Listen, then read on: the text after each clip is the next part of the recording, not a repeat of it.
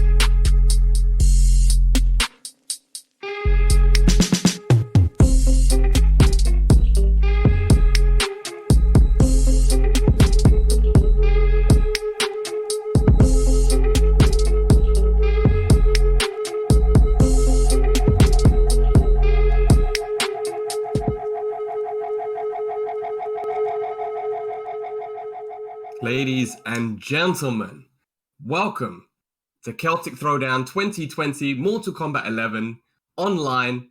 My name is Sodium Jim, and with me today, we've got the back three fatal blowing, YouTube video making, Virgil #1 fan himself, History Behind the Warrior. How you doing, my friend? I'm doing really good. That was a really flattering intro. Thank you very much, and welcome to Celtic Throwdown. A really incredible and amazing tournament. Of course, as we did see at the very beginning, we're being sponsored by Parsec as well as GT Omega, and of course, it's all going towards a very, very fantastic cause. I believe we've actually surpassed our goal so far. So, keep it going, guys. Keep showing the stream some support. Keep showing some love. And we really appreciate everyone turning up here. And I have to say quickly before we go on with this, I really appreciate the Baby Yoda that I can see in Oh yeah, he's watching Daddy work. He's the mascot. He's the mascot of the stream. Yeah, of course. Of course, you may want to turn him around, as today we will be playing. Oh yeah, it's a bloodbath. Oh, it'll be nothing short It's okay. of that. It's okay. He's old enough to learn. This is where you learn today, boy. I'm so sorry.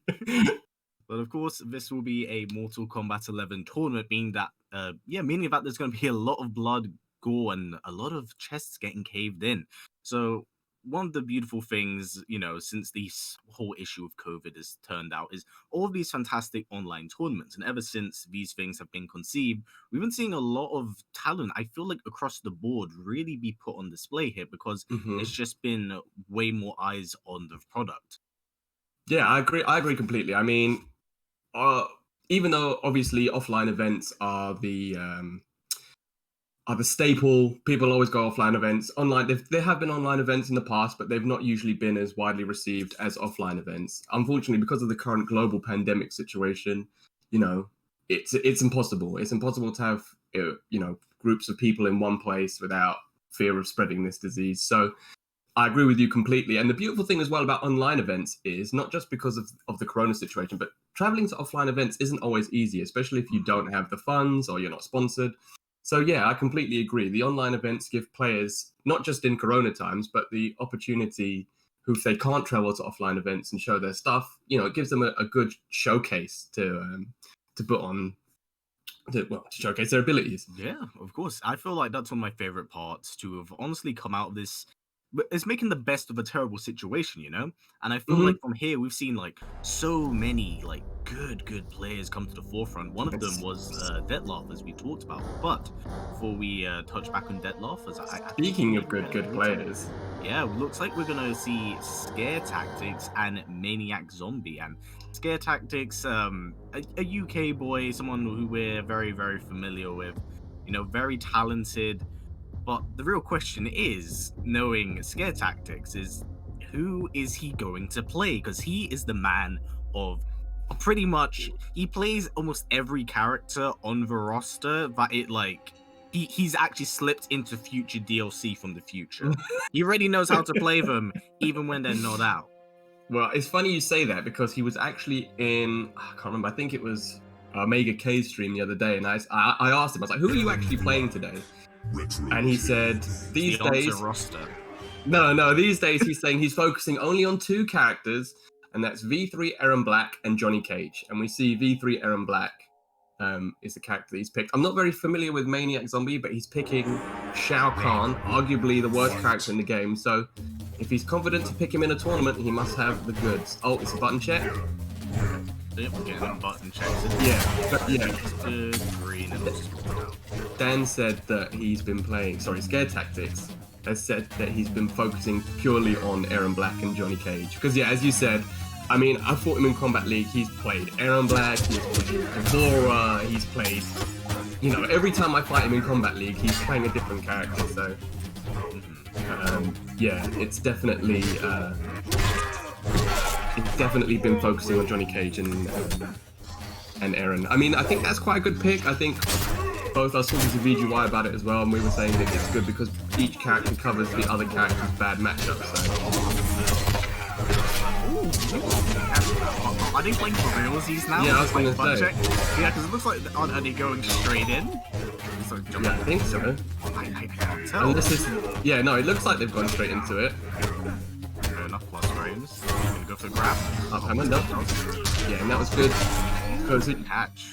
yeah, you can down 2 in between the up hammer, but Scare Tactics just didn't have the life there for that trade, so it was a good call just to block. Back one. Plus frames, respected. Rolling out the corner. That's not safe, but there was no punish. That back 3 was buffed in the aftermath patch, but Scare Tactics just not ready to punish. What a Shao Kahn, Yeah. so crisp. 40%. Escape failed. Shao Kahn does not have crushing blow throws, but still. Backbreaker. Looks like, I was going to say, looks like Scare Tactics stopped playing. I don't know if that was the longest button check in history. Yeah, I'm not entirely sure. It's like they were playing and then it was like, do I commit to take the round or do I like... It's the OS, right? It's like, oh, don't worry, it wasn't the first round, it was just the button check. So I don't really know what was happening there for the most part. I'm going to presume it was just a very interesting and prolonged button check. Because as you mentioned at the very beginning, that Scare Tactics was focused on playing V3 Aaron, which of course does have the trap, does have the acid, has a pretty interesting crushing blow tied to it as well, as we do know.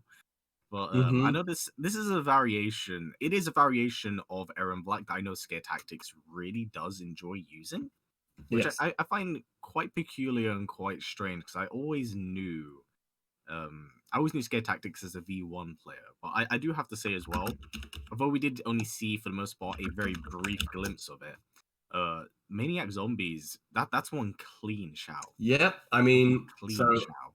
that was, It confirms a lot of really interesting ways of just opening up your opponent. yeah, I mean, that was like a little preview into the real match. That wasn't the real match, ladies and gentlemen. That was just, I think it was just a protracted button check. But yeah, as Callum said, you could see straight away that Maniac, I mean, I don't even think I've ever played Maniac Zombie online, but you could see, I agree with you 1,000%. He had all the combos on lock. You know, he had the corner pressure. We didn't get to see a lot of in terms of has he got the down one, the VGY corner pressure of Doom, you know, where he puts you in prison with the stand 1 down fours. But you know, we can definitely see. I mean, if you're a Shao Kahn player, you have to be crisp, right? If you're confident enough to pick Shao Kahn in a tournament, then you have to be good with him. because otherwise you're just handicapping yourself. I mean, he's not a bad character in the sense of, as we saw, he can delete you, right? If he gets that touch, especially if he's got the debuff on, or he's got, you know, a crushing blow reversal throw or something like that. If he hits you with a crushing blow, he's going to do at least 40%. So if he touches you, he deletes you. But, you know, no jailing pokes. You know, his main hit confirmable string has a massive gap in it, and you can duck the follow-up. It's not like Raiden, who can just do back 1-2 Thunder Wave. Back 1-2 Storm Cell over and over again. So yeah, if Maniac Zombie's playing him in tournament, then we have to believe that he knows exactly what he's doing. But yeah, Dan playing V3, Aaron, it is a bit of it. Not saying that Scare Tactics has a very particular way of playing, but I think he does like the cheap stuff, and having the access to the lock and loaded, you know, the gun butts move that you said has the crushing blow. It's extremely difficult to punish outside of a few characters with very fast reversals, and it's his armor break. So, you know, just having access to that move off of, you know, back 2-2-2s, unbreakable, having the ability to catch a breakaway and still getting the crushing blow afterwards is still an amazing tool. Oh no, so we're not seeing Maniac Zombie. Oh, okay. So it looks. So we have a switch here. Yeah, so it's Scare Tactics once again, only this time he's up against Zengoys. I cannot say I'm actually familiar with Zengoys. Zengoys, if I'm right, and I could be wrong because my memory is that of an aged man at this point, he played Sindel in the CGL qualifying tournament, you know, the MK11 online tournament that happened a few weeks ago. Yes, of course. And he put in work with Sindel. He was doing a lot. He beat like 2 or 3 upgraded Jackies in a row. So he plays V2 Sindel. He was doing a lot of work with Sindel. So V2 Sindel, very tough to fight. You know, a lot of air mobility and access to 40% unbreakable combos if she hits you with that full screen crushing blow. So we'll see if Dan is ready with the matchup. Let's see if this is... The fun fact about Scare Tactics is that Sindel was actually a character he wanted to pick up super early on when we were getting previews and trailers and snippets of her gameplay. When she actually came out, he never was more sour of a character. He did not enjoy playing Sindel, which I find quite interesting at this point in time because it seems like the character has flourished. Yeah, I think she has. I think the thing with Sindel is, especially in V2, is you have a very specific way of playing her. So, you know, she's got one extremely good button / string with forward 4, up 3. Her overhead, and then a lower. It's quite a simple game plan, and I think it's very much an online way of playing. Maybe Scare Tactics just felt like it wasn't like a comprehensive. She's not a comprehensive enough character, because I mean we haven't really seen her used a lot offline since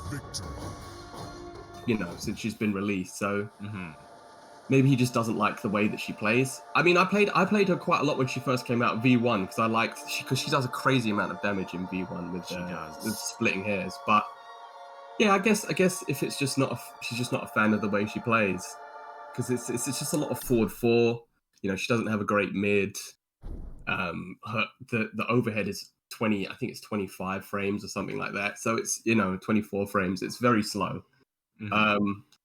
So maybe he just didn't want to get bad online habits playing a character that's mostly for online, and then when he goes offline, he's relying on moves that people can see. A little bit like Aaron Black, actually. You've seen a lot of, I find these days in Combat League, you find a lot of Sub-Zeros, looking at you, and a lot of Aaron Blacks that utilize play styles that might not be as effective offline, and maybe some players feel like they're going to give themselves bad habits with that online sort of style of gameplay that might not be as effective when they go offline, because like Aaron Black slide mix-ups 100% seeable offline. Sub-Zero overheads obviously a little bit more difficult to react to, but when you're playing for it.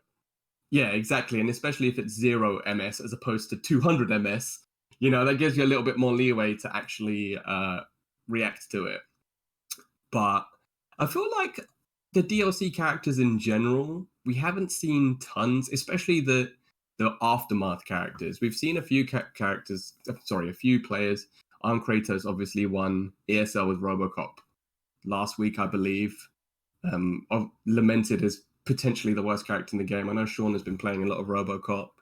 VGY and Hayate and Silvereye play Fujin, but because there's not been loads of online tournaments, we haven't really seen, like, especially in terms of actual global massive combat league, Final Combat and the Pro Tour and stuff like that. It's usually where we get a showcase of these things, but yeah, outside of maybe Shang Tsung, I don't think we've seen tons of representation recently when it comes to the DLC characters. From memory, anyway. I feel like the characters we do kind of see every here and there. It's weird because these characters come out in like bursts. So when they first initially release, they are kind of everywhere, and then a month later, they kind of fade, and then people kind of discover of what they want to do, or unless you're Spawn, then people don't play you at all. Oh, bro! The sad thing about Spawn. Bless him. I love that character. But, I think in terms of design, like aesthetic design, he's the best character in the game, hands down. Yes. And even when it comes to doing like combos and stuff, they've put so much. Yeah, obviously the variation system, people have their different opinions on it, but he has 3 really cool, really distinct variations as well that are designed for each different type of play, which I think is really cool.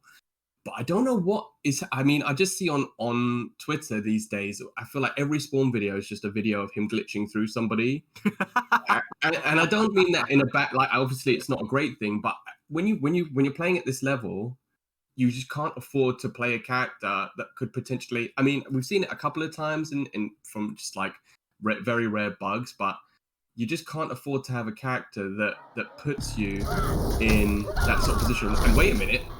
So another plot twist, Lord Yujiro, aka MK Azerbaijan, ladies and gentlemen, versus Scare Tactics, and he's playing Liu Kang. Yes, no, this is quite the match we do have on your hands. Of course, Liu Kang at this point in time still incredibly strong in the game. Yeah. Just the character that is made of crushing blows. Yeah, I mean that's the trade-off, isn't it? As you see here, that was a 2-bar combo. Most characters you're looking at 30% at least. Well, actually, yeah, Liu Kang's looking at like 24% 2-bar combos, but he makes up for that by having super fast buttons. And yeah, as you said, crushing blows out of his nose. It's kind of ridiculous with how stacked this character is. And Scare Tactics have quite a lot put in his hands, and you cannot afford to make mistakes like that. You live by the risk, you die by it. Yep, and that's exactly what we were saying before the match started. Those are the sort of mix-ups that even online they're a risk, but offline, nice boot, full screen. Oh, what a neutral jump! That was a beautiful catch right there. And then the Matrix-style slow-motion backflip for the pop-off. Round 1 goes to Lord Yujiro. Nice full screen. Oh, what a punish! Yep, this is gonna hurt. See breakaway? Yes, we are. Still a lot of damage, 29%. No joke. 2-1 down 3. 2-1, 2-2. Oh no, finish the slide instead. 2-2. That was a nice option there by Scare Tactics go for the 2-1 string that time, because he got neutral duck so hard the first time. And you saw that Yujiro wanted to do it again. Tactics right there. Fastest gun in the Outland. Oh, that's not safe. No punish. Back 2-2. Slide, no acid, bro. I've just realised he's playing 52 cards. We were talking about locked and loaded. As I saw that, I was like, hey, wait a minute. So Dan. Oh. Funny enough, it seems like he takes 50. Oh no! Down 1. Fatal blow. But speaking of tactics that work online and might not work offline, yeah. One tactic that will work all the time. Down 1 fatal blow. Oh, that feels bad, man. Now, the one thing we must keep in mind here, and as someone who's quite familiar with Scare Tactics in general, is how does this affect him? Because Scare Tactics, a very good player, but one that runs on emotion. You know, if he feels like he's been disrespected, or if he gets a little bit irritant, a little bit too put on edge, he can get quite frustrated, and it does come out in his gameplay, which in some cases can make you a bit of a better player because you'll tunnel your vision and your focus. But in the case of if you get outplayed while trying to tunnel your vision and essentially play your best, it may end up putting you on tilt. So the question is, how does Scare Tactics now approach this match from this point onwards, especially against Lord Jujiro, of course, aka Azerbaijan, someone who is very well known in the scene, very, very clean player.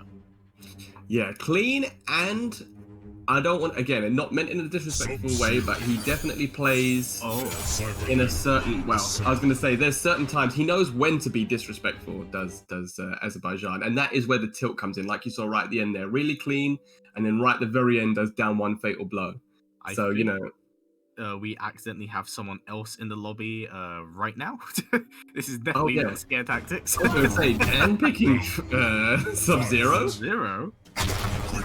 And he's gone. From one online character to the next. But top 2 online, ladies and gentlemen, Aaron Black and Sub-Zero. I mean, to be honest with you, I don't think Sub-Zero would be a bad match, to be honest, but I don't know how much experience Dan has. To be honest with you, I think the main thing with that last match was that there was a couple of opportunities where Dan just didn't take the punishes, like with that dragon kick from full screen. He just didn't get a punish on it, and then he got red with the neutral duck at the start of the round. And there was another neutral jump which ended the first round. So I don't think he played badly. I just think there was 2 or 3 little areas where he needs to brush up on, which I think might, at this level, you can't afford to make 2 or 3 mistakes because especially against a character like Liu Kang. Especially against Liu Kang, and especially against Yujiro playing Liu Kang. It's like a double whammy of upset if you don't take your shots where you can. Absolutely. Now, I'm interested to see what Scare Tactics is going to be able to do to possibly change up his game plan. Because, as you mentioned, there were these micro decisions and choices that he wasn't unfortunately taking for his own sake, and it was leading to a lot of damage and a lot of opening. Beautiful neutral up right there, and escape failed. He's good for Scare Tactics right now. Yeah, that's exactly what he needs. Obviously, Aaron Black. Oh wow, neutral ducking on hit. He's rifle 6 left, 5. So the big forward 4 boots. Tactics carrying a lot of momentum. Oh, wow. Very risky. That was super risky, but he got away with that one. Azerbaijan sort of was on the wrong side, but I don't think he was ready to punish when he came down. Scare Tactics doing a really good job of using Aaron Black's pokes. Oh wow! Almost low profile to jump in. We always have to be careful. This is Liu Kang, and it looks like Scare Tactics kind of frozen up a little bit at the moment, wanting to be careful of that fatal blow. Ooh, nice dash up 2-1, and I think that's going to be... Oh, no! Yep, there it is. That was almost it. Tactics. That was almost it. But you have to be so careful. Obviously, the wake-up system in this game allows for a lot more options than in other games, so Azerbaijan really smart there to use the forward roll to get out of the acid, but good presence of mind by Scare Tactics to punish with the poke and take the round. And he still got the crushing blow on the throw, so Azerbaijan has to be really careful. Yeah, he really does. Nice poke again. Yeah, no, this is a really, really good control game that Scare Tactics has going on. He's not letting Yujiro kind of work his way in, bully with his buttons, kind of keeps poking him, keeping him out there, which is really, really good. Slide again. It's a completely different Scare Tactics. And this is it. Familiar. This is it. Yeah, that's the game. Down the damage. That was clean. That was very clean. And the difference there, as you said as well, was control. So that first game, he let Yujiro just run right over him. Yujiro was making the reads, getting the plays. In this game, it was the exact opposite. Scare Tactics just slowed the pace of the game right down, forced Yujiro basically to hang himself, and just took every opportunity that he could to get damage on the board. So really well played by Scare Tactics. Because we were saying, and you were exactly right to say, he is an emotional player, and sometimes that it can get the better of you, but he just showed absolute poise there and played really, really well that second game. Yeah, no, it was literally what I said at the very start. When he tunnels his vision, he can play really well. Whether or not it benefits him, depending on, his emotional state at the time, we'll have to wait and see. But right now, things looking really good for Scare Tactics. His spacing game really on point. But we can't count out Yujiro, especially with the character that he has behind the steering wheel. That's being Liu Kang, the character made of crushing blows and designed to pretty much kick you into next week in the most literal sense. Yeah, I mean, he's only ever 2 touches away from deleting you, especially if you make a mistake. And yeah, crushing blow both sides of his throws. Crushing blow, the parry. He's got the forward 4-string crushing blow. Like you said, just crushing blows 4 days. So Dan just has to make sure that he keeps the pace of the game slow. But speaking of slowing the pace of the game down, Yujiro doing a really good job here, opting just to stay away and utilize his own fireballs. Not just that, but it seems like Scare Tactics getting a little bit too overzealous this round. So the space control we did see in the previous round, that was the bravest Uber ever. He just didn't want to deal with that pressure at all. He just combo broke. Oh wow! The micro duck again, so good. That's the second time he's micro ducked on hit. Oh, the crushing blow. Speaking of, time for a comeback. Oh yeah, that's it. Dead. That was he risked it all and it worked out. I don't necessarily agree with every decision that Scare Tactics made right there, but you know what? Damage is damage. You're gonna take the round, and if you can cash out on that forward 4 crushing, big boot crushing blow, take it. You take those there. Yeah, I mean, it's one of those things where if you see they've hit the 1 forward 4, you just think they're not gonna go for it again, right? And then, yeah, it's too obvious. There's no way he's gonna go for it again, and then he does. So. Escape failed right there for Lord Yujiro. This is where things get quite scary, and the momentum of playing a character like Liu Kang can really show, but Scare Tactics not out of this just yet. But of course, wake up 1-2. Liu Kang special. And this is where Scare Tactics has to be careful as well, because if he gets shimmied, oh no, he's just gonna whiff the drop kick. Yeah, if he gets auto shimmied now, it's either gonna be a bicycle kick crushing blow, or he's gonna catch the throw either side, so he has to be super careful. Oh, tries to go for raw slide, gets caught by the fireball. I respect the hustle, but that is very, very dangerous. Oh, there's the devil. Big devil. Yeah, he looked like he really wanted it. I mean, again, offline, that's a what is it, 25 frame slide, but online you just have to hold it. Oh, and right back at you, full screen dragon kick. Oh wow. Lord Yujiro does have that throw in his pocket at the moment, and if you get put in a corner against Liu Kang, is that the end? No, not quite, no. Wait. Yeah. No. It's gonna be a big mountain to climb. Forward 4. Wow. That was a very Hail Mary forward 4, mind you, but yeah, I feel like towards the end, Dan became a bit more reliant on those forward 4s. Maybe, well, not maybe, he lost. So it was definitely to his detriment. I mean, we were talking about it in the game, even when he got that crushing blow, you know, you said, I'm not sure I agree, but I respect it. So yeah, towards the end, see, that's the problem as well. When you have a button like forward 4 with Aaron Black, if you're being kept out, which is what Azerbaijan was doing a really good job of, you just want to keep pressing it to get in because you feel like it's going to cost you too much life and time to get in otherwise. But yeah, he might have gone to that forward 4 well one too many times there, and it did end up costing him. But yeah, good presence of mind and poise by Yujiro as well to hold on, because I don't want to say he got robbed out of that round, but it was definitely looking like it was all in his favor before Dan hit that forward 4 crushing blow. So good clutch to hold on and take up that second game.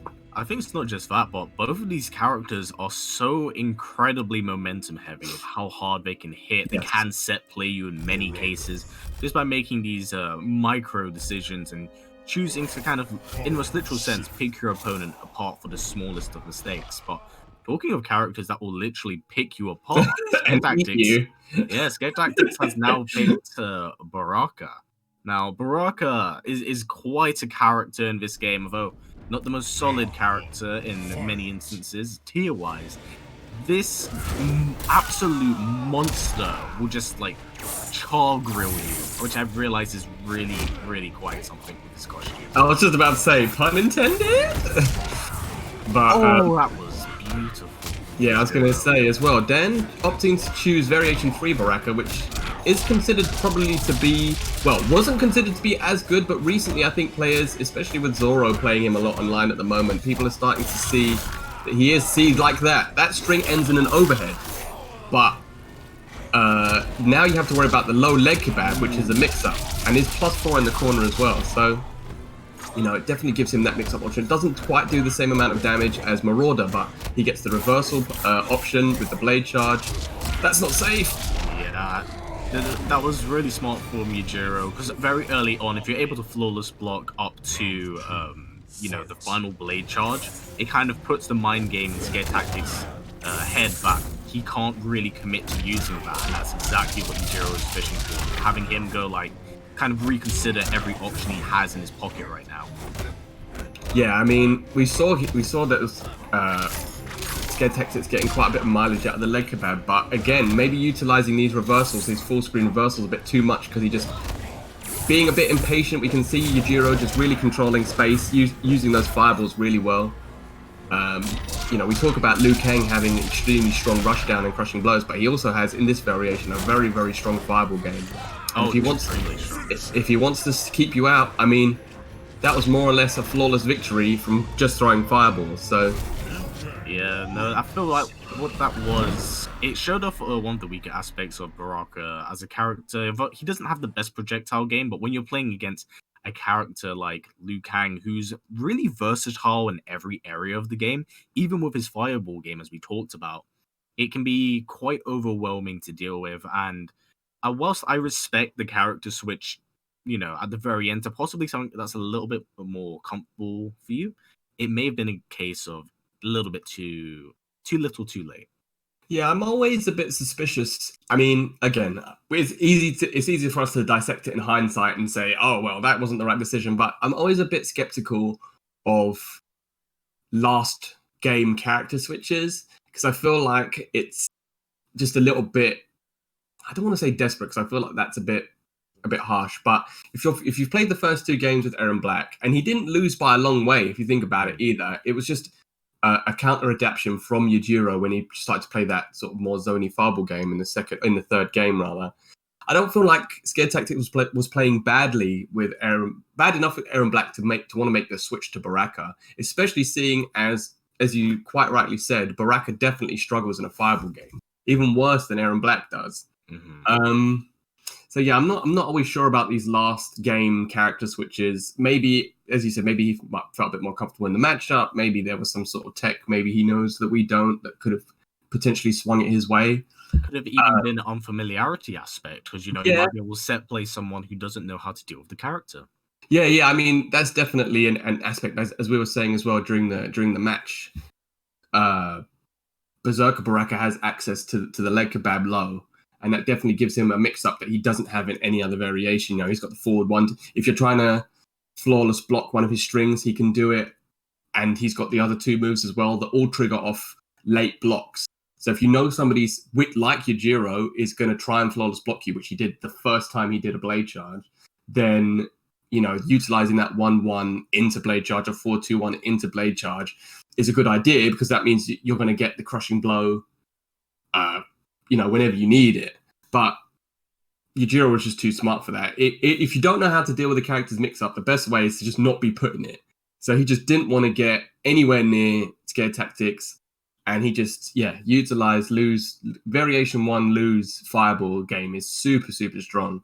So if you're a character that doesn't have a teleport or doesn't have some sort of, faster fireball or some sort of reflect, or if you're not Garrus, then you're just going to struggle. So well played by Dan, though. I mean, that wasn't a bad performance by any means. I just feel like he just got maybe a tad impatient. And ultimately that cost him, especially with the forward fours with Aaron Black, and at the end there with Baraka, you could tell that he just wanted to get in. And Yujiro just too experienced to allow him to have his way. Yeah, no, that's for sure. That's for sure. But he shouldn't definitely take it on the chin. He's not out of it just yet. He's now being put on the loser's side. And it's always quite an interesting point when you put on loser's side, because you can use that as a point of reflection on, how you want to change up your approach. Maybe it's worth looking back at your matchup footage and thinking, what things should I have changed? How should I have approached this? How should have I adjusted to have been playing against my opponent? And who knows, maybe later on there's always the possibility of a run back. We'll have to wait and see, but you'll definitely have quite the gauntlet to run in order to get that. So a lot of work needs to be put in, but Yujiro will be continuing on through winner's side. Yeah, I mean, it is a shame when you get put into loser's bracket straight away, but as you said, it is a time of reflection. The only problem is that when you're playing, especially online tournaments, I've found is that you only have killers. That Mhm. these days, people that if you're playing Mortal Kombat up until this point and you're still entering tournaments regularly, which I'm guessing a lot of these, well, I know for a fact a lot of these players do, but I'm guessing even the ones I don't recognize still play this game super frequently. It doesn't matter at what point, because you think, oh, you've dropped down into the shark-infested pools of losers' side. The whole thing is shark-infested. Mhm. So, hopefully Dan has that time to now just sit and reflect a little bit, as you said, and then, come back and maybe get the run back. We've seen that multiple times in online tournaments or in any tournaments. Somebody gets knocked out, they fight their way back through. The person who beat them gets knocked down into losers, and then it's the run back you never thought you'd get. So, Yeah, no, you'll it's be ready. something we've actually been seeing that a lot, funny enough, over the last year. I feel like a player we've been seeing that consistently, who was unfortunately not playing, actually is the pair of brothers. Oh, yes. GY and Josh TQ. These two duke it out against each other, and one knocks one into the others, and sometimes there's the really intense back and forth, and there's the fight through the losers bracket, which tends to go between the two of them. Mm-hmm. So, we've been seeing that a lot this year, and it's definitely possible, but, just shout out to the UK boys, doing us proud. Yeah. Doing us Oh, proud. I mean, yeah, biased commentary, try not to be too biased commentary, but they've definitely put on a show. I mean, I think the UK in general has leveled up so much over the last 3 or 4 months. It'd been more or less since Aftermath. I feel like ever since the quarantine kind of hit everyone, the quality of play has really skyrocketed. Yeah, I agree. And it's been insane. Like, one player who's unfortunately not playing today because he is working. An incredible player, did really, really well for himself, even up until February. And since, like, the quarantine kicked in, like, he's been grinding. Yeah, he hasn't been grinding. He's been, like, cutting his way through the competition, making consistent top 8. He's been nothing short of incredible, which is a shame. Recently picked up as well by Rise. Yep. So teammate with Josh and Spyware, two other young. We spoke about Josh briefly, but Spyware as well, another player that's been playing this game since the start. One of the Belong London boys, very clean, yeah. But yeah, I think you're right. Actually, I never really thought about it like that. But since quarantine, yeah, we've definitely seen an increase. I think it's partly because of people having to play online that we're seeing potentially, especially online tournaments, we're seeing the quality of gameplay improve. Because before, you'd play in practice mode, you'd play offline. Nobody would really play online. Maybe you do a bit of Combat League, but obviously the main competition was offline, so you just play offline, right? But now you have to play online, and because it's the only resource we have, the fact that the players are having to learn online means that when we get these tournaments, you've definitely seen an increase in I guess overall skill level. Just all the competitors are leveling up massively. That's what I was saying before at the start. Everybody who plays this game now is a killer. You're not going to get an easy run. You're not going to go into pool and go, oh, I'm fighting XX Johnny Noob 69XX. This is the free first round. You're going to go into pools and you're going to go, oh gosh darn it, I got, forward 2 fatal Mirko. Yeah, I got HBT Warrior who's going to do back 3 fatal blow on me. Oh, the PTSD begins. Still to this day, you've conditioned me against every Sub-Zero. That's why I always get. That's the reason I'm going to say I always get hit by 4-2 fatal blow, because I'm always expecting the back 3. That's the first and only time I've ever been hit by back 3 fatal blow was against you. It happened, and I was just looking at my controller like, what have I done? Yeah. Hello, darkness, my old friend. And you were just like, lol, I got him. Oh, yeah, no, I'm a massive advocate for Sub-Zero and how he plays, but unfortunately, of course, the 4-2 and slides can get very much so irritating. I understand that 100%. But, you know what it is, right? It's one of those things where if a character has those options, you want to use them. And I was talking about this on Twitter the other day with Prime and a few other people. Prime said without forward 2, Sub-Zero would be a bad character. Now, I don't know if I agree with that especially, but I understand his sentiment, especially online. Because I've definitely gone through entire matches, and in fact, there was even an episode of Mashing on Hit, which came out today, self-plug, lol, that I lose to a Sub-Zero that literally just does forward 2 at 180p, and I get hit by every single one. because I just can't. Even when I'm trying to react to it, there's a point where I'm like, he's definitely going to do it. I press up to stand, and I hold block, and I get hit by it into fatal blow, and I'm just like, but I knew that was going to happen. I tried to block it. So, oh man, yeah, you hate to see it.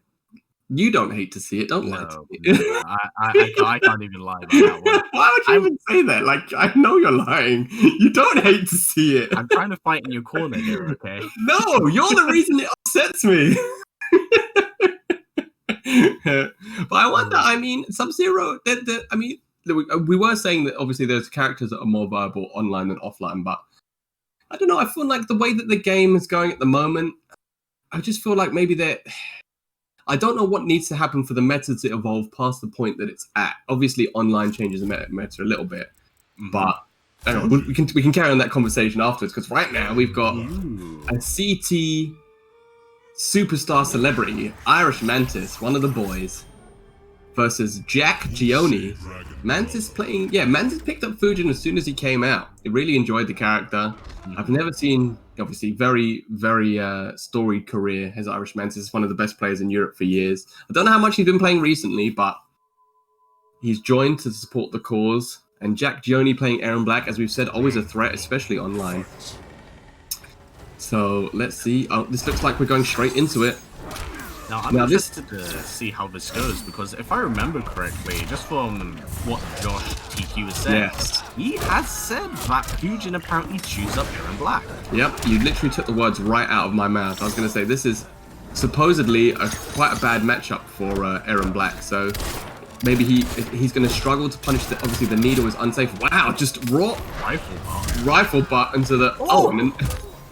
Now, a lot of confidence being shown from Jack at the moment, and Irish Mantis just slowly but surely is making these micro decisions that are leading to big health deficits at the moment. Jack gets the first round. That up 3 as well, it's not even a bad decision because it's got quite a high hit points, but Jack just jumping straight over it. Yeah, very, very aggressive, maintaining a lot of space control. Looks like Irish Mantis even gets some damage in, but nothing enough to do damage. That's damage, 13%. Gets out of there. See, now that's an interesting play there from Irish Mantis. So again, I'm not sure how much he's been playing recently, but that's usually the sort of situation where you'd see the Fujin cancel into the Skywalker, you know, and start getting back to fatal blow. Yeah, you didn't see he went straight into the needle and didn't take the damage where he could. So maybe a bit of rust there, but we're seeing him get online Aaron Black here. Back to slide shenanigans. No, for sure. At the moment, it seems like both are being relatively... There you go. You know, commentator's curse. Oh, and the pickup as well. That's cool. Unlucky he didn't get the rest Back of it. one. Back two. So the drill again. Yeah, see, I think that's why it's difficult for Aaron Black in this matchup, is because he just can't really do anything about needle. He doesn't have a reversal. If he's not close enough to forward 3, there's not actually anything he can do about it. Oh, nice poke with the forward 4. Kicked him right in the stomach. Ooh, catches him out. Yeah. Looks like Irish Mantis is now woken up and Jack's having to pay for his crimes. Yeah, he was not happy about those back two mix-ups, back to back. Now, what's quite interesting here, and unfortunately I haven't seen Irish Mantis do this, is actually short hop over the forward 4 gunshots. No, because it is punishable if you short hop over it. But oh, nice up 3. Checks the string. Yep, see, forward 4 was not punished, so he just has to hold that pressure, or just hold the raw slide. Double down 1 into throw. We're seeing some online Mortal Kombat, ladies and gentlemen. Full screen fatal blow. Unfortunately, can't be punished. Quite the Hail Mary right there, but you know, if he can take the chip damage, he shall. And it comes back. Rail again. Oh, very brave right there. Up 3, no one home. Back 2-2. Oh no, does it confirm it's a fatal blow? It didn't come back. It hadn't come back yet. Oh, but it is that now. That was very, very unfortunate for Irish Mantis. He bet it all. He bet it all. He did bet it all, and that was wrong as well. He didn't even Yujiro it with down 1. He just read that Jack was going to do something, I guess, and just went for it. Yeah, the Haylist of Marys.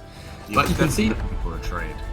Yeah, he was trying to utilize the armor for some, you know, maybe he thought there was going to be a back 2 or a forward 3, but Yeah, definitely not the right call in the end there. And you can see Jack may be a bit unfamiliar with the matchup as well. He's not punished. He's not flawless block the amped needle once. So maybe that's something that Irish Mantis can use to his advantage. But yeah, you saw signs of life, definitely. As you said, he woke up after that first game. But yeah, a bit of an odd decision right at the end there to use that fatal blow. But picking Fujin again, seems confident in the character. Yeah, I know this is a character that Irish Mantis really does enjoy, you know.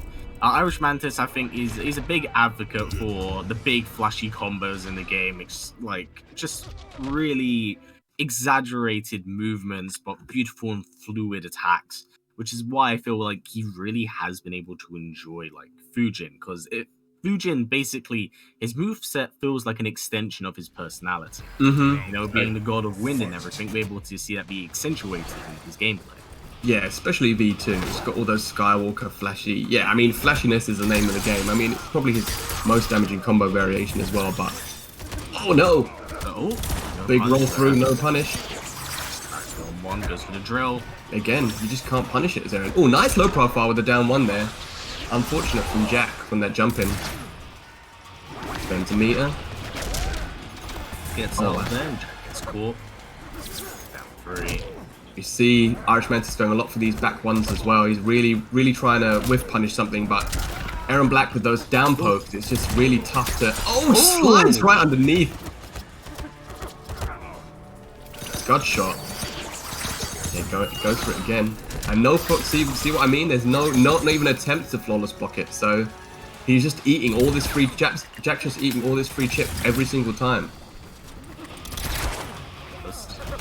Things looking quite good for Irish Mantis at the moment. He can carry all of this momentum, make the right decisions, not press buttons, mind you. Oh, as you said it! As you said it. He's not dead. Irish Mantis is not dead. And obviously, are we going to see a wake up Skywalker maybe to try and close the gap? Yeah. Oh, there it is. That was like the worst it's ever been in commentary for me. And let me say something, the opposite happened. You say something, the right thing happened. I just knew it. Man. I could smell it. I was just like, that was the perfect space for a wake up Skywalker. And that was the worst possible situation for Jack as well, because he's used his fatal blow now. And he didn't take the round. Oh, jumping one. Throws the big body. Again, just nothing he can do about the needle. Just free chip, free pressure every single time. Oh, nice reaction from Irish Mantis. Oh, but doesn't get the follow-up combo.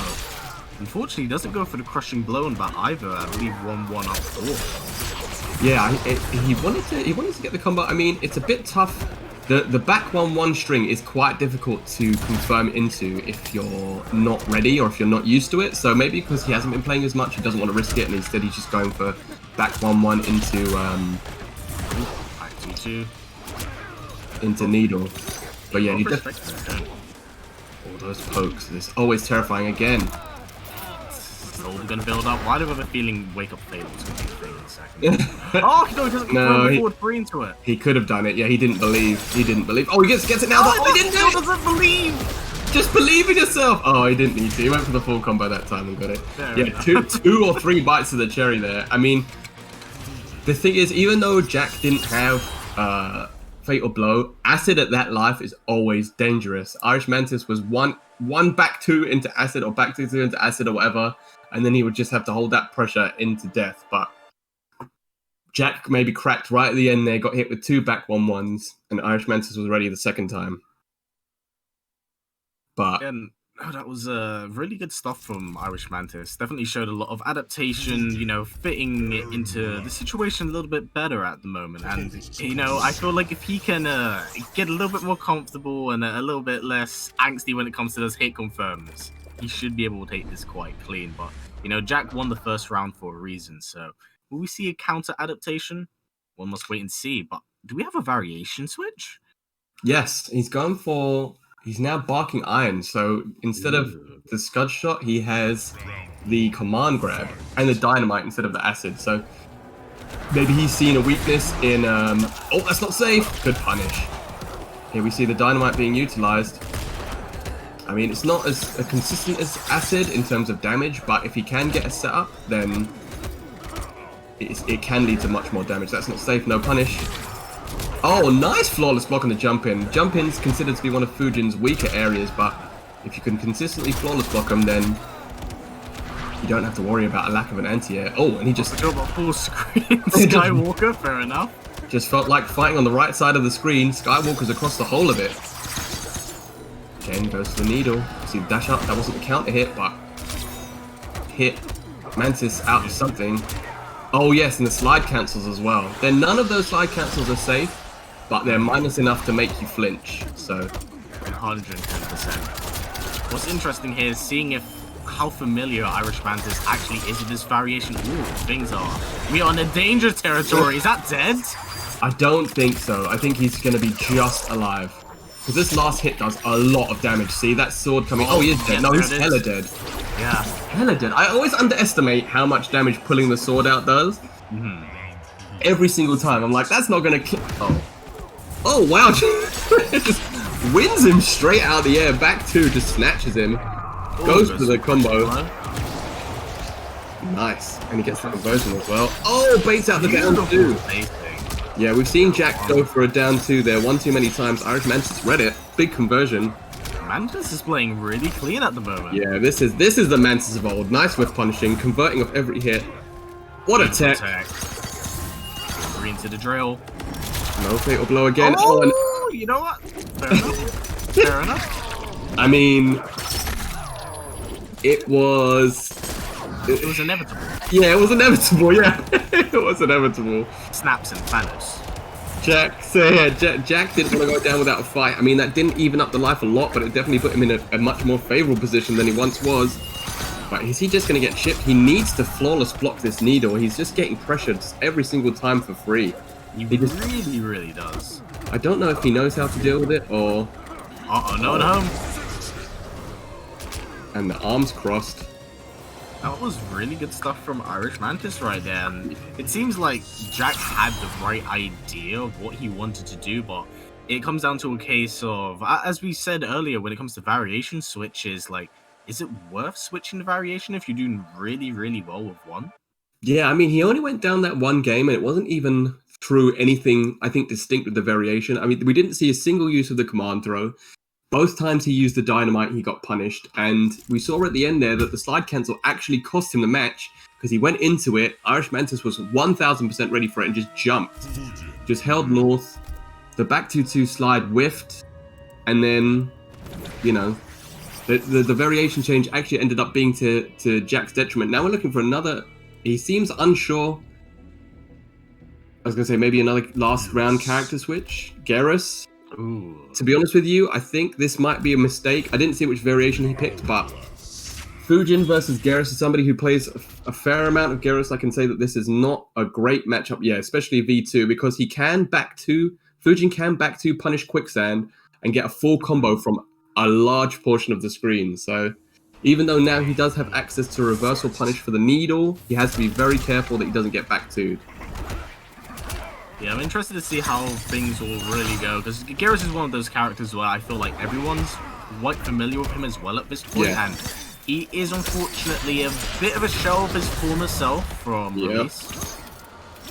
Definitely, and the thing is as well, even though he's got a really good fast down one, people are ready for it now. You saw Irish Mantis do the back 1-1 backdash and do it again, and it just caught that stubby button straight out.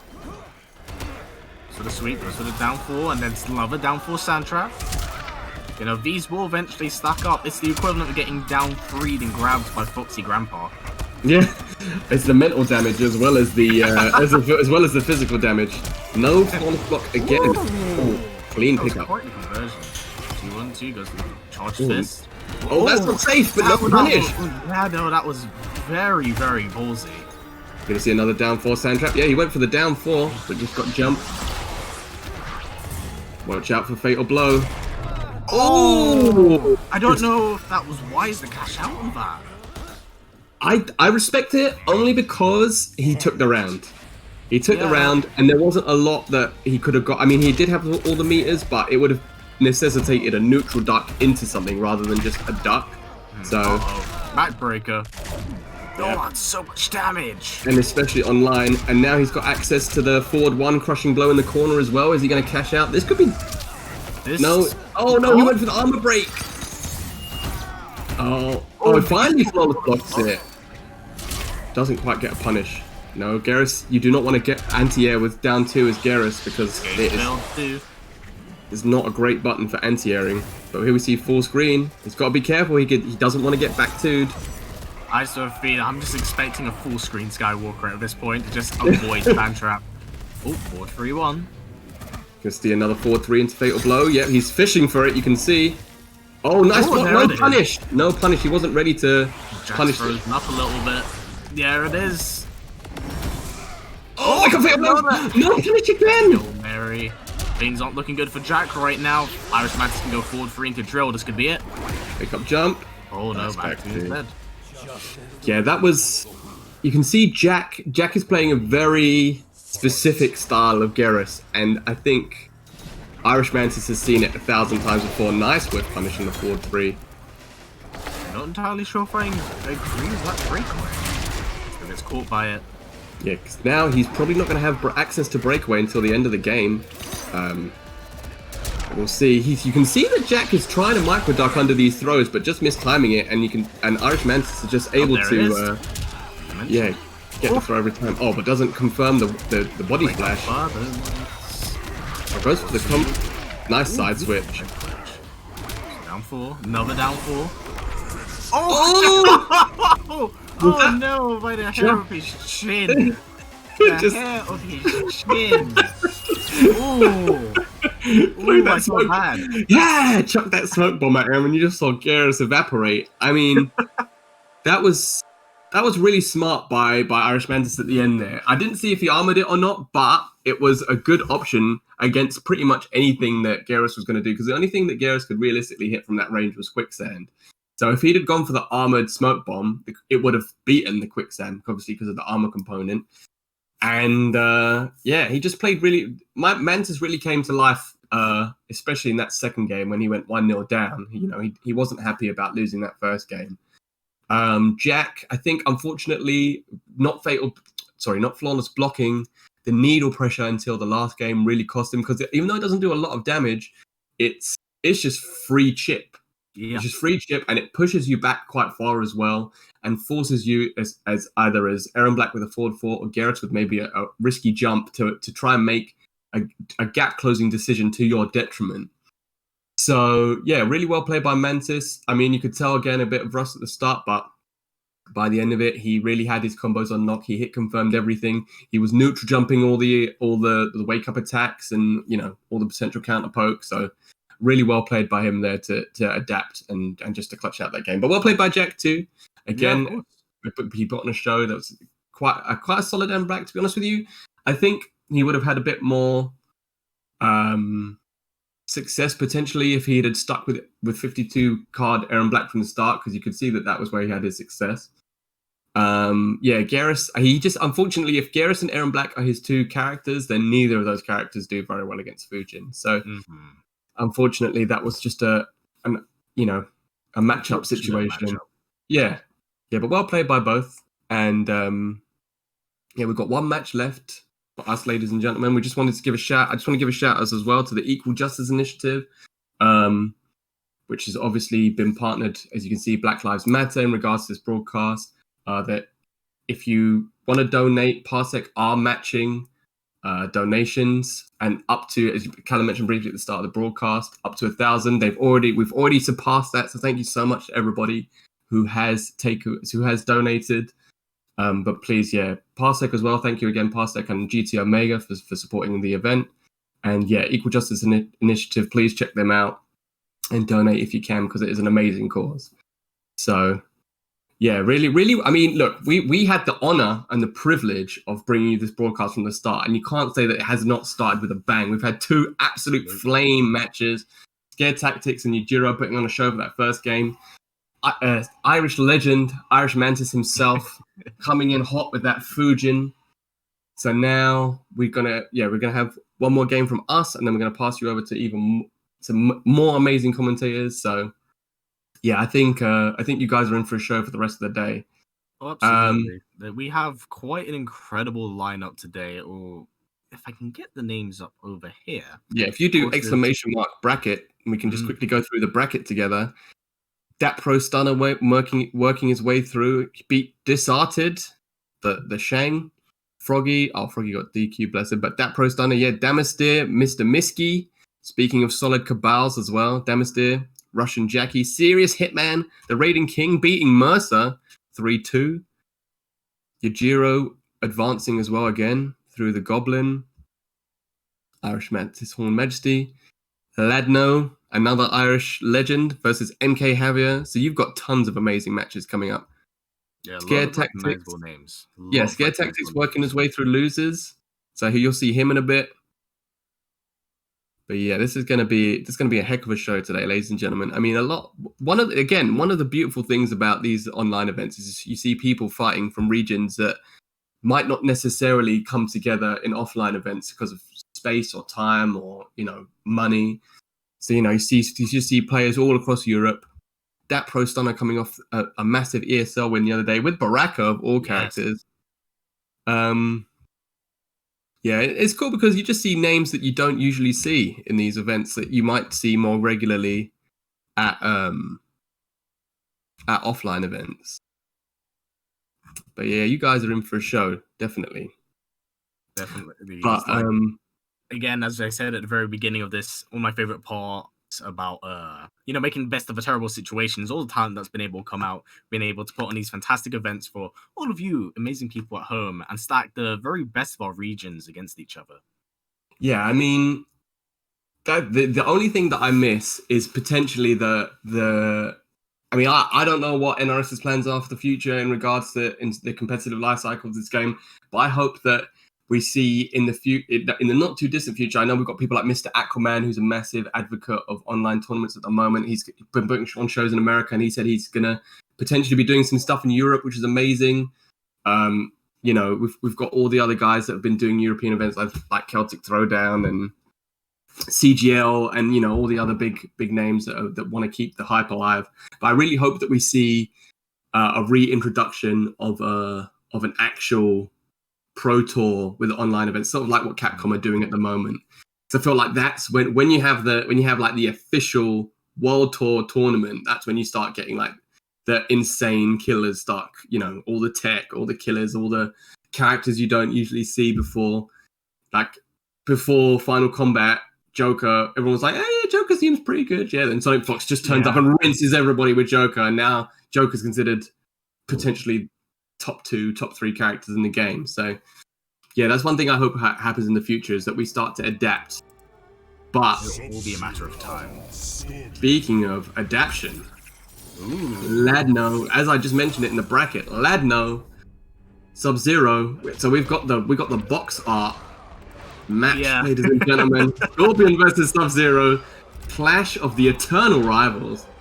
That Shadow Scorpion doing a completely unoptimal combo there, but I just saw like forward 4 into spears. Like, that was an awkward combo, but MK Javier, obviously, very strong Spanish Scorpion.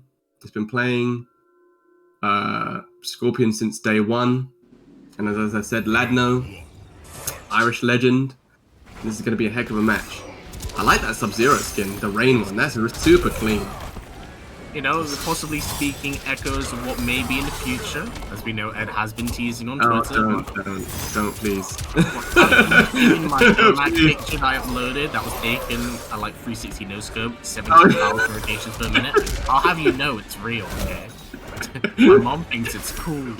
All the kids at school think it's real. Speaking of what's not real, we've seen 2 instances now of Ladno not hit confirming. We were talking about the online Sub-Zero play, forward 2 Iceball not confirmed, big punish from Javier, and then 1-2 Iceball not confirmed either.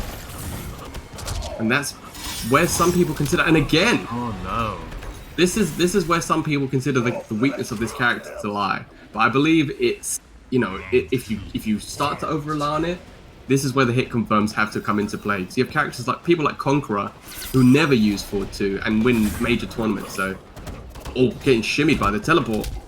Yeah, no, that was a really good eye out there for Ladno, but he's just not able to land. There you go. But saying that, you know, the ice ball, this is good, this is damage on the board. Yeah, 30%. And Sub-Zero does it. Oh, really on the throw. Big break.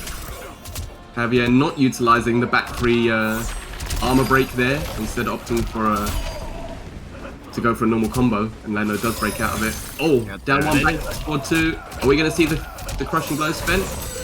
No. No, Smart. keep it clean. Yeah, well, This is where the well Sub-Zero optimized. effect starts to come in, right? The back 3-2 confirms into ice Yeah. ball. Yeah, I mean, it's just ice ball. It's just a 50-50. It's a guess. I mean, you can react to the overhead, as we just saw Javier do. Yep. That was a very clean reaction. Oh no! This is going to be big damage. Ooh, that is a lot of damage. Good stuff from Javier at the moment. Goes to jump one into a grab. Oh, I didn't realize he had escape failed. Oh, nice check. Knocks him Let's out check with the back again. three. Yeah. Ooh, a brutality as well. Okay. The first one that we've seen today, and that was a really nice jump back teleport. The MK Javier special. Jump back teleport. Yeah.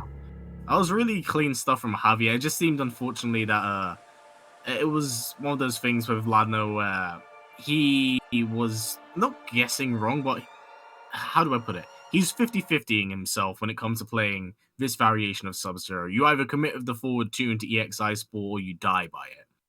Yeah, I mean, I feel like if you've seen somebody block forward 2, 3 times, that's when you have to maybe try and utilize other aspects of Sub-Zero's arsenal. I mean, back 1 is a high but a very long range button that can potentially poke people out stuff. Back 3, again, if you see them going for forward, if you think that they're going to block a forward 2, go for a back 3. But yeah, we need to see Ladno actually confirming these forward 2s instead of just throwing them out, because they've been punished. Apart from, I think he hit 2 and got punished for 4. So you just don't want to be putting yourself in that position. For sure, for sure. I mean, there's always other options on the board that Ladno could work with. You know, I'm a strong advocate for V3 Sub-Zero Avalanche. I do think it is very, very good. I do feel like it deals with Scorpion better. Yeah, I think especially the way Javier is playing, because you see him doing a lot of a lot of teleport cancels. As I say it, you know, maybe having the ice ball there would give him a sort of barrier to protect him from these crazy cancels. But ice ball's blocked. And see, setting it up, but right now, Ladno's still working with Dead of Winter. You know, you have to commit. You have to commit. Wake up buttons, auto shimmying Ladno there into 30%. This is gonna kill. Yep. Oh wait, his life did not disappear. He killed him so hard he kept his life. And he just got MK11, 2 crushing blows in a row. Nice down 1 check. Yeah, that teleport cancel is not real in the sense that nice block and punish. You can low profile it because it is a high. So if you're ready, you can, especially with a 6 frame down one, you can interrupt it. But beautiful cancel right there. Yeah. Really good opportunity. He saw that he didn't hit confirm the teleport itself, but still managed to get the reset.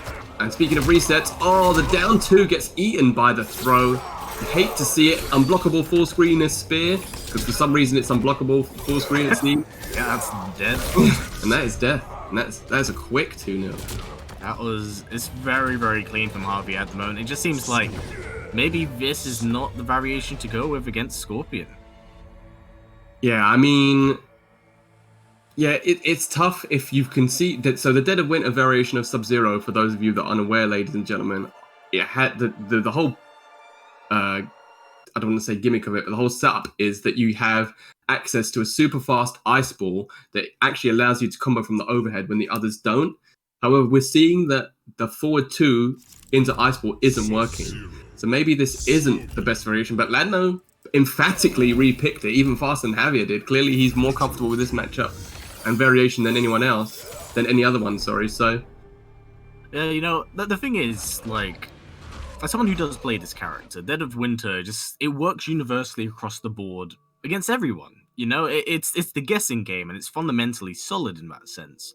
But when you can't make the right reads, and you can't land those ice balls, and you can't land that damage, really, you know, you're essentially in the back foot right there. yeah, and we see that the speed that Javier's playing at with all these teleport cancels, he's jumping a lot. It's really difficult for Ladno to confirm anything. Well, as I say that, very clean confirm on the back three, but back one, back two, Sub-Zero's buttons long range, but if Javier's not there to hit, then it makes him useless. A lot of really good spacing at the moment from Javier. It seems like Ladno's kind of struggling to get some momentum into stride. Yeah, we just keep seeing this overhead being used, and it's not necessarily at the right ranges. Oh, saying that, nice confirm. Oh, nice air to air, but drops the combo. Wake up jump. Oh, gets auto shimmied. Oh, caught too many times. And we saw Javier was holding down there with authority. Yeah, that is. Oh man, that is death. You saw Javier was holding down there from the last game. He was so ready for that throw, and it comes down to the smallest of decisions. Yeah, I mean that's the thing with this game. If you make a mistake, and especially with a character like Scorpion, very strong. Wow, beat the stuff. Definitely a rough start to the round for Ladno at the moment. Not out of this just yet, playing Dead Winter sub. Wake up buttons is the 1-1-2. And that is a super smart option, because even though wake up buttons isn't necessarily the smartest decision to do, if you know it wasn't ready for the amp. If you know that Ladno's going to go for the overhead, which is 19 frames, 1-1 wake up usually will beat it. Oh, nice. We're seeing the Sub-Zero mix, but now uses the option forward to Ice Ball. Oh, and that's death? Yep, I'm pretty... MK Javier just got outplayed, ladies and gentlemen. He got Sub-Zero, but there is no other way around. Wait. No, he's still alive. Wake up buttons. No, he blocks. And he goes. Super smart by Ladno there. Yeah, he had to go for the chip. He saw that there wasn't much life left. Nice string to end it out. Ooh, teleport to the grab. Ladno go. I think Javier going for a lot of forward throws. Back one catches forward two. The block. Beautiful cross up right there. And maybe we're seeing a bit of unfamiliarity with the matchup as well, potentially, because we haven't seen Ladno flawless block a single forward 3-4 or forward 4. So honestly, I'm very surprised that Ladno has not cashed out on the 1-2-4 crushing blow that Sub-Zero does have, because you can do it full screen as well if you time it right. I think maybe he's going to go for it now. No, he's going to go for the mix. Oh, he did. Oh, beautiful air to air, but doesn't catch him. Oh, he bet it all. That's dead. Hey, heads up. Like MK9 all over again. And that was a really unfortunate game, because you could see that Ladno had a plan. He knew exactly what he wanted to do, right? MK Javier just did not let him implement that plan at all. Javier is known for playing at a really high pace anyway, especially with the variation of Scorpion that allows you to make those teleport cancels, that puts you in offensive positions that you might not usually get with the character, so you can just teleport behind somebody, go for a throw, go for a mid, depending on what they're expecting. I mean, that's where the mix-ups start. For some reason, NRS gave him a back throw crushing blow as well now, which makes his throw game even more powerful.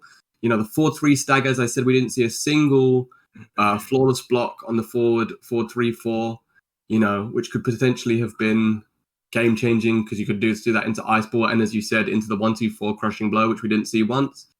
But again, well played by both competitors. Ladno played really well. Just unfortunate that he maybe went to that 4-2 well 1 too often, but really well played by Javier to go 3 straight.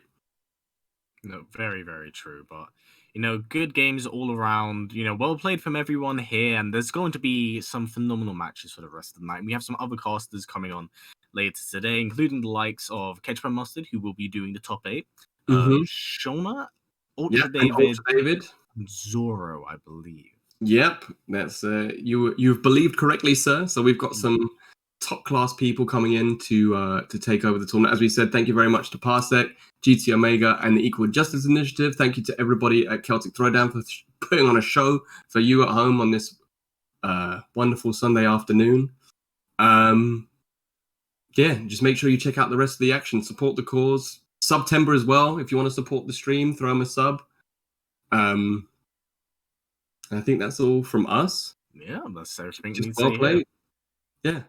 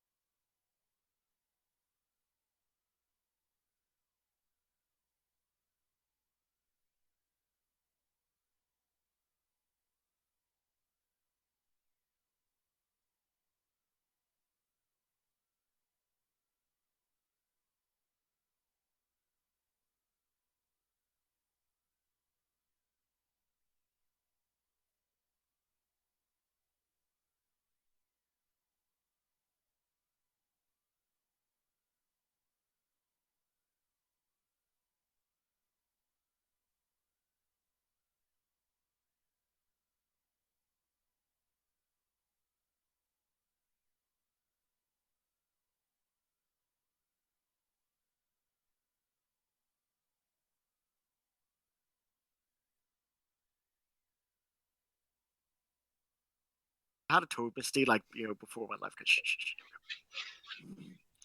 Oh, here we are. We're live with your favorite bearded commentary team, Team Beard. You're going to be listening to our sultry tones for the next few matches here on CT Online. Yep. I am not Sodium Jim. I am Lana Pearl, joined by the beautiful Ginger, one man for the letters. Hello, how's everyone doing? Hope everyone's doing well. Hope everyone's donating, keeping things going. Had some good matches so far today, and we're hoping to continue this up. Up next, we have a good match for Steve. Believe you know a bit more about these competitors than I would. Yes, that Pro Stunner is a bracket player, so I had him. He's well known English player, so this should be good. Of course, you know the bracket players wouldn't expect anything. Yes, all of them. I know you all live. I know your addresses. But yeah, this should be good times. I'm guessing Stunner's gonna stay with Marauder. There has been a bit of a resurgence in version 3 Baraka lately of people saying or realizing that could be the best one matchup wise. So, but Stunner is a Marauder main, so I think he'll keep with it. Yeah, I mean, obviously, with the way MK11's designed, if you are sort of having issues with your main variation, you do have your backups, as we know. I mean, anyone watching this will know that. So we may see some variation changes throughout, but we reckon you're going to see a straight Baraka from him the whole way through? Or? Oh, I'd say it'd be very changed. If he changed, I don't think he will. So we'll see. Just before we get this match underway, I'd just like to take this time to thank everyone for tuning into the stream today, as well as all our commentaries, as well as all our players, for joining up and bearing with us through the initial. Just a reminder that one of our sponsors for this lovely event is the great GT Omega. These shares are fantastic. If you want to get your own share, there's a special promotion running until the end of September. If you use the code CTBLM, 10% of your donation will go towards the Black Lives Matter, and you also get 5% off your share. Oh, pretty good deal. Can't say less than that. If you ever needed one, now is the chance to get one because they are very comfy. That's one of the things I miss about not being offline today. Getting them lovely chairs. Yeah, you do miss it when you don't have them. So the commentary ones are especially nice. Yeah, the commentary ones are. But it looks like we're getting ready. Oh, so we're going into it now. Yep, we're going straight into it here. I don't believe this is going to be a button check. I think the players have been ready to go. So we'll see how this kicks off. Okay, nope, we are going straight into it here. So you are ready. We are going to have the Marauder here and get the C in double. The C in double would be like utilizes the slide. Yeah, there it is. There. The EX one would be safe, but he doesn't have the normal ghost ball. He has a slower one now, so. More space control, less pure zoning. Yeah, so we're going to see a lot of sort of careful spacing here, each player trying to get the hits in, but once Baraka does go off like this, that's when the heavy damage is going to start coming out. The forward roll is a bit of an unusual one, maybe trying to catch a punish though, but he's made a good conversion. So we might see some spacing here after Shadow Clones against Sparks.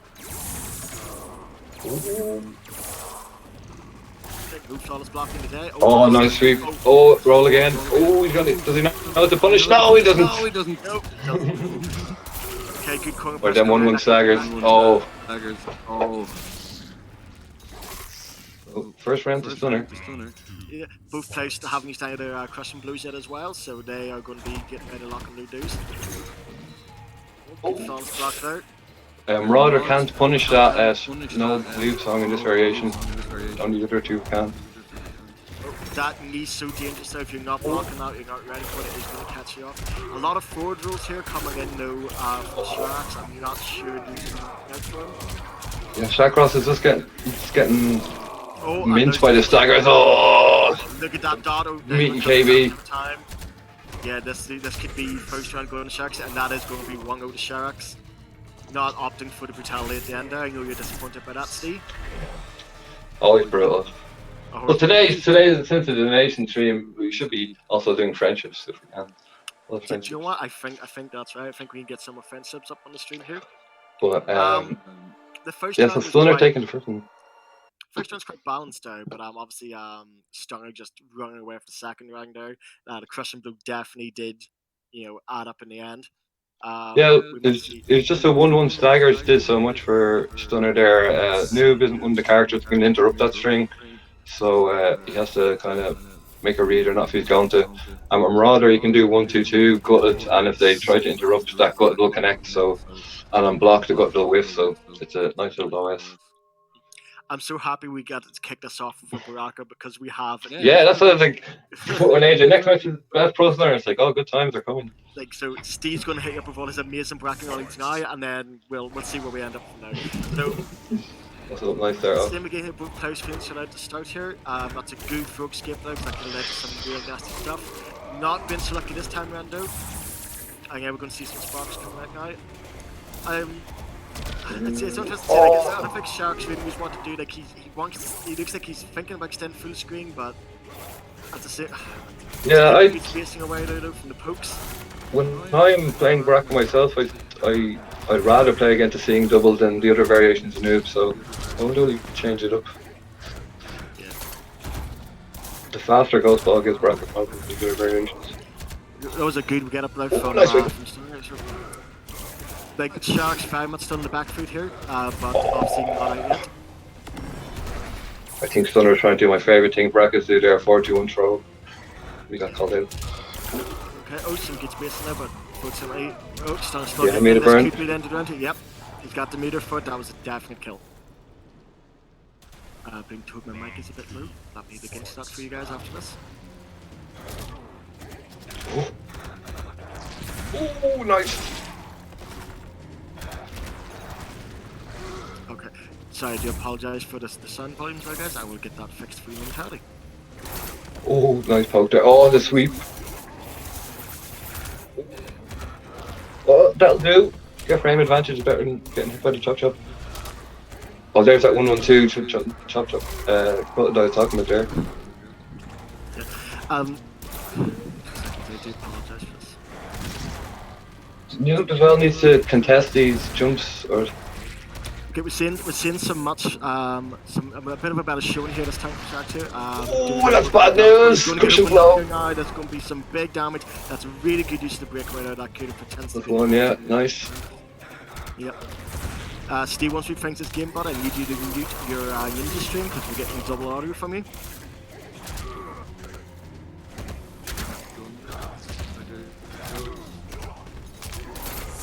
Okay, keeping good pressure now. Like those shot hops, he's getting opened up by those quite consistently, honestly. Now, Sharks not really having much of a good showing here against Stunner. I wonder would it be worth like a character change or maybe even a variation change because he's not really getting much options here against the sort of the aggressive playstyle from Stunner. A lot of new players are more, well, I mean, obviously it does depend, but a lot of new players are quite slow thinking players, so they'll be a bit more methodical about it. He does seem a bit uncomfortable in the Baraka matchup with... It could be lack of knowledge, maybe? Your character will go for the chop. You have to have an extended hitbox to go through the chop. Looks like they're just going to run it back again. So, now, I don't know about the running back or not. Like, there was a little bit of time taken out, like maybe some adjustments made, but I don't know. I mean, we're going to have to see some very bad because he's going to have to go on a 3-0 run here. So he's going to have to make some major adjustments if he's going to have a hope of getting past this round.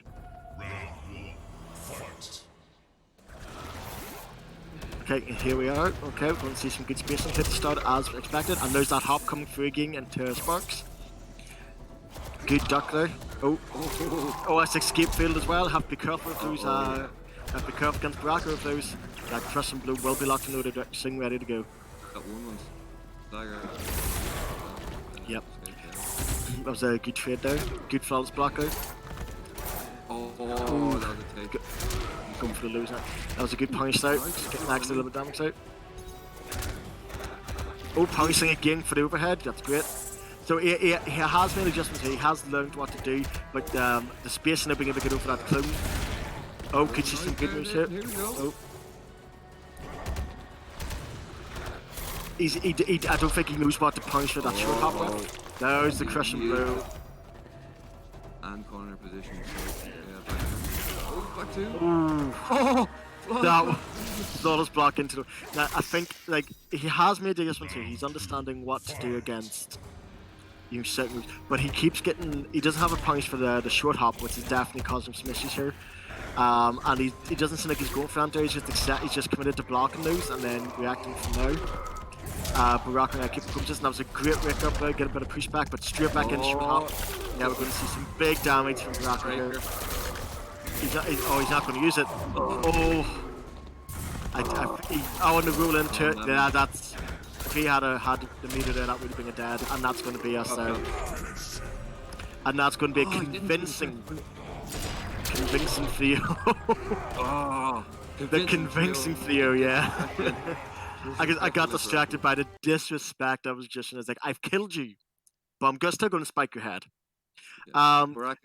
You were seeing the adjustments being made out towards the end, but it just wasn't enough to overcome the Baraka. He was blocking the short hops a lot better, and he was reacting it better, but he just didn't have the points available for the short hopping E, and that's how he was getting opened up for all of his damage. Was he was not reacting quickly. Like that could have just been maybe unfamiliar matchup territory.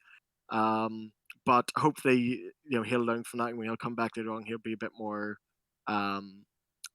capable of the Baraka matchup. Yeah, like if I see someone isn't punishing the choppers, hesitant in punishing it, it's like, oh, they don't know. So that I think when he seen that in the first match that he didn't know to punish it and got caught by it, I can't say that was a boost as well. If this guy mightn't have the Baraka knowledge, but not many too many people play Baraka, so. Yeah, I mean, you would know, every Baraka in the world, so you know who best. Yeah, I mean, it's always better to have more heads in a character, so I love watching other Barakas play. Yeah, like I know, like you get really excited anytime Baraka is coming up on stream, or you've got there's Baraka player coming to a local, like you're always like over the shoulder, what's he do different for me, which is definitely a good habit to have because your Baraka knowledge is just insane. So yeah, back to the reason we're here today is the BLM. We wish we could be offline doing it as well, but yeah. So the donates on the website there if you want to go and feel like doing it. Like I was saying, I put it up on Twitter as well. I'm not sure they're going to the donation people or they're going to the people in the tournament. But my sister made some various game teams, so it's like a Lin Kuei one for the MK people. Yeah, so, we have announcements coming for that later on this week, and that'll all be posted up. And there'll be some goodies available for people who have been generous enough to make a donation. Although of course MK does have a great code, and we are able to run this all just by PlayStation. Our other tournaments that we're hosting, not just this weekend, but the previous weekends and the weekends to come, is all thanks to Parsec. Parsec allows us to have a close to in-person experience, but from the comfort of our own homes. Parsec are also being generous enough. They are actually matching donations up to 1K made by the community. So, and that all goes to Black Lives Matter and with EGI, obviously. So, great cause to be a part of, and yeah. Because I'll be honest, I did not hear of Parsec until you've partnered up with us, and it's a good thing they're getting their name out there by joining the Celtic Throwdown. Yeah, like I said, obviously, like Steve said, he'd never heard of it before. My first introduction to Parsec was through CT, and after sort of dabbling with it a bit over, getting things set up and testing, I've really enjoyed my time with it. So it's definitely something I plan to look into in the future for just, games with friends who I'm not going to be able to sit down and have that, couch co-op experience with, or, those matches that you can't play local with each other. So it's definitely a really, really great service. And again, like even without them doing it and, matching the donations, I'd still say it is a great service just because we've been able to accomplish what we have thanks to them. So again, can't thank them enough for the support they've given us. This event. So yeah, check them out if you want to get some fun online games done with your friends. People hosting arcades, games, and other fun stuff all the time. So there's always something happening. Fun again. Oh, party time. Oh, here we go. What we going to see now? MK Javier. Oh, B-boy. I know him a while.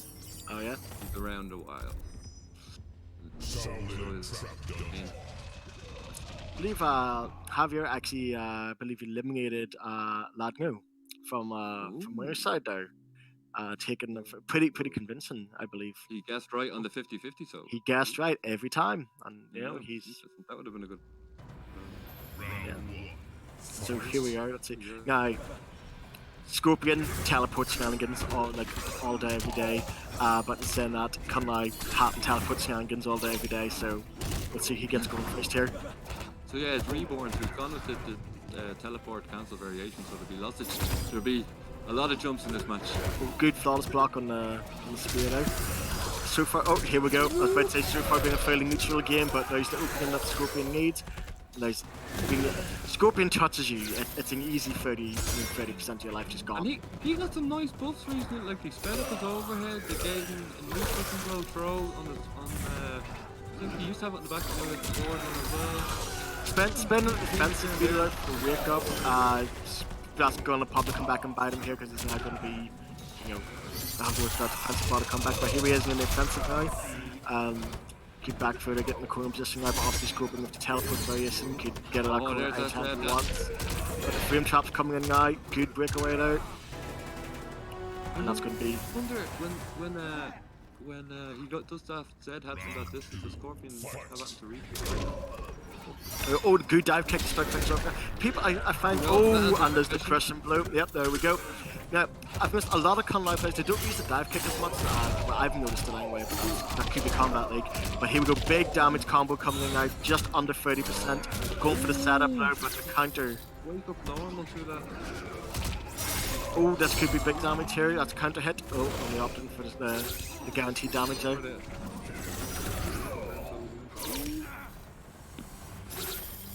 That's serious, that's going to be pushing forward. Yep, had to be very careful here. Oh, and there's a big punish now coming in. Here we go, going to break away. Now he's just going to need all his damage. That's going to be an easy 36% maybe. Nope. Oh, he's cashing out. Yep. Keeping the corner position here, keeping that pressure up. Good jump out now. Oh, here we go. There's going to be big damage in the corner now. No breakaway coming out. Oh, and there we go. That's going to be the round. Ty's just turned there. That was just he's still alive. Oh my god. We just completely rating off that round, and I guess he won the skills for swords match there. I would have loved to see him wake up there. Can you imagine?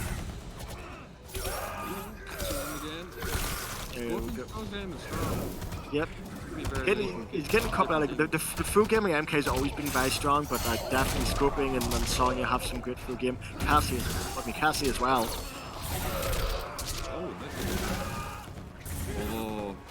Oh, interesting. You should get about trying to catch him and jumping. Okay, good comb just in here again, and he's going for another throw. Okay, he's going to have to guess again. Oh, good. Here we go. Could be some big damage now. Taking the comb just back. Good use of the breakaway there, because that could have been some hefty damage there. I can't lie. Oh, good shred out there, and now we got going to be. Oh, and the brutality. Now Steve's happy. He's got his brutal for the day. Like, there wasn't any one sort of moment I was like, okay, this is convincing one way or the other. Both players are having a really good showcase there. The Kunlai corner pressure there, that was some really hefty damage coming in, and obviously Scorpion, as everyone knows, like he touches you, you're eating 30%. So what will B-Boy do this time? Will he switch it up or stay with Zed? I mean, he was doing well now, so I don't think a switch would be really necessary for him here. But he is taking his time thinking about it now. I wonder if he's getting some side coaching here of what to do. See, there's a weird benefit with the online tournaments, the King of the Hill setup. A lot of times when someone loses a match straight away, I know I think take a minute to think about it, but this you're forced to take the minute. You can't just match straight away. So yeah, it's some good head clearing for the players, especially when it's that was such a close match realistically. Like that could have went anywhere there.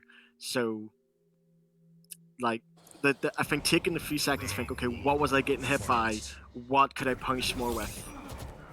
So here we go. So I still think we're going to see a lot of foes here coming in from Javier because it was working well for him now. Keeping the spacing here, both players. Okay, there we go. Respecting each other's distance out, but that's going to be the crushing blow. You don't want to be playing the baiting game with scoping at that range when he has the crushing blue ready to go. You're just asking for trouble. Whiffing the food out, it's going to be some big damage now coming out. Oh, dropping it down.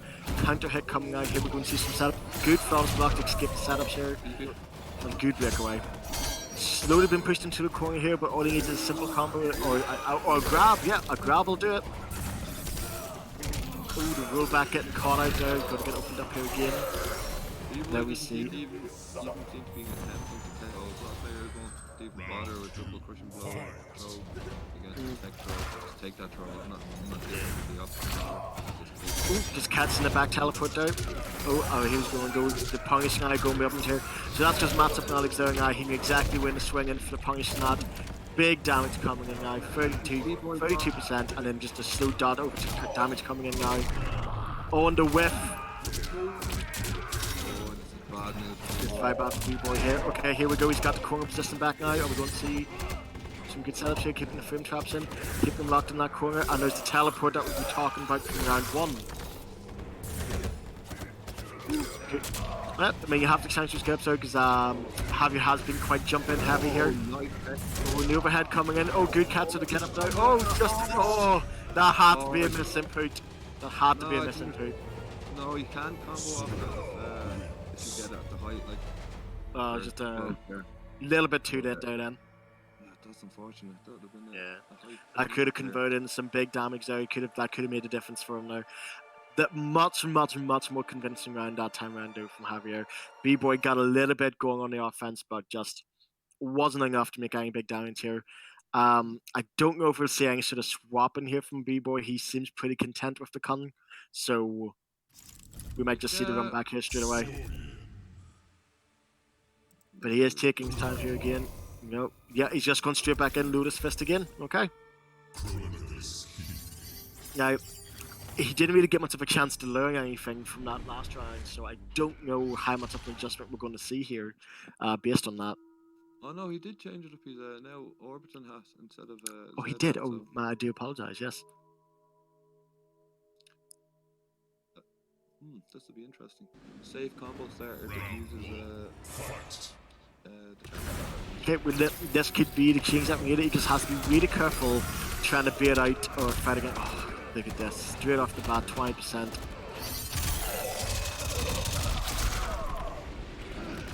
Okay, here we go. What we're going to say. Oh, jumping the forward teleport down, going for the overhead. Oh, good low. Just keeping up the pressure here, trying to get some chip while he can. Both players really watching the spacing here. Flawless blocking. Again, he has to be careful from this distance if he's going to be throwing those hats. If he gets hit by that spear, that would have been a crushing blue territory. Here we go, big damage coming in now.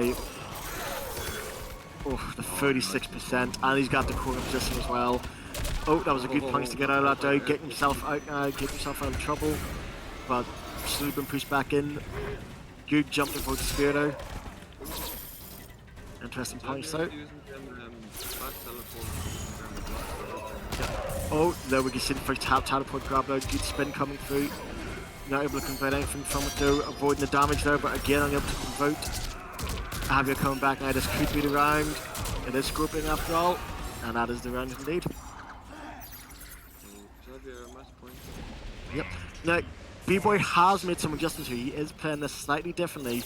And he is making some better reads and some better plays here. He does not want to be full screen here if he's going to be planning for those hats, because if he trades, he's in a world of trouble. Oh, that was good out. Keep back through coming through here now. He needs to keep himself. Oh, the earth.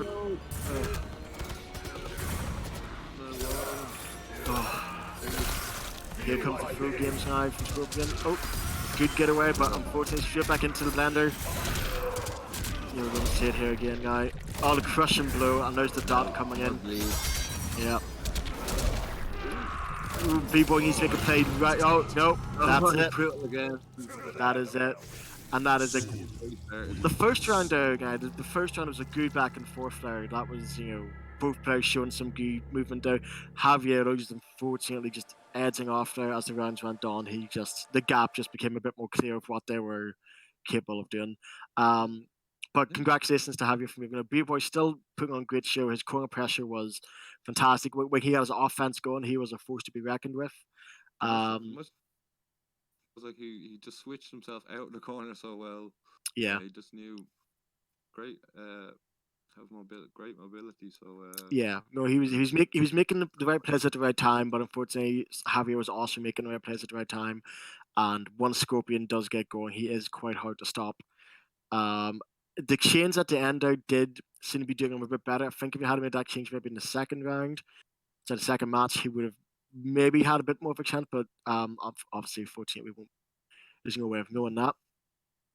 But no good showing from both players though.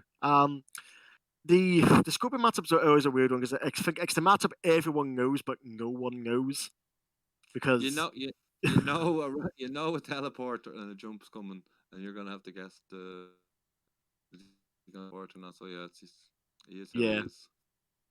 Same with Sub-Zero. You know you're gonna have to guess high or low. So Steve, you are being called out at the moment for a match. It looks like so. I think you're going to have to tag out. Good day. Yeah, we're just going to take a quick break here, and we'll be right back. When we go here, yeah.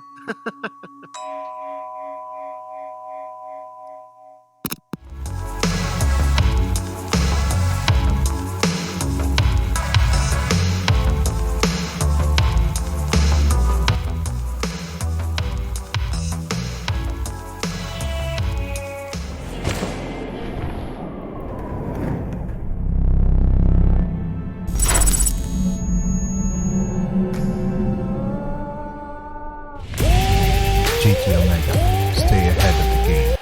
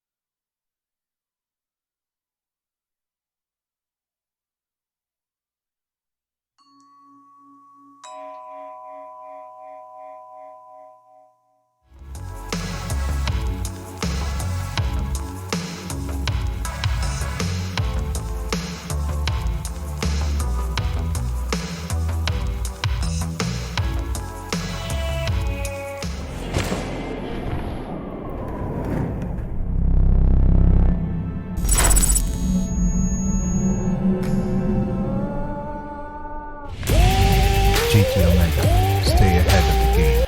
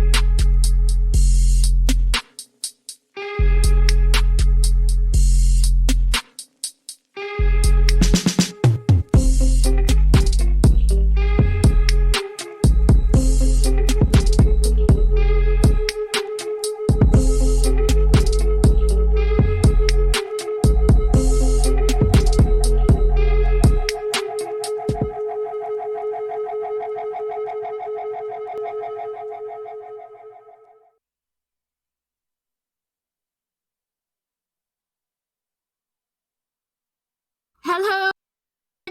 I'm on my own for I think video right at the moment, but yeah, I will be commentating with Zoro now for the next hour, I think maybe, for Celtic Showdown Online for Mortal Kombat.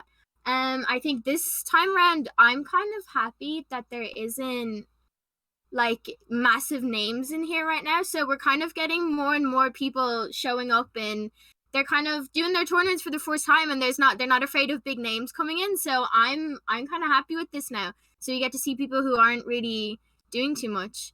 I don't know if Zoro is here. Oh yeah, hi. yeah. Yeah, what's up? No, you're right. Like, you've got people like Stunner, for example, who's really well known. And another Baraka representative, actually, 1 man 3 letters, is playing right now. He's playing against Serious Hitman, who is like a well-known Raiden player from Russia. He's known for being very teleport heavy though. Yeah. Serious Hitman, he is a Raiden specialist, and he, 1 man 3 letters, is a Baraka specialist as well. But Thunderwave Raiden, ever since the patch, he has been something that people have despised. They've absolutely hated him. I actually think that he's really good. Yeah, he is. He got like the perfect quality of life buffs. Like he got ways to keep things safe. Like he's not gonna get killed for when people break away from Storm Cell now. Like he's just a good character.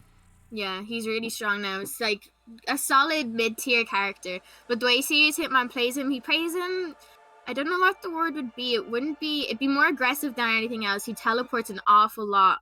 And he doesn't really, you know the mix-up that he gets? He doesn't really use that too much.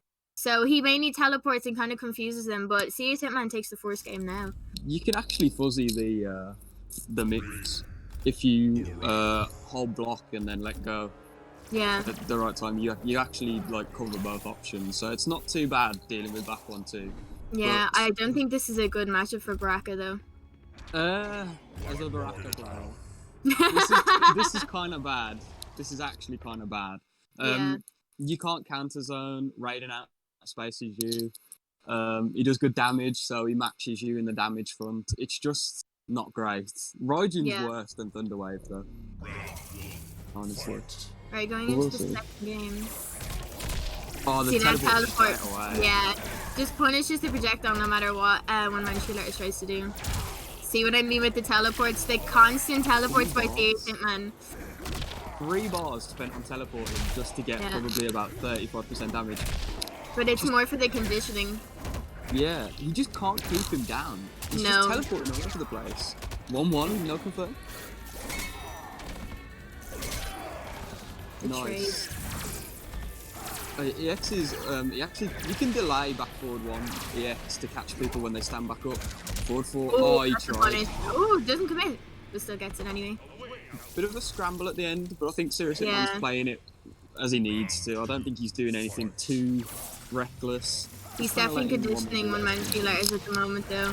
He's expecting one-man letters. He's expecting the teleport, but then he's just too afraid to press anything in case it's to confirm into something else. So I think it's really smart play by Serious Hitman. All he's got to do in this scenario is walk forward. Like he's just got to walk towards Raiden until he teleports. Just onto it. He's too afraid to press anything. This is not looking good for him, man. Tries to sweep. Oh, the forward 4s. Catches him out. He's gonna break. Has to. Doesn't use the armor breaker then. That was a really scary time to poke. Yeah. Frozen. Okay. 1-1. Forward 4-4. I think they're both kind of afraid now, because once Bracket touches you, you just need one more hit off him. He's got to get in now, though. He's gonna get chipped out, otherwise he's got no more last breath. And that's it. Yep, dead. I think if I was 1-man 3 letters, honestly, I would probably just be taking a few more risks. Jump more, be more aggressive, be a bit harder to pin down, because I think that's what Serious Hitman's doing. He's just been really hard to tie down to one space and one place on the screen, and that's really the teleport.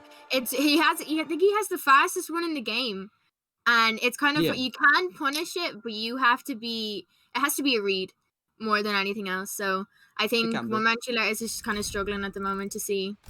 He's too afraid to press, and he just needs to, because you never know. Just catch him. Oh, bone picker? The bone picker, yeah. I think the logic behind that is if he thinks that a teleport's coming into forward 4, he can just do spikes. Yeah.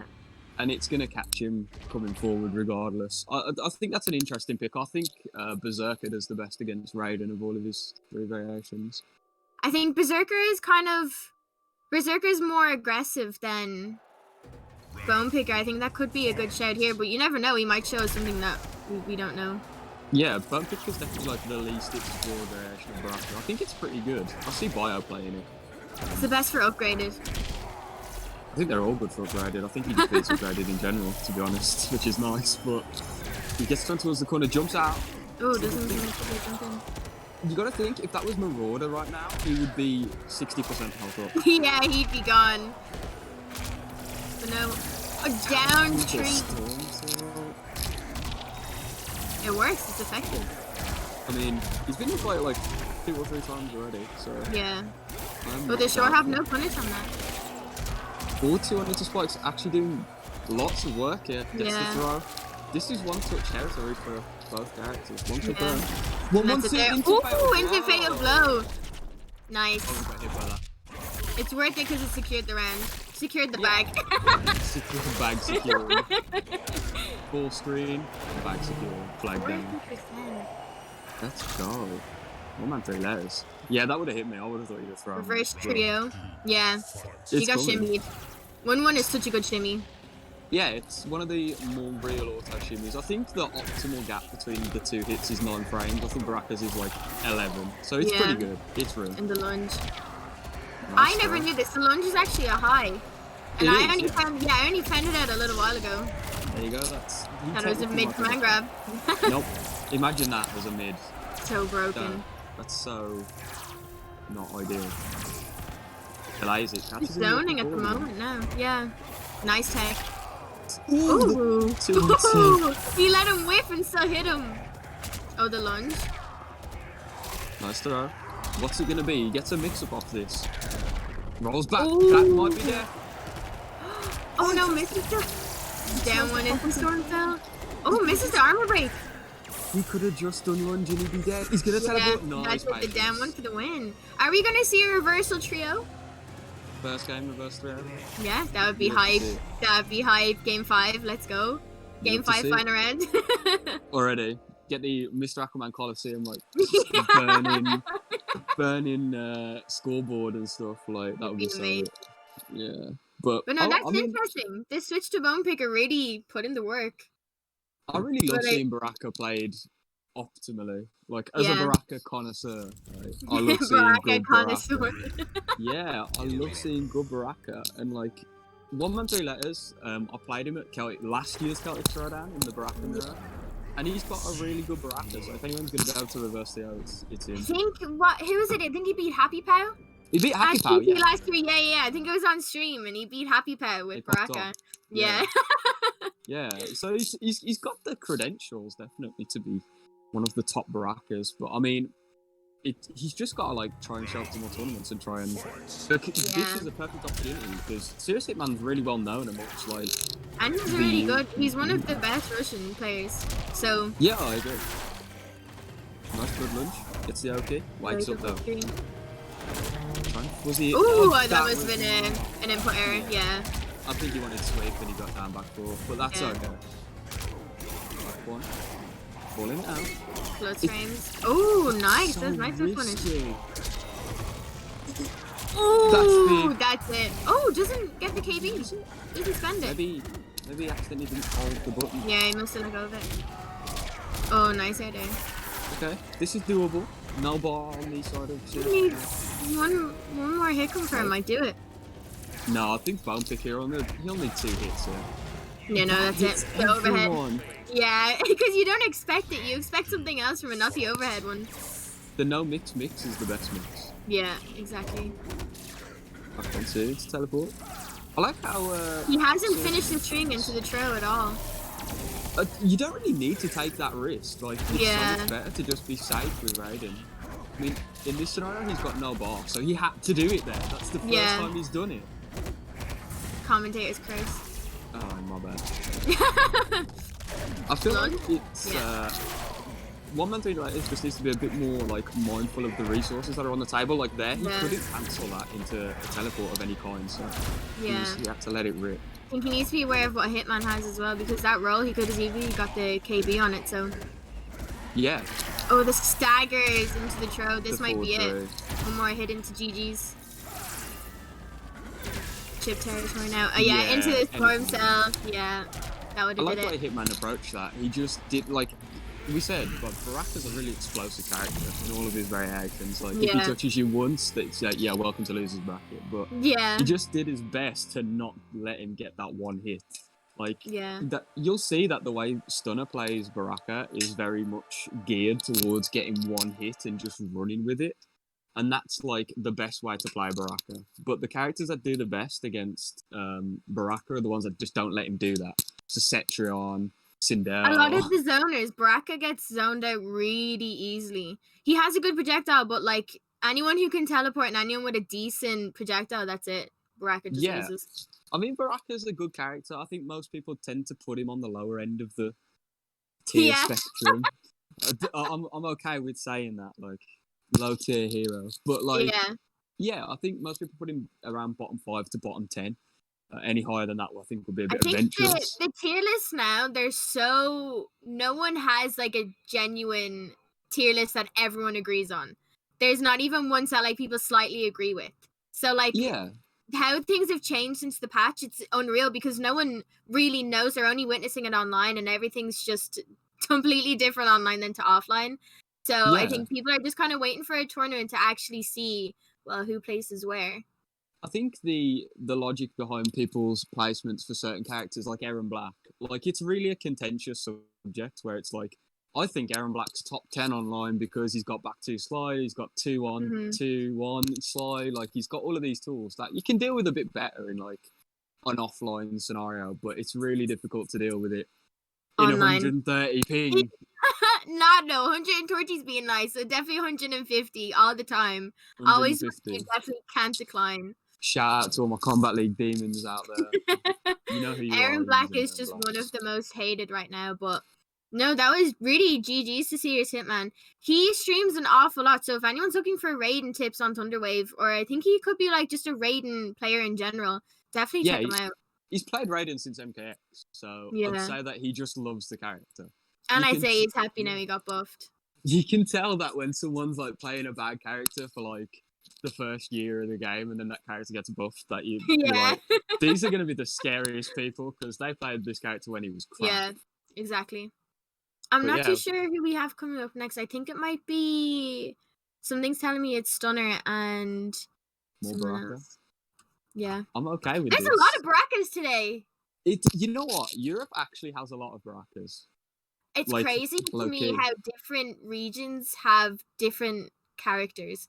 Like Yeah. in America, it's mainly who would you say? I'd say it's mainly Aaron and Jackie. Characters we don't get in this region that America have a lot of. Liu Kang.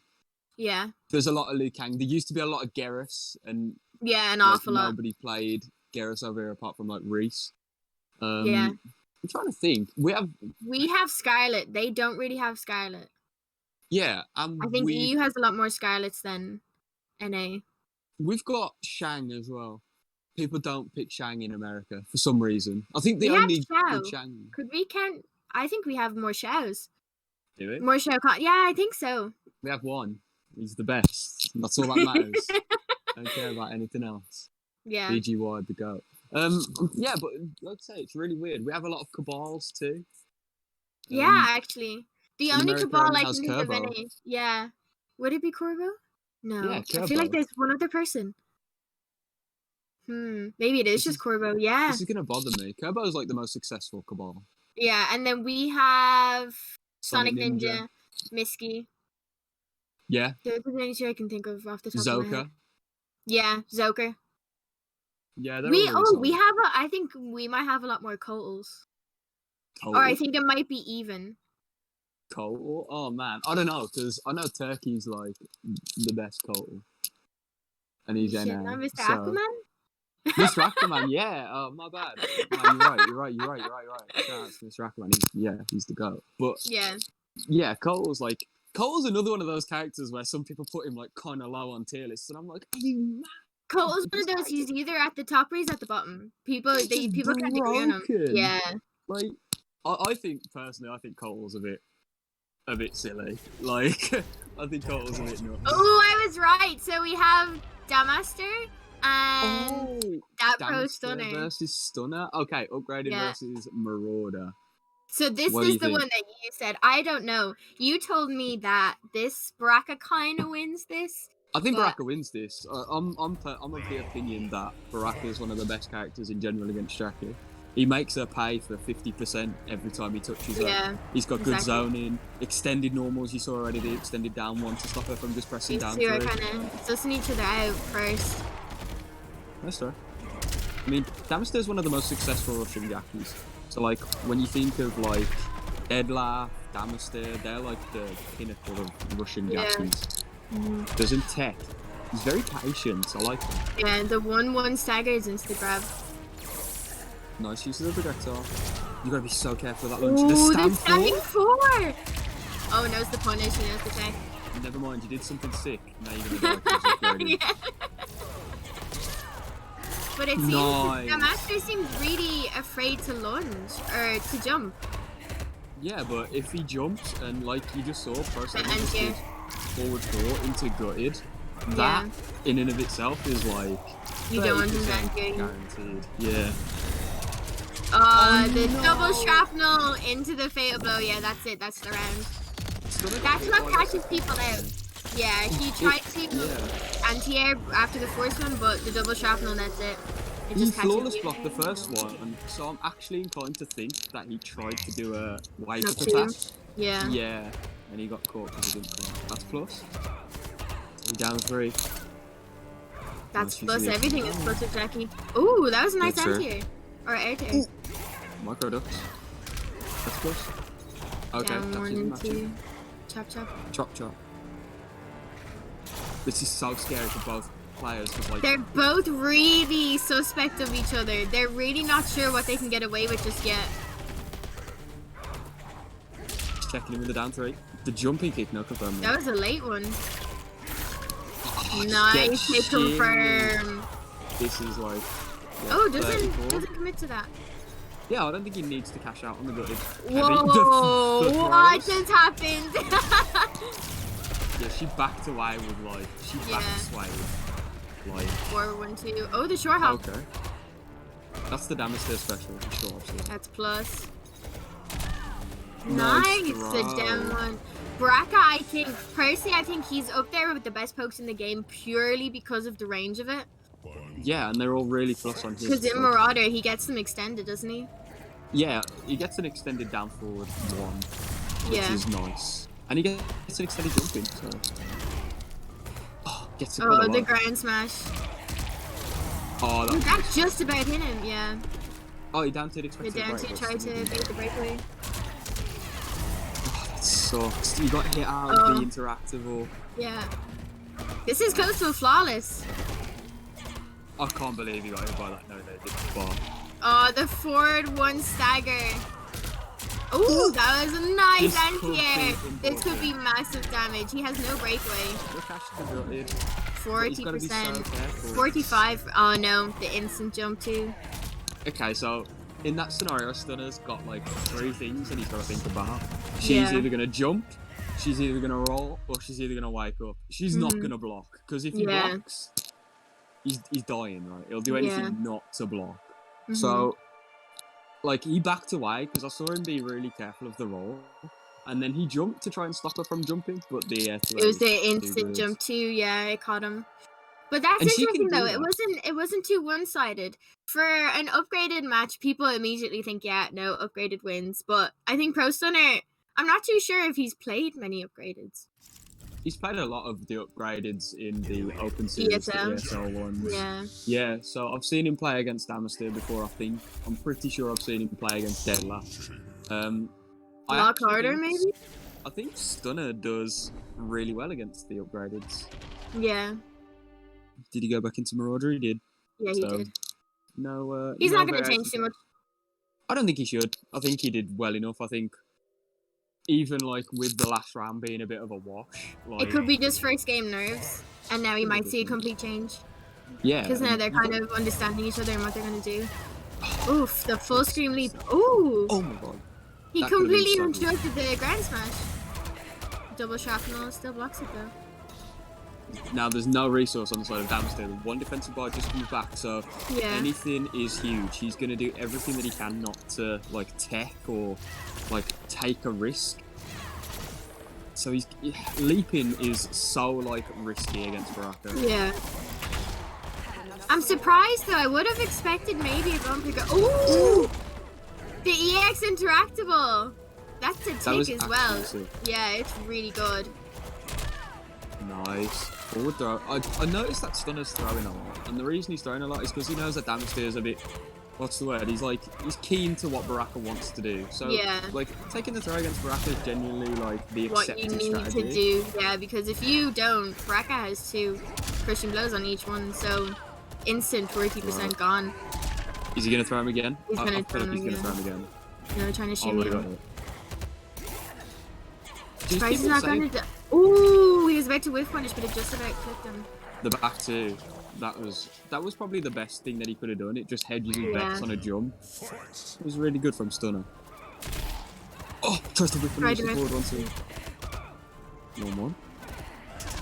The Good job. unbelievable pressure that Jackie has, it's insane. Oh, the wake up down 2. He could have probably confirmed that a bit better with down 3. Not for the down one when he gets pays for it. He's pushed to the corner. Yeah. This is not what you want to be against the graded. Definitely not. Oh, the extended normal. She's just not taking. These Like, 1-1s. he's just going to be able to 1-1 to his heart's desire. So Yeah. he's just got to accept that like it's time to throw. Like he's got to throw. Yeah. Oh, just Triple about shrapnel? clipped him. Yeah. That would have been triple if like I think like he probably wanted to do 3 shrapnels. He was just like, nah, that's too much. I'm just gonna do 2. The full screen leap, but doesn't really confirm on it though. That's a really interesting way of using the plus frames off the back 3 forward. Jackie just jumping over to try and check something. Yeah. Oh, he tries to anti-air. Doesn't confirm on it though.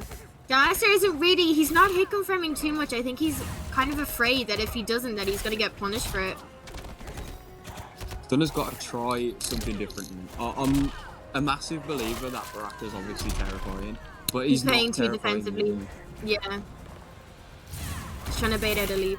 Ooh, That was that sick. amazing. The flawless back up 2 onto that. And he even modified the combo for the back 3-1 so as he could get the 9 hits for the gutted KB. That was really smart. Amazing. Oh, the backdash. This could be Jackie's so dangerous cool. though. Where he stands in. The restand. He's gonna grab. Oh, that would have been so good if he was just a small And bit he hits closer. him. This should be game. That's Nice. It's interesting that he opted not to actually launch him and he just sort Yeah. of bet on that killing. I And definitely it would have just launched. about did. Like, I would not have been that confident. I would be launching down 2, see you later, GG's. Like, Even if it did launch, he was dead anyway with the down 2. It would have just killed him. yeah, I mean, you could have just done forward 4-4 and that would have been a Yeah. bit safer. But yeah, Stunner's playing really well. I think his Yeah. patience is paying off now. First game nerves are gone now. I think he was just kind of trying to suss out what way he's going to play. I think he realized he was playing a bit too defensively. Yeah, I mean, everyone's scared of upgrading. Everyone is scared of it. Yeah.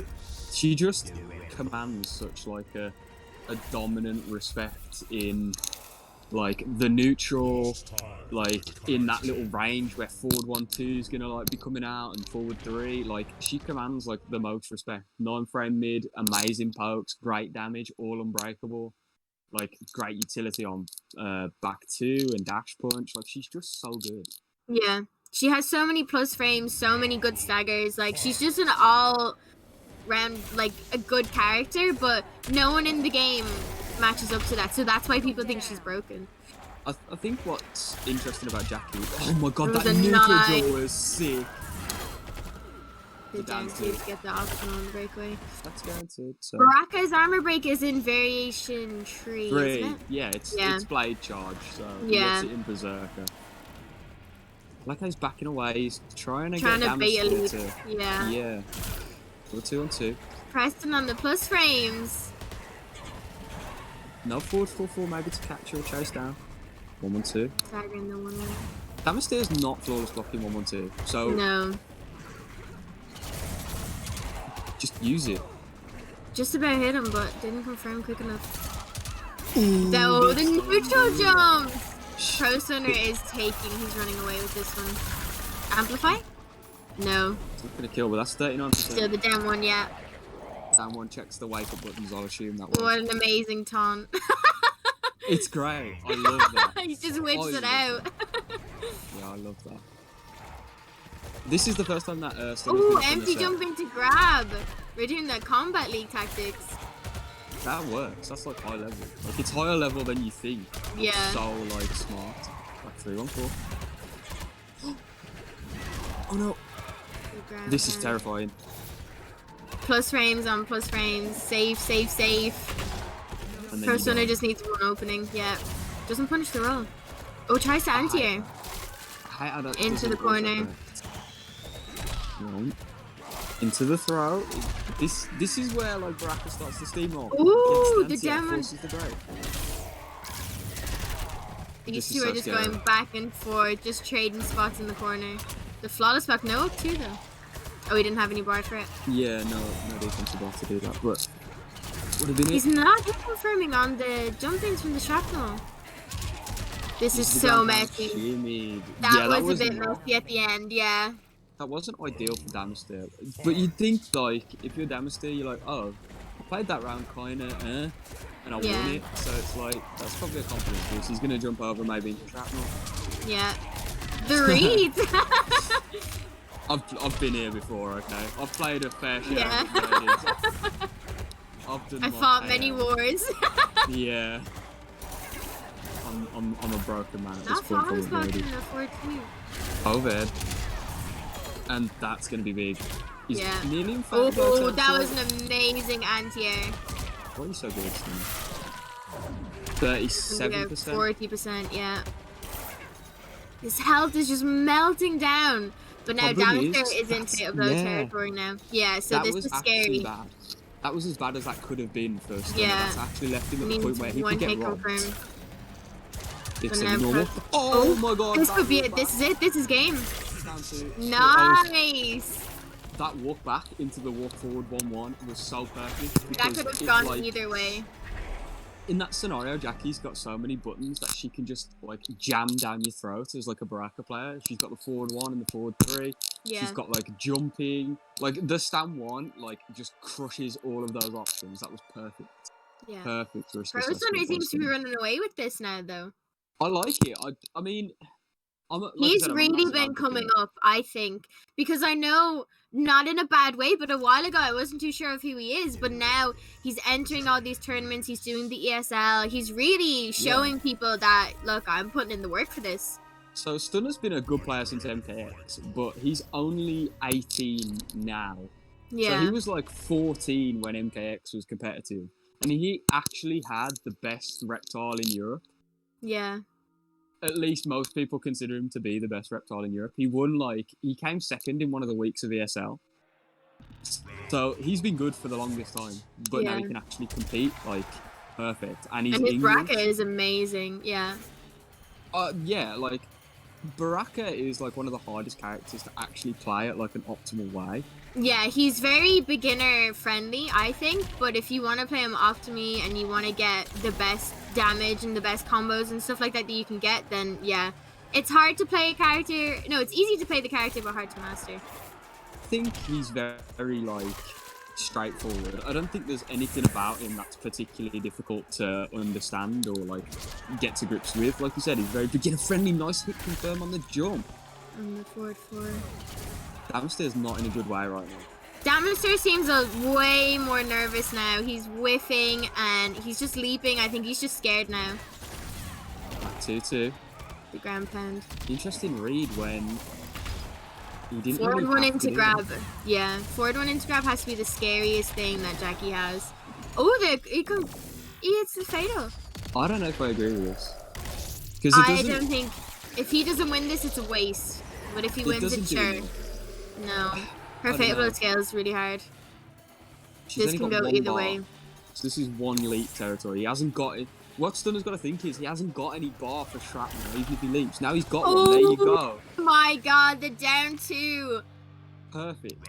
Perfect timing. Yeah. Baraka has quite some range on his down 2. Not in the same case as Jade or Sindel, but it's actually decent. And it's faster than both of theirs. So it's like, it makes up for what it hasn't got with better things, other good things. Yeah. 1-2-2. Nice anti-air. Baraka's stand one of the best ones at dealing with upgraded league. He cashes in on the gutted KB. He wants this done now. He doesn't want to play a game 5. No. He doesn't. No hype allowed. I'm ending this right now.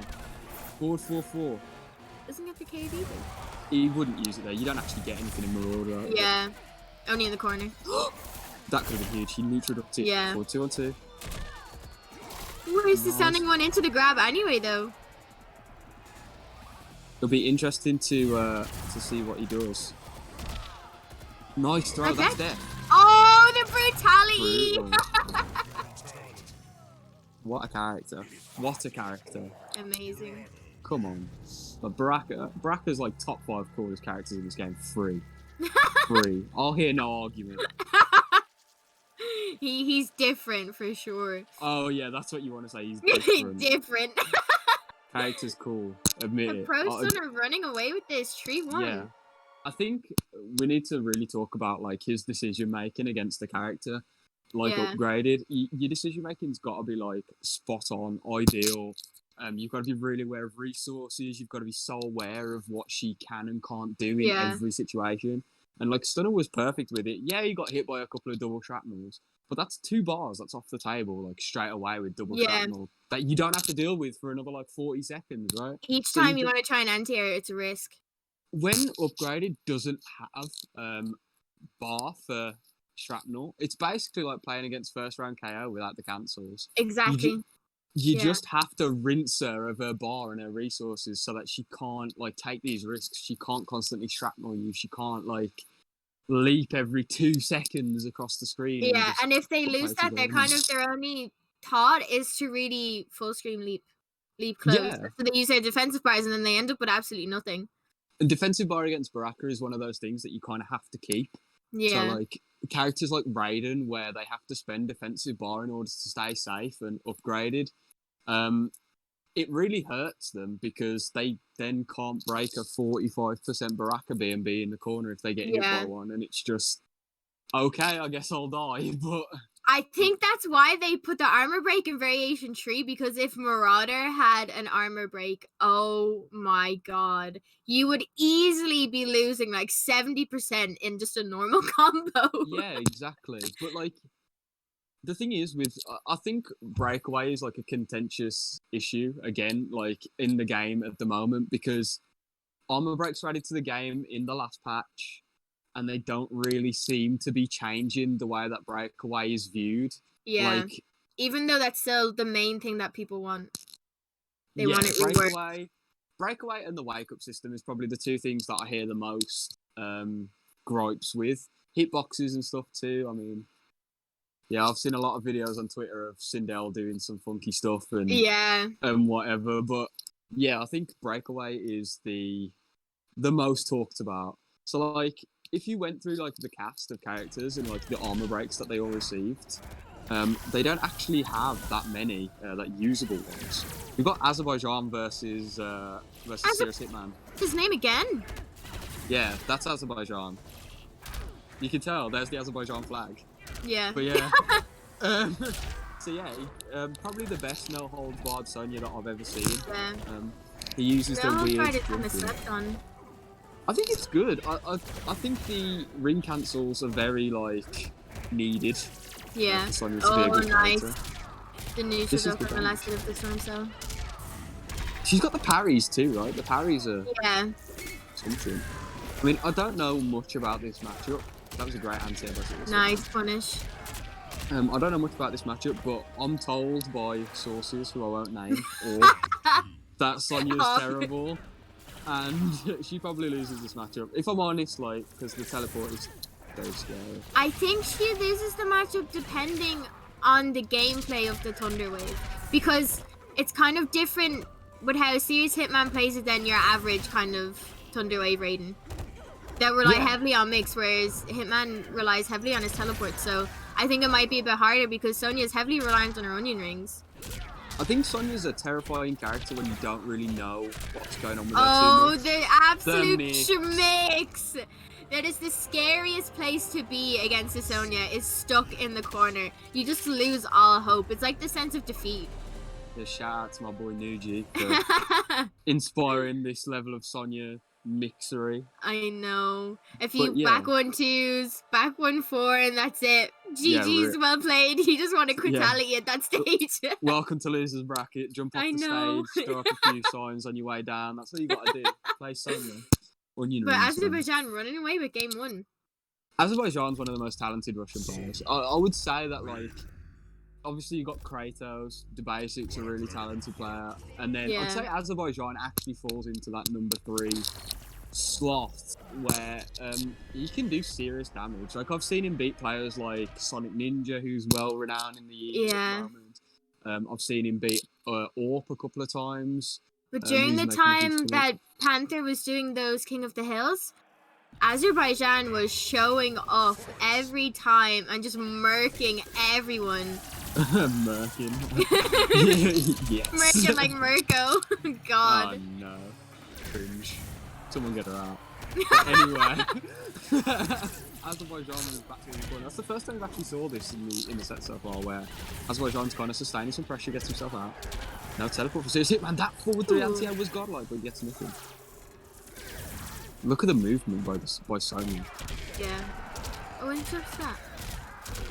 Just damage on damage. The most interesting thing about Azza is that he doesn't just play Sonya. He plays Liu Kang as well. Yeah. So tries to press on that, gets hit with the KB.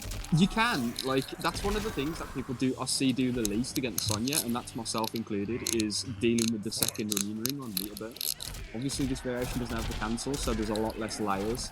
But I'd like to see Serious Hitman probably trying to blow that up a little bit more back 1-2. Hitman is completely getting schmixed right now, and he's really scared to press anything. The difference with how Azerbaijan is approaching this then to how One Man Tree Letters was is Azerbaijan is pressing once he sees the teleport. Yeah. Yeah, he's a lot less afraid to just throw some stuff out there. Like Yeah. right there, he did stand 3 because that would have beat forward 4. He also didn't get punished by the projectile, so that's all in all good decision making. Yeah. That's it. No bar. Down to jail. That's if this was Ringmaster, he'd be dead.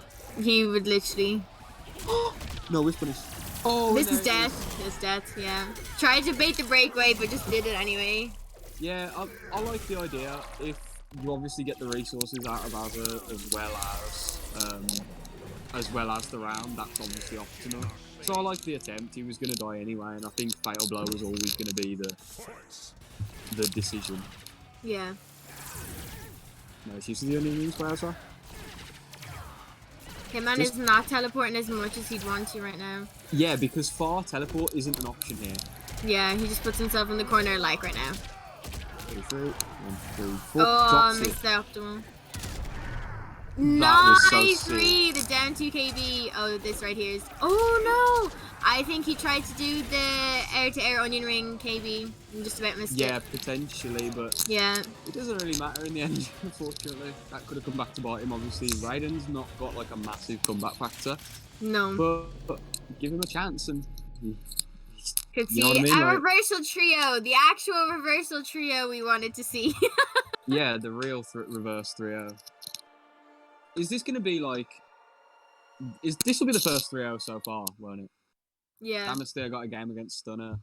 113 Letters got a game against Serious Hitman. So this will be the first 3-0 for us, and I think that'll be a bit anticlimactic. I want to see like a game 5.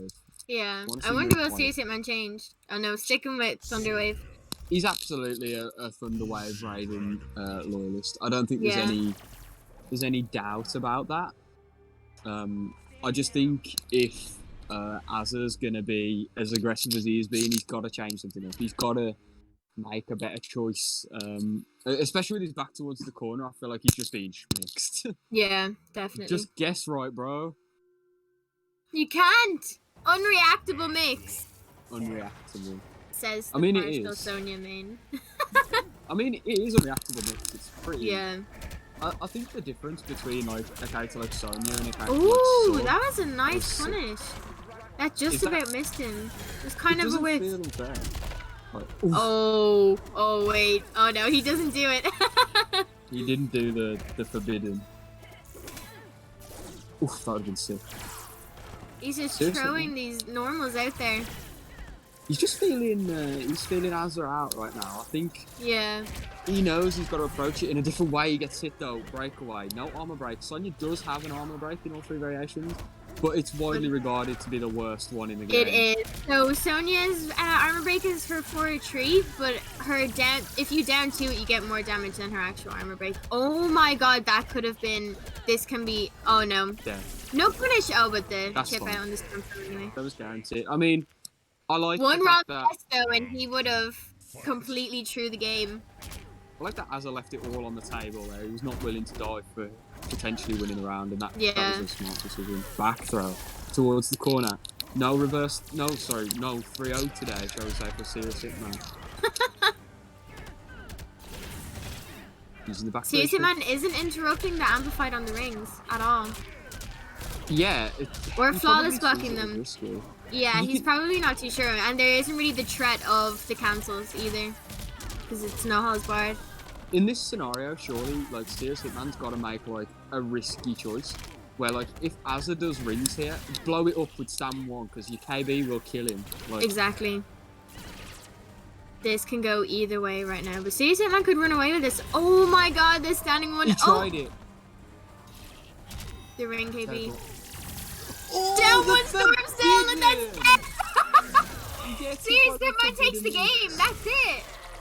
We will not All relying on down one storm cell. We The don't get it demon for real. tactics. There's nothing wrong with being a KL demon every now and again, okay? It pays off, it pays Back off. 2 slide, down 1 sand trap. Like, Down one I'm sand here trap, for all of God. that. Yeah, I have Giving been me hit by down one nightmares. sand trap. Okay, I have been hit by down one sand trap. It is not a fun experience. How about down one Adinian razors? Ooh. Yeah. I can't say that I've ever been hit by that, but I can see that being better than like Down one slide with Shang. Let's Down go. one Storm Cell is like the equivalent for Katana would be her back one for Edinian Raises. That's the equivalent of annoying it is. I hate Highborn. I hate her so much. Everyone hates Highborn, that's why I play her. She's playing like some weird MK. She's playing a different game. She ain't playing MK. There's like 2 combos and that's it. Perfect. Edinian Raises into GG's. Let me pick her up real quick. I think Og picked her up for a little bit, but he never. I think he hates her now. He does play. He plays Fox more so than it's on. He eats 3. Oh my god, 3 in a row. Are you playing? Is your controller broken? Gets to play He's in it back now. You know what? That was a good response because I would have been tilted personally. Yeah, I think Serious Hitman's just gonna take the Amplify and the Onion Rings. Because I think the 2 times he has tried to interrupt them, he got hit with the KB. Very nice trick guard.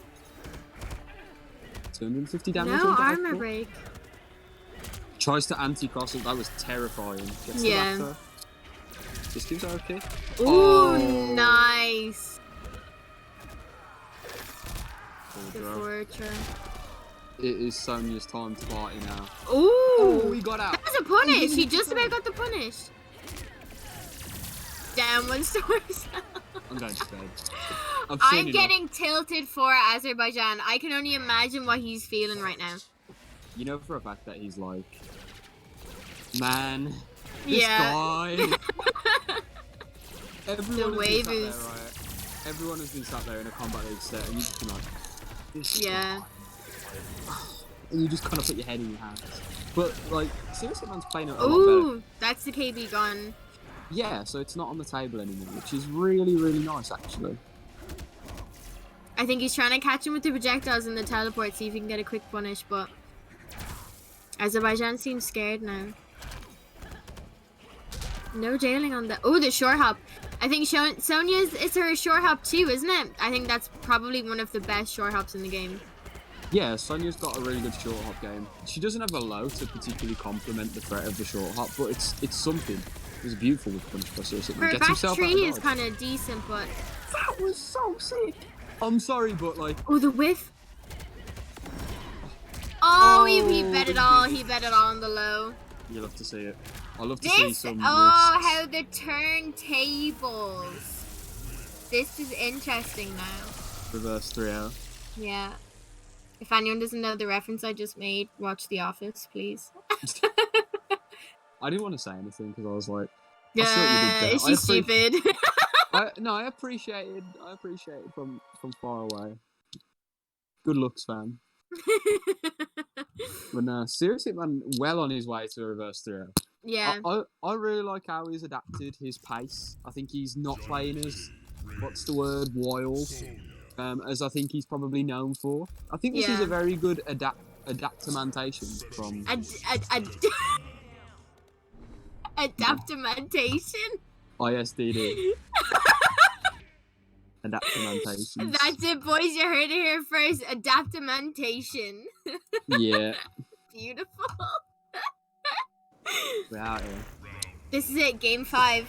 Can we get a final round? Game 5. Immediate punish on the projectile. That was. I would like to call that a read. Yeah, that was probably like. I would say like a hard read because Sonya's throwing projectiles 90% of the time. Yeah. Life total's even now though, 35%-ish from both sides gone. That's just Sonya's standard B&Bs. Yeah, Sonya hits like a grown man. Oh, he was too high, so the standing one missed. 1-3-4 missed. Yeah. The tree just a bit missed. What I don't like from Serious Hitman is that he's being very like he's being very forward with his meter usage. I would like to see him try and conserve. Gets the KB a bit more meter. That's it. That could be death. No? Oh yeah, the damn one. That was so like because you know that was down one storm cell. Yeah. This could go either way now because that KB is Oh, he puts himself right back in. The mix up. Azza fell for that last time. He actually tried to throw a projectile at the full screen Superman and he got teleported on for it, so he learned his lesson. For the wake up too. Back 1-2. What a hit confirm there by Serious Hitman. That was beautiful spacing. Serious Hitman is playing out of his mind. Oh, nice. Flawless block. Anything you can do, I can do better. Exactly. Oh, the Anti-air. Sunman anti-air. Why Doesn't didn't you confirm do on the it though. Back The one is such a staggers. good- I know, back one is insane. That back one too was like, I think Azza's getting a little bit desperate. I Back- think he's getting frustrated now because he's back one lost full so much to fatal. do. What? Back one full fatal. Hard read. Incoming. I'm gonna think back tree fatal. Back one full. Oh, someone. Ooh, Oh good. no. We were both wrong. He doesn't need to. He doesn't need to. We were both wrong. We were both Yeah, really wrong. we both would have lost. I suck at MK11. I mean, I wouldn't have even got to this point, honestly. I'm pretty bad. Final round, game 5. We called You called it. I called it. Let's Seriously, go. gets the advantage. How is Azza going to get out? Oh, the He's using- cancels. Oh, he finally uses it. Oh no, Down short. tree to short hop. Oh, moment. He's mixing. Here we go. He's If mixing. this is Ringmaster. Oh no, he gets it. All of his hard work. Use the breakaway. I'm shocked. he Oh broke it my after god, it. the back one staggers. Fuck. Right in the face. All Serious Hitman has to do is take trades. Why did he do that?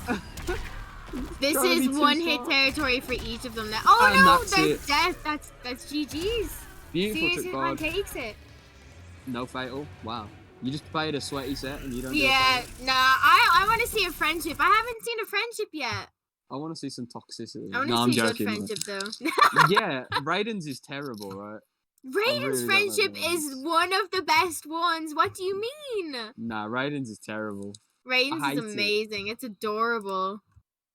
Just But dances I around on the kinda- screen. I think the worst one could be Sindel's. What are you trying to say about my character? He's brain dead. Okay, Me never. hardcore main. Okay. I'm not going to say anything. But yeah, we've got So the bracket up on the brackets screen. now, So, yeah. Serious Hitman actually advancing to play against Stunner. That's which gonna is, be such a good game. It's tight. Irish Mantis versus And MK Javier. I am excited. That one will be a good one. My excitement is unprecedented because I know Yeah. that Mantis is like the most calm, collected, play by the book, no disrespect. Like, I will play to the frame player, and then you Yeah. got Javier who's like, I'm Yeah, just I'm gonna do just stuff, gonna like, mash my damn ones. I mean, it's your fault if you get hit by it, right? Oh, Ladno tree 2 over Mercer. That's interesting. That's huge. and trio actually. scare tactics. So Trio Scare Tactics over. Oh yeah, actually he beat Scare Tactics, so he's alright. yeah. So Damaster and Ladno will be playing. That'd be a good one. Yeah, Damaster versus Ladno is going to be interesting because Yeah. Ladno's definitely like, as you probably know, like being one of the Irish guys, like Ladno is the like typical Dead of Winter Sub-Zero. I'm gonna Schmixing do player. some forward twos and Yeah. I'm gonna do some back threes, Sprinkle it with some back trees. Yeah. like salt base, sprinkle, and then Yeah. a throw. Like perfect. You love to see it. So we But said, yeah. is this top 8? No. We're getting towards top 8, I believe. Yeah. I think Ladno versus Damaster is a top 8 qualifying game. Don't quote me on that. It's Yeah, I'm pretty not too sure close, either. right? But yeah, we're getting into like the nitty gritty of the tournament. So all Yeah. of these players are like super talented at this point. Mhm. Like Yeah. pool play can be very like hit and miss. In terms of like what you get, but when you get to this stage of the tournament, your top 16s, your top 32s, Yeah. especially at tournaments that are like as stacked as this I one. would like to class this one as quite stacked. Even though there's not huge names here, there's a lot of dark horses in here that I people agree. are now going to be scared of. Sometimes it's not about the overall like having like one amazing player. So Yeah. like throwing Sonic Fox into like a local is not like gonna make the tournament necessarily stacked. Yeah. It's just gonna make it impossible to win. Yeah. Like, but having like 20 to 30 players that might not be like top 10 in the world, like Pro Series finalist level, Yeah. will make the tournament far more stacked, and in general probably like harder to get a decent placement out of. Like, I'd Yeah. rather play against one Sonic Fox than 30 Dat Pro Stunners, I think. Yeah, exactly.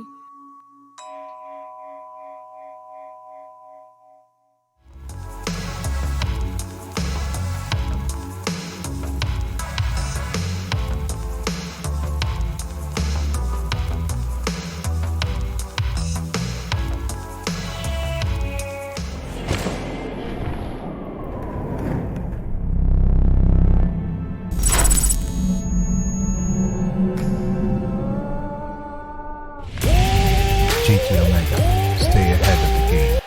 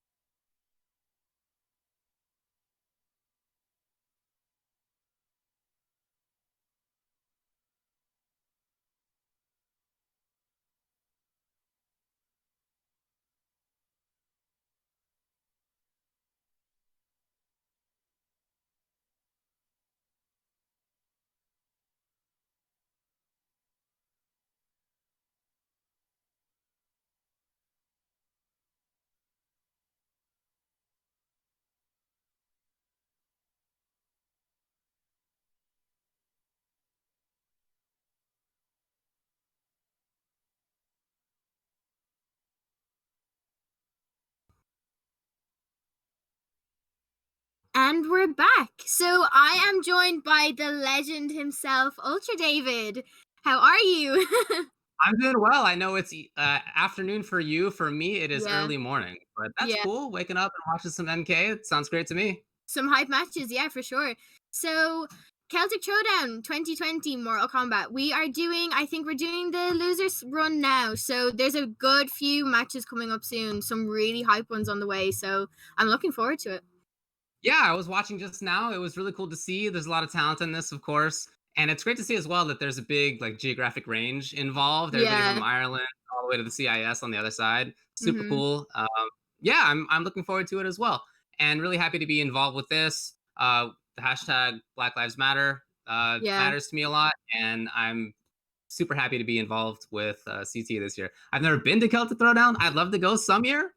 You didn't go. Nobody can go this year, but eventually I'd love to go. But at least I'm happy to be involved this time. Last year it was really fun last year, so I'm excited for the next one. If it happens next year, if things are changed. 2021, who knows? But yeah, I know it's gonna be a surprise. I'm looking forward to getting there. Yeah, for sure. It'd be a long flight as well. Like when I was going to Final Combat, it was like 8 hours, and that's Chicago, and you're all the way on the other side. So. Yeah, it's probably a good 10 hours or so. That's fine, though. I'd be happy to do that. I think that'd be super fun to do. That's fine. Yeah, for sure.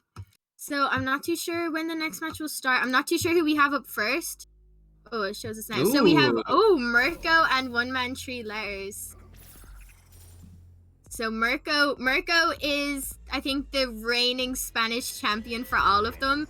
We recently did an EU versus CIS. I think it was a 1st to 10 or 1st to 5. And Mirko completely just wrecked everybody in his path. So, yeah. One Man 3 Letters is also a really good Baraka here. He beat Happy Pal last year at Celtic Throwdown. So, he is a really good Baraka. Knows all of the variations. And he's going with variation 3. Yeah, very interesting. Berserker. Yeah, this is a variation that you don't see quite as often. It does have the armor breaker, which is a plus. It has limited overhead low mix-ups that are fuzzyable, but they exist. They're there, I guess. Yeah. So Mirko is Reborn Scorpion, so the cancels are going to be really good here. Very patient there for a One Man 3 Letters. Look at this, just hanging out. I mean, this is how you play against Reborn, right? Anytime that little buzzing beak is on the other side of you. Trying to bait out some of the teleports. Yeah, maybe wait until you waste some bar, that kind of thing. Yeah, straight with the grab. So the tech with Baraka, don't tech the grabs, otherwise you will suffer massively. What? As a Brock player, don't tell our secrets. No. No, for sure though. Yeah, he doesn't get very good Oki afterward. I mean, he's basically across the screen. Oh no cancel. No hit confirm on the punish. Yeah, surprised. Here we go though. I think Berserker is one of the more fun variations to watch just because it just looks so cool with the barrage. Yeah, exactly. This could go either way though. Both are near fatal blow territory. One more hit for One Man 3 Letters and he'll take this round. Mirko, they both seem quite nervous. I think it's the typical first game nerves trying to suss out your opponent, see what they're all about. The bags? Were they intentional? Plus frames on plus frames, making it safe, trying to chip him out. That's a good thing to. Oh, it's not over yet. Hold on. Okay. This is gonna be. How many seconds are left? Yep. Oh, the jump tree. Yeah, that was gonna be safe stuff. We haven't seen the challenge with the flawless block yet against the amplified swingy swing. I'd like to see eventually. The swingy swing. I don't know what it is. I play this character. I have no idea. The barrage, I think it's called. Is it a barrage? All right. Berserker barrage. We'll call it that in any case. Yeah. Oh, down one out of the unreactable overhead. After the patch, this just became so unbelievably fast. Oh, really? Okay. Nice. This could be damage now in the corner. Damage available. Yes. Yeah.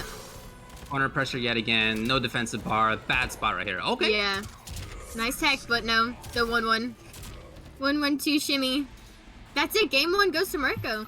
So I think the first round was kind of a bit suspect. So they were trying to see what they were all about. Then kind of got close. But then the second round was completely just all Mirko. I'm a little surprised to see Berserker in this pick. I feel like a part of the reason you pick Berserker is that you get to choose where the opponent ends up after your combos. You know, you can throw them either way. But against Reborn Scorpion, having the corner is like not such a big deal actually, because he can just teleport out, cancel, really and you safe. And that's okay. Yeah, there is going to be a change here to. Picker. I wonder why though. Maybe the launch seems a bit more appealing. I would say a good reason to play this variation is for the spikes. Spikes deal really well with teleport. They cover both sides, so if you call at the right moment, you're protected on each side, even if there is a cancel. And again, like if choosing where your opponent ends up after a combo doesn't matter very much, then I feel like a big reason to pick Berserker is just not there. Yeah, exactly. This has to be one of my favorite stages. It so just cool. looks so cool. Yeah. Maybe you know, we'll see a stage fatality. Oh, the lunge whiffed. Okay. This is gonna be a any decent amount of damage. Yeah, 30% still. Oh man, all these mix-ups are working out here. I know, the 4-3 staggers. And again, we have a very similar situation where 1 man 3 letters is just kind of caught. Yeah, I think he's kind of nervous. Ooh, that was kind of flashy. Yeah, we're seeing 1 man 3 letters just very patient defensively. Again, I mean, against Reborn Scorp, that is a common way to play, but he's maybe a bit too not scared. doing enough, right? Yeah, a little bit too hard. Could have got the KB right there.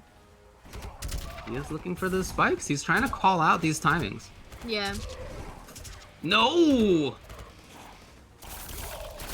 Here we go, the knockdown. First real extended knockdown. Yeah. Oh, nice punish on the roll. It's a decent amount of damage. Yeah, for this character in the corner, that's about as good as it's gonna get. Yeah. Romanchulas has Mirko stuck in the corner. Okay.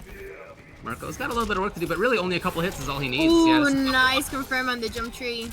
He needs one more Fade here. blow? No, doesn't go into it. Yo! Oh my god! That was insane! That was such a read. Yeah, and I like that actually, because 1 man 3 letters was in a position where he needed to make something happen. Like this was not the position to be sitting on your haunches anymore. This was, it's time to get in there. Yeah. And Mirko knew that. Mirko knew that. You have the armor for the fatal blow as well, so why not? It was a reversal punish. A reversal punish. It was like an almost whiff punish. No, but that's nice. People rip on that kind of stuff. Nah, whatever. That's one of the tools the game gives you. Yeah, which people hate.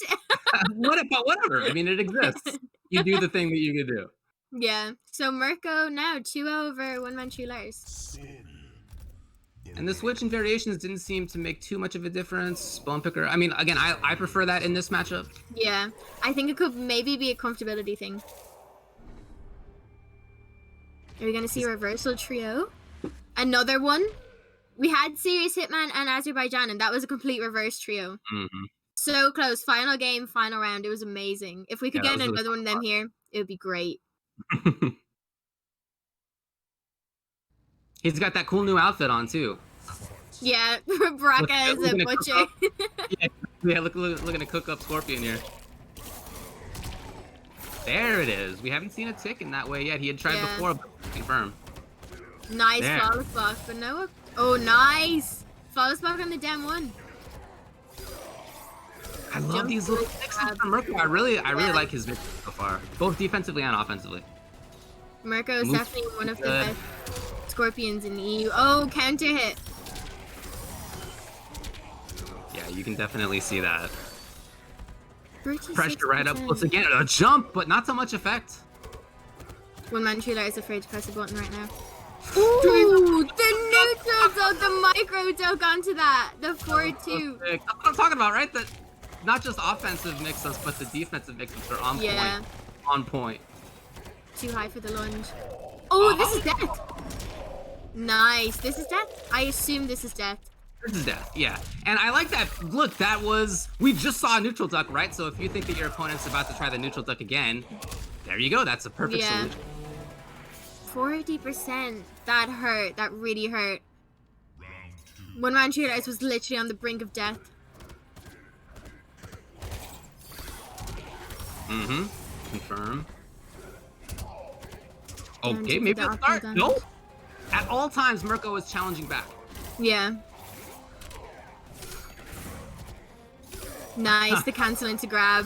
Shoutouts to Reborn. The staple of Reborn. And you can even see that Mirko's trying to make things happen on his own minus frames. He's been hit a couple of times, hit afterward. He's actually been counter hit a couple of times in those situations. Yeah, he tried to flawless block. Yeah, got hit by the spikes.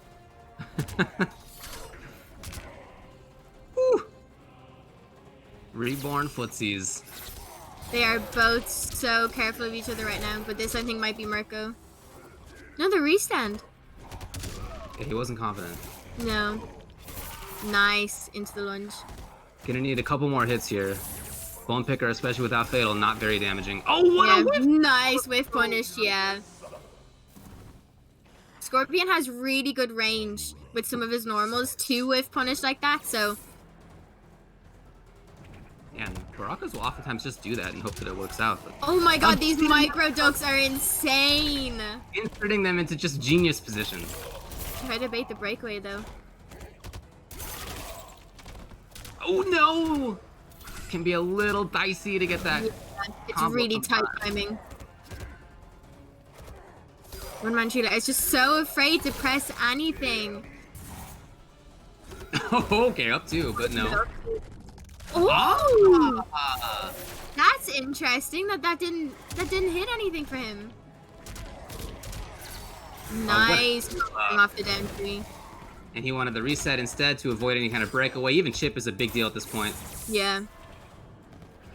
This could go either way. Oh, got him! Oh, doesn't confirm on it. And a punish available. He had already used that KB. Oh no! I definitely thought he had it. He forgot he used it. Definitely. It is one of the coolest brutals in the game.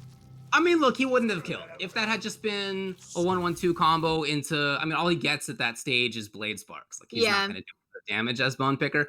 But you do have plus frames out of that. You do get one more pressure series out of that. Could have been more, but just a little brain fart. We've all been there. Yeah. It usually happens. Once you feel like you're going to win, you kind of... When the character's health is that low, you want the game over. You want it to be over. You want to win. You don't want to be here anymore, and then it kind of gets the best of you. So I think that's what happened just there. But trio, Mirko over One Man Chiller. So that was losers, I believe. I could be mistaken. Yes, that was losers. And now Mirko will play against Troy FitzG, if I'm reading this correctly. Yes. I see it now. No, Mirko will win if he wins his next match. So over Zengoys. Oh, you're right. Yeah. Now he has Zengoys. You're right. Yeah. You're right. Yeah. Okay. So next, I'm not too sure who. I think we might have B-Boy next. If we're going down in order, I say it should be B-Boy next and Maniac Zombie. We will see. So these are the matches, not Mirko's yet, but the other matches that we're going to see here are to qualify for top 8. Top 8. Yeah. So I think we're in top 16 right now. Yes. Except for Mirko, I guess. But everybody else. Sorry, Mirko. Yeah. Not quite yet. Not quite yet. A pretty deep run in this thing. Yeah, making the losers run, I think, it's really stressful. Making a losers run, you have to play twice as many matches as everyone else. So once you kind of get to the top 16 stage, the top 8 stage, you're like, yeah, it's like a huge sigh of relief. So I'm checking to see who Mirko lost to, but actually he just had a DQ at the beginning. And he's been hanging out in loser side the entire way ever since. And he's Mirko's playing straight away again. Okay, we're just gonna keep it up. Mirko and Zengoys next. I'm not too sure if Zengoys is in the lobby yet, though. Okay, we'll check it out. So this is gonna be quite some distance, huh? We got Spain to Russia. Yeah. So I'm not too. Okay. The ping might be decent. I wouldn't say it's too bad, but.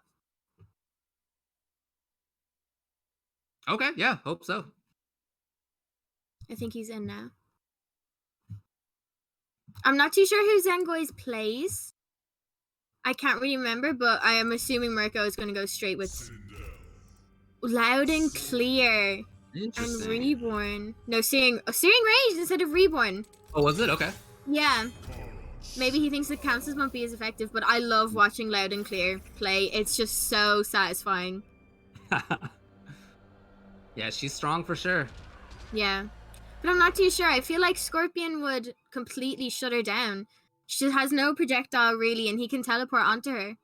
So it'd be an interesting one. Yeah, she's gonna need to get into that harassment range. Exactly.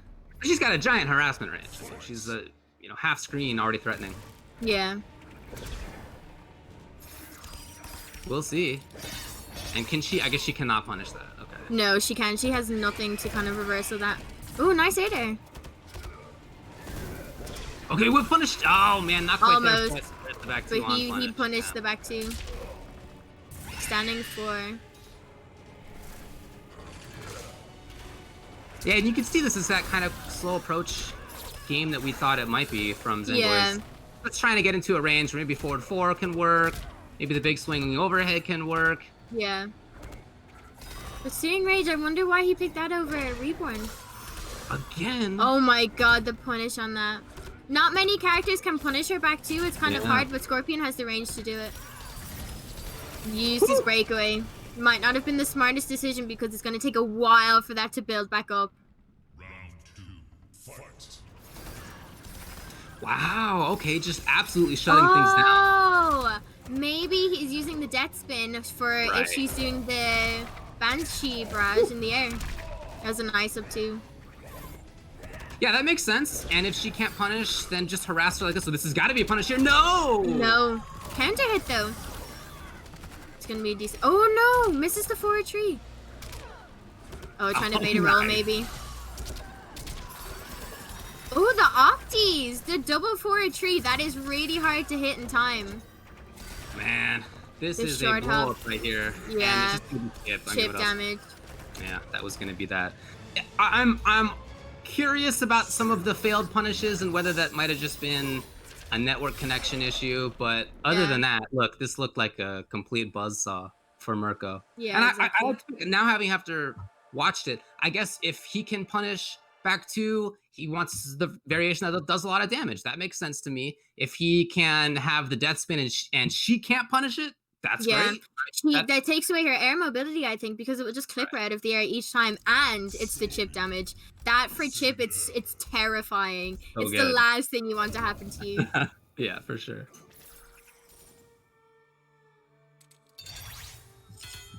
I wonder We'll what a see, variation but yeah, switch it would does be have to best. be a different a variation switch you want. Yeah, maybe variation 1 Sindel might be a bit better, but no, we're sticking with variation 2. Yeah. Yeah, and we didn't really get to see too much of it. Yeah, I think he had no kind of chance to start up anything. So we'll see if he approaches this any differently, if he adapts in any sort of way. Mm-hmm. I'd like to see a little bit more pressure and offense. Yeah, right out of the see what start, I mean? immediately, Yeah. Immediately, for sure. But if the opponent has these great options like this, then maybe it's more important. I like the attempt. To get in there and have your own offense instead. And now the Yeah. grab will affect, but the idea of that, I think, is exactly the right call. Oh, the last hit completely. Oh, this is Oh just my killing god. Zenboys. Punishes the roll and everything. It's just his answer to absolutely everything. Oh, Oh, the okay. counter. Oh, Make it this is count. gonna be nice. Maybe. Make it count. Oh no. Doesn't use the bar or anything. Still, 28%. That's a decent chunk. Yeah, not bad. But right back into this bad situation. Yeah. You know that spin's coming. Yeah, there it is. Completely There it is. takes away her air mobility. So I think this is a losing matchup for Loud and Clear for sure. It definitely seems tough, but again, I'd love to see more. Oh, please punish. Oh, nice punish on that. Gotta make this offense count. We've seen this attempt a few times, but that Yeah. there hasn't been a wake up from Mirko. You know, Mirko's been patient in those situations. Just on a Yeah. low, under it, that kind of stuff. Nice, the 4-2. The cancel. Oh, that Ooh, was a nice okay. whiff punish. But The right back immediate into this breakaway. thing. And he spends the KB, and now corner. He's got the buff up. Try to wake up buttons. Oh my god, it's just killing him. I know. No! Oh, Not sure what it was. Up scared to press maybe. the button right now. Yeah. But this could be death for either one. They pull out the fatal blow. Right now, that's gonna be it. So the slow approach is the attempt here. Yeah, I'm trying to look for an opening, but no. The amplifying the kills! Whoa! That does nearly 20% with the damage buff up. Yes. So I think Mirko is running away with this one. I think Zengoi's definitely needs to switch. It's not working out. There's that huge range where it just seems like Scorpion, well, Searing Rage at least, controls everything that happens. Yeah, Offense, exactly. Defense at that range. It limits her air mobility, like you were talking about. It makes it so that she can't take that space with her excellent normals. She'd love to just dash or, get in there with forward 4, forward 2, that kind of stuff.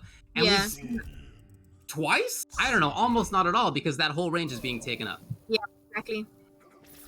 I don't think he switched at all. I think he's still trying to make it work. I'd say it's a comfortability thing. Not really too sure what else to kind of do. Yeah. Sometimes you're stuck. Sometimes there are bad matchups. If you only play one variation, that's just going to be a tough pick. Yeah. That's kind of how MK works now. It's counter pick on counter pick. So you always need a wide variety of people you can play. At least a couple variations of the one character, right? At minimum. Yeah. But straight away opening up with the dead spin. No flawless block on the 4-2 string. Mm-hmm. Yeah, right back into that spot. Here we go. This is what I want to see. Yes. Get in there again if possible. Beautiful. Cost the defensive bar. Nice. Oh. Ooh. The immediate teleport. The unreactable overhead. Sindel really has no options here. Ooh, the down one into the hair snag. Backs off, huh? Again, looking for this. This has been an attempt, I don't know, half a dozen times, and I don't think any of them... I think he just low-profiled that. He did, yeah. Okay. Oh.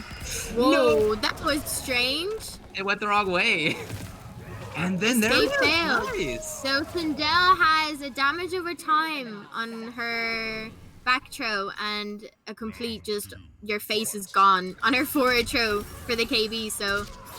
He has that loaded. It's one of his options. And he's one round up already, so... Ooh, nice tech. Yeah, we're seeing so much more activity. This is great. Yeah. The post into specials seem to be working. Again. If it ain't broke, don't fix it. No, keep it up, why not? The down 4 into the back forward 1. This is working a lot. Overhead. And no tech. And now no defensive bar. Oh, great delay! And now hoping to call something out. Yes, here it is! The approach. And just bends it. Yeah. Now, you're right. There is still that throw to contend with here. Exactly. So it's a 50-50 right now. Yeah, and this Sindel's fatal blow gives her decent Oki. So he has that range, yeah. Oh no, that's death. Yeah. Yes. He could have dashed up grab. And around. Yeah. But he still has the KB, which is technically a fatal blow. Oh, he caught him on the interactable. That might have been an input error. Yes. Ooh, this is gonna be at least nice. So satisfying to watch. Oh, so sick, yes. It is so satisfying. So 25, and there was no real finisher there. It's a decent chunk. Oh, nice tech again. Absolutely. Defensive awareness is getting there. There it is. No, too late. Was trying for that timing where you can. Right out there, the grab. Nice. It's doable right now. And the tech. He is way more aggressive than he was last round. Oh, the tech again. He cannot be grabbed. Do basic 2.0. Do basic refuses to ever get grabbed. Nice flawless block. I feel like there's such defensive awareness right now. Yes, and that's gonna be it. That's game. Oh beautiful. My god, that was really nice. It was like almost a different player in how Zengor has approached that. There was so much better mobility. The mix-ups were there. Cancels were there. Yeah. He did try to harass with the Scream as a media that one time, but other than that, like basically gave up on it after that first round, which is great because Mirko had been just low profiling under it each time. Yeah, the adaptation is nice. So That's that's what we gotta see. interesting now. Yeah, exactly. Didn't what you even gotta use see. the Tro KB. Didn't need to. I wonder will Mirko change now. No, sticking with Searing Rage. That death Yeah, the spin is character just pick too makes sense to valuable. me. Yeah. Yeah, like that totally makes sense. Yeah, No he need to didn't change abuse on it as that. much that game though.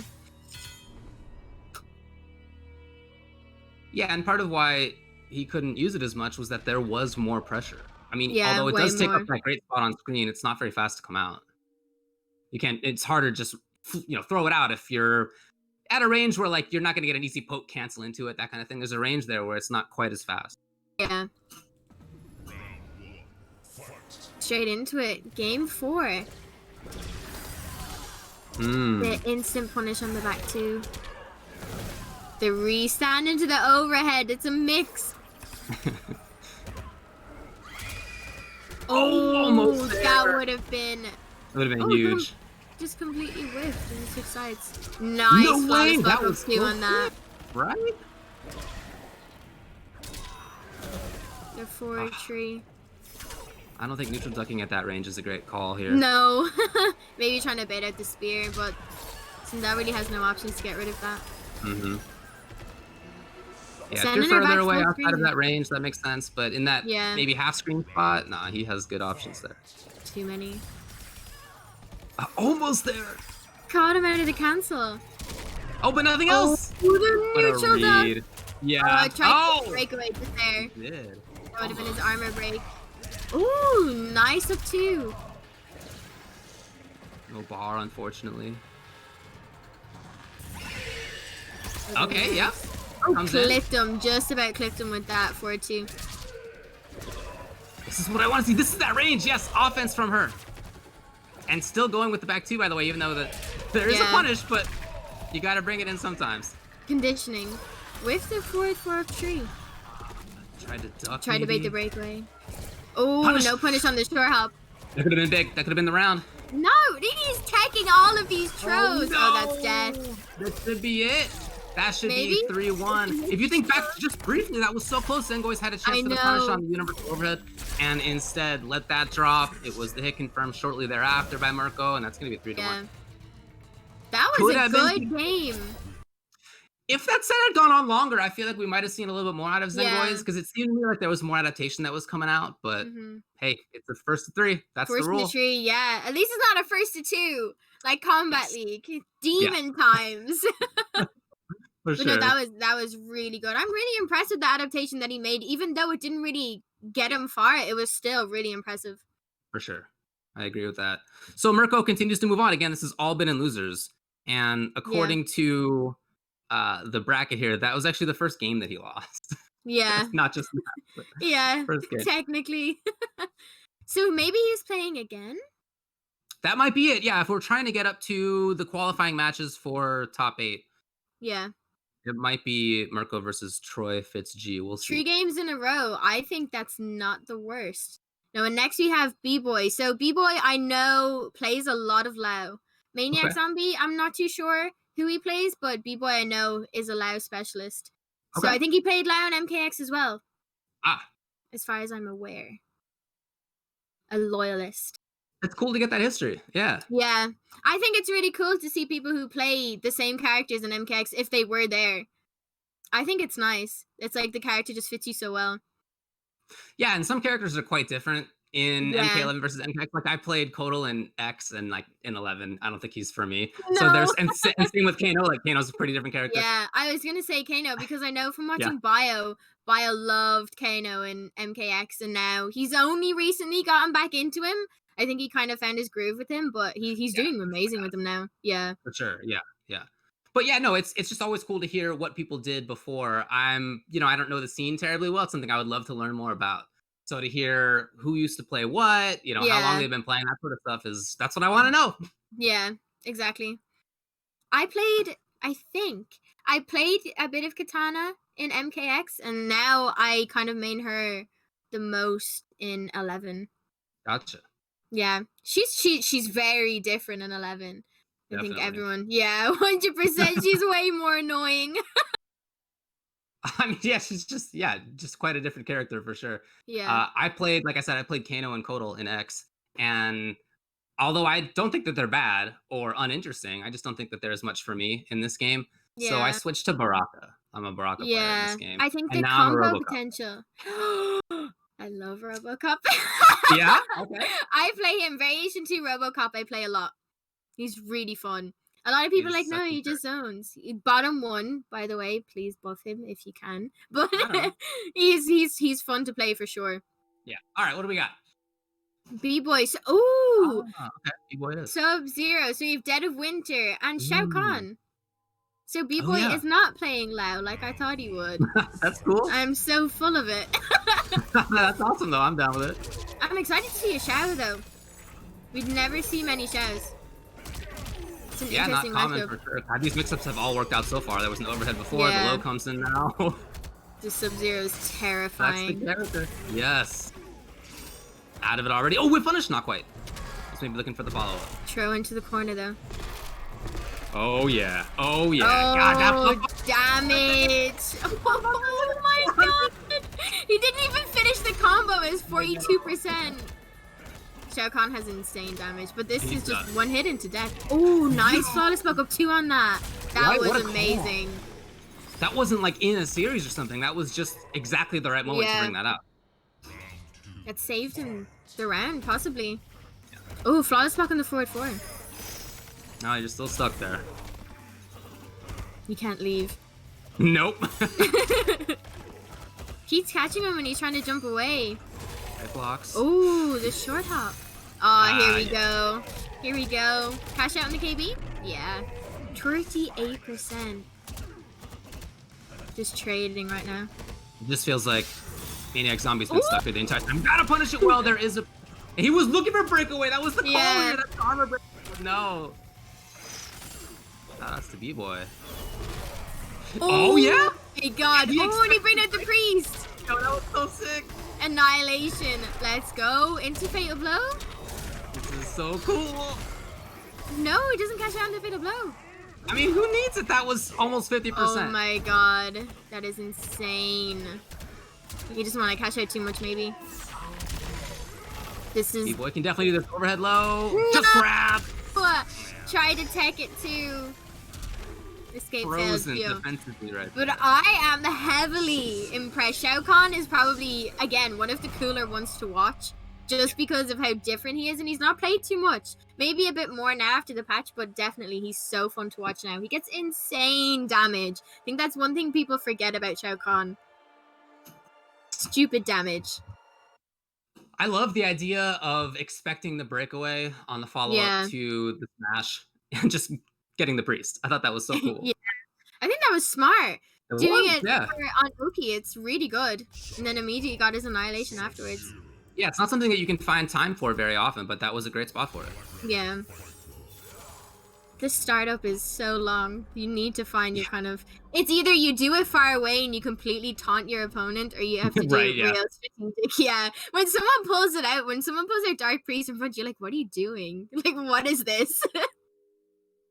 Can't just bring that out randomly against sub, especially this variation of sub so fast. Yeah, with the amplified ice ball. Yeah. Nice. Trip guard right there. Yeah. Will he go in the mix? He does. Great tech. Keeping his options open, keeping his eyes open. Yeah. Shao standing one has beautiful. To the back tree.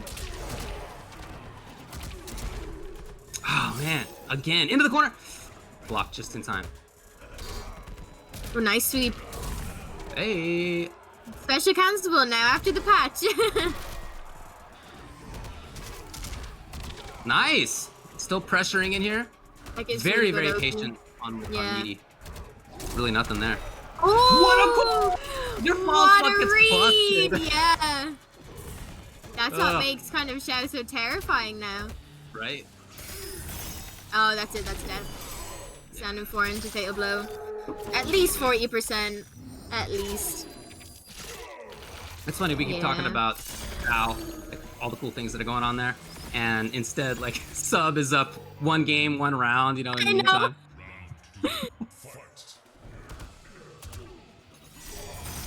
Oh, the forward to the schmicks. There's no escaping it. Oh. Oh no! Oh, it hurts. It hurts to watch. Oh, nice. Escape failed. Chowcon, I don't think has. Oh, he does. I think. I'm honestly not sure if he has a choke AB. The reversal throw punish or something? Something yeah. weird. Oh, the range on that. They're both kind of just waiting for someone to mess up. He let him whiff, but it still hit him. Oh, nice. Okay, that was quite a bit of damage even on the break. No conversion, not that thing too. This is definitely doable. The whiff, though! He wanted the plus frames. That's it. And instead, That's it. Nice. Put him up against the dusty mattress. And now, with that corner, I mean, you got to be wary of that potential corner escape, but this is otherwise a pretty good spot for Maniac. Yeah.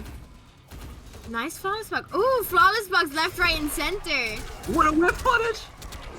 And now, damage. there's no breakaway, whatever he wants. Oof. 4.5. Tree. My god. Nice jump in. This is completely Maniac Zombies game. Oh, the priest! Are we gonna see the staple down one annihilation? Just waiting it out. That wasn't a bad trade at all. I guess you're right, yeah. If Maniac Zombie just finds like really one more hit, 2 more hits now. Or one grab maybe. Right? I think he's scared now. Oh no! He's definitely scared. Yeah, he has really shut down. We saw so many buttons before, and now there's nothing. I told you, once you get down there, you just want the game to be over. But Sub-Zero has insane comeback factor, so this can literally go either way. Oh no. Potentially just one more mix-up here, depending on what it is. Oh! And yes! Not many people know how to deal with that. I will admit I have no idea how to deal with that. I mean, you can trade, you know, you can hit him while he's there, but in that instance, if you trade, it doesn't matter, yeah. That is really... I'm impressed. I'm impressed with this Shao Kahn. It's really fun to watch. So it's 1-1 right now. I'm hoping we can see a game 5 with this one. Yeah, this is a close set. Yeah, for sure. We were talking so much about Shao Kahn that I'm happy that he actually won a game so that we could make, you know, that actually made sense now. So just focusing on you. Sub-Zero, though, I feel like what people want with him, they want him to be reworked because I think people are completely sick of the 4-2. They want him reworked so he can be kind of like how he was. But he was broken in MKX with Ice Clone. Oh, if they gave him Ice Clone in this game, oh lord. He's just such a different character. You know, he's not, again, to talk about characters that are really different between X and 11. This character is just a super different character. Yeah. You can't view him in the same way. But yeah, to go with overhead on the bet into... you know, amplified ice ball. Look, it's unsafe. You know it. I mean, that's the side of things that is the risk for him, which is okay. Yeah. In my view, anyway.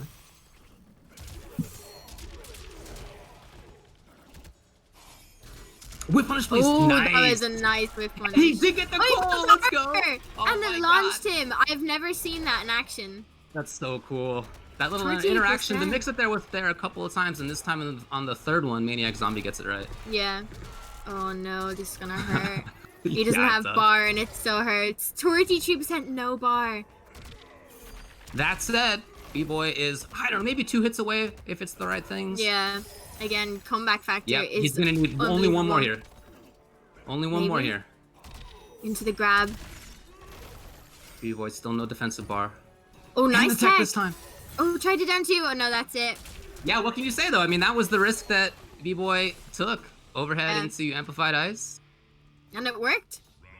There's a range there where you have to take the overhead as a bigger threat than the low, but you know, if you walk forward just a little bit, that's a 50-50 at that point. Yeah, exactly. Some people claim that they can react. I don't know. That's what they say. Oh, no punish. Oh, the wake up of tree. Oh my god, the short hop out of the grab. What a sequence. The noise of Shao's hammer is very satisfying as well. Oh yeah, the sound design on that is amazing. Yeah, nice. This is he was too high. Right? Was he too early on that? Okay, here's the punish. Yeah. And was looking for the break, not that time. So again, B-Boy has to make this comeback. Maniac Zombie is taking all of these throws. No whiff punish there. Yeah, that was certainly the intention. In there on the sweep. Yeah, And the and he block. blocked it again! That's what I'm talking about, right? You got to make him take that seriously. Don't Exactly. let that get away with it being easy. Oh, the forward four catches him out of the air. Oh, nice whiff punish. And this time, look, I feel like B-Boy's guessed right 4 out of 5 times so far on the break timing. Ooh, caught him with the overhead. Beautiful. Oh, and summoned the priest. Oh. Oh my god. And his hammer still glows green. Yeah. Oh. Oh. Is it gonna... No, it just ran out. It just ran out. Oh, that is such a bummer. Maniac Zombie is reacting to these mixes now. He's had enough. Fantastic chase down. Yeah. Again! Got him. He has gotta quit it at least a little bit. At least a little bit. That's killing him. If you take out the damage that was dealt as just punishes for the forward 2 ice ball, what do you think that? I mean, that might be a whole life bar. Exactly. In that game. Yeah. He was reacting. I think he only got schmicks like once or twice, but he was reacting to all those back trees, all the forward 2. So I think he's definitely learned now the kind of way he's going. Pretty tough to react to. Yeah. Some people say they can. I don't know. They're all liars. I don't know. I think they're all liars. I wonder what B-Boy... No, he's sticking with Sub-Zero. Oh, I kind of wanted to see the Lao. Ah. But I don't know with this matchup. This is a matchup I've actually never seen before, I don't think. Xiao and Sub or yeah, or it's a weird one. It is a weird one, yeah. But I'm thinking about Lao as well. Maybe that big back 3 now after the buff could knock him out of the sky. That might be a big threat. Well, this is game point for Maniac Zombie, so it could go either way. Can you hear the game? Negative. I cannot either. Okay, I got it now. Oh, got him, yes. Nice confirm on the jump tree. Here we go. Oh, that just about hit him. It's 2 bars, but that look, 36 is pretty solid. Yeah. What a whip! Oh my god! What an intentional whip punish. Like, he was just hoping that would work out, and it did. Yeah. Oh, this is the Xiao zone right here. You can see it. Yeah. Oh my god, the tech on these tros. Whiffed it down too. Oh, escape failed, so B-Boy has a tro KB now. Whoa, the up tree hits him. This is match point for Maniac Zombie right now. Mm-hmm. Really impressive Xiao play. Not something you see often. No! Oh, again! And there's no breakaway. What's this gonna be? Pain. It's gonna be pain. It is definitely pain. You see that hammer right there? Absolutely. 38%. B-Boy again, not really too sure what to do. Yeah. Clips him out of the air. Well, good not to have broken away right away. Yeah. Oh, again? no. Oh, no. Oh, this is all hoping for the breakaway. Oh, wow. Okay, now this... Okay. It works, but this is also a big sign of somebody who's just feeling hurried and upset. You know, oh, God, what else am I going to do? Fatal. Yeah. So that's kind of a tell, I feel. Is he fishing for a brutal? Oh, my God. That was insane. He just yeeted him out of the air. Oh, my God. That was amazing. That was such a good game. That was so cool. That was a really good game. I'm really impressed. I always get really impressed when people are like low tier heroes. Yeah, for sure. It's really cool. My cats are fighting right outside. I'm gonna go handle it. I'll be right back.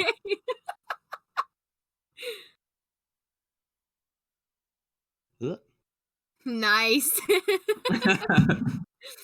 Oh, so it's just me. No, he did a Wake of Fate. Like, he did the Shauna special. What more could I ask for? But that was a really good game, though. Maniac Zombie, you have an amazing Shao Kahn. Amazing. I want to see the mirror at VGY. That'd be so cool. Next up, we have... Oh, Demaster and Ladno. So that would be a really good one as well. So we're going to see Upgraded and Sub-Zero. That would be a good game, actually. But I'm not too sure. Sub-Zero does decent. I know I myself have seen, I think, K7 and Slayer did like a 4-10 with Sub-Zero and Upgraded, and it was really weird. I think it's all about how you know the matchup. Like, you can't just go into Upgraded with, like, a win. So, I think the game is starting now. He should have showed us the cats fighting. That would have been hilarious.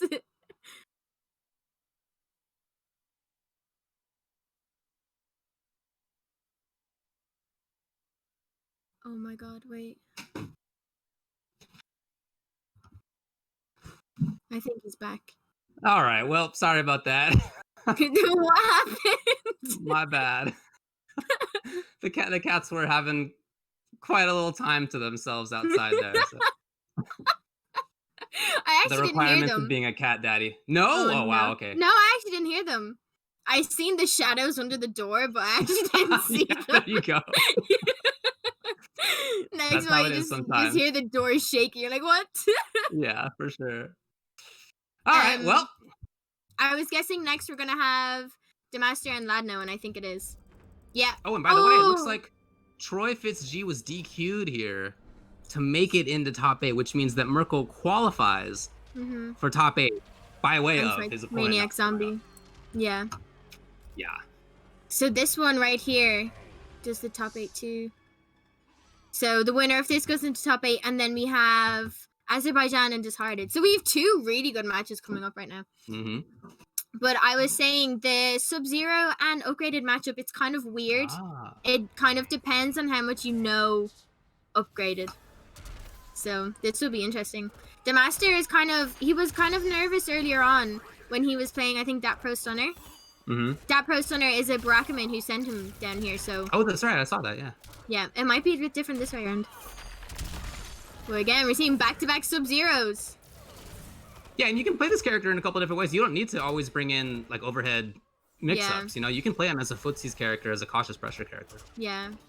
Like Conqueror. Exactly, yeah. Doesn't really use his forward 2 that much. Ooh, did jump 1 miss? Or jump 2? Ladno seems to be taking the lead here, though. 1 hit and the round's over. Yeah, he's definitely looking good. I love the movement, yes. Yeah, and he's empty really jump being into tricky grab. with his pressure. Yeah, exactly. Not giving anything like a follow block attempt. That's a cool taunt. Ooh, the instant jump too. Ooh, out of the sky as well. Beautiful. Oh, the short hop. Oh my god, that just I clipped him. Yeah, that was so sick. 4-2-2s. Beautiful conversion right into the pressure again.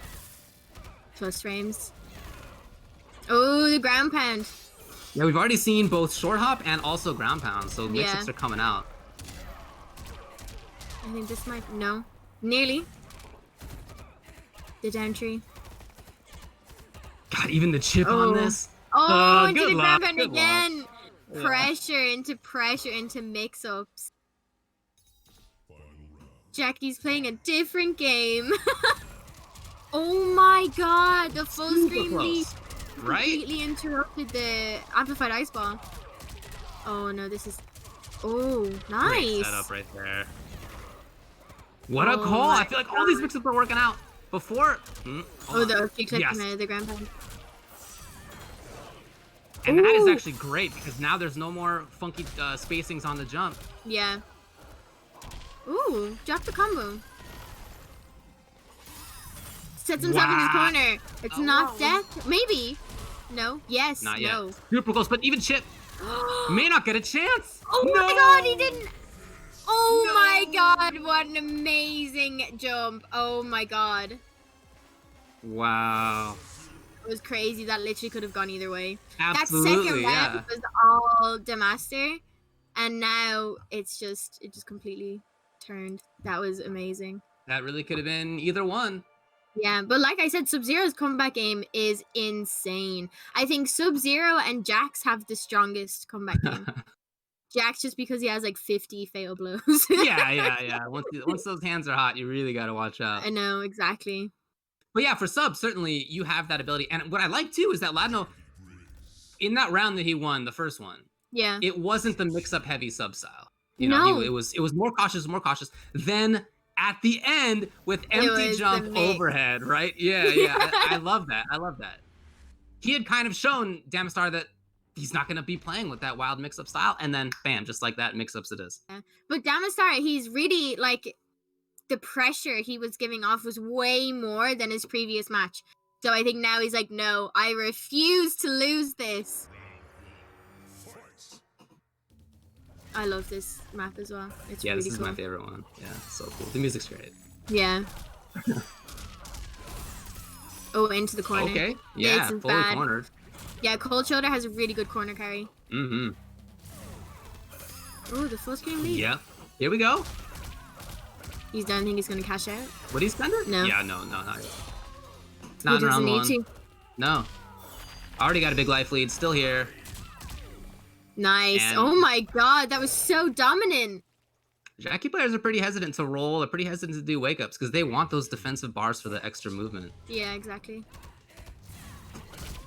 Just like this. Oh Nice my god, jump back. nice. Oh, shrapnel of the ice ball. Nothing else. Come on. And here we go. No, no punish on the ice ball either. Oh, And there's- just about. Didn't confirm, didn't believe in it. Mm-hmm. Oh, that was weird. Jumped over the oak tree. Here we go. Nice. Big chance. We haven't seen Mr. capitalize. Oh no! The No. curse! But still, got a nice setup out of that. Yes. Nice anti-air. Lovely anti-air. Corner carry Still not. again. They have not moved from this spot. Oh my god, these air-to-airs. Nice. Yeah, that's fine. I mean, dead. maybe it's not actually. Maybe it's not the best way to kill Yeah. in this situation, but I love it. Just bring it in. He won the it round, out. so. Absolutely, yeah.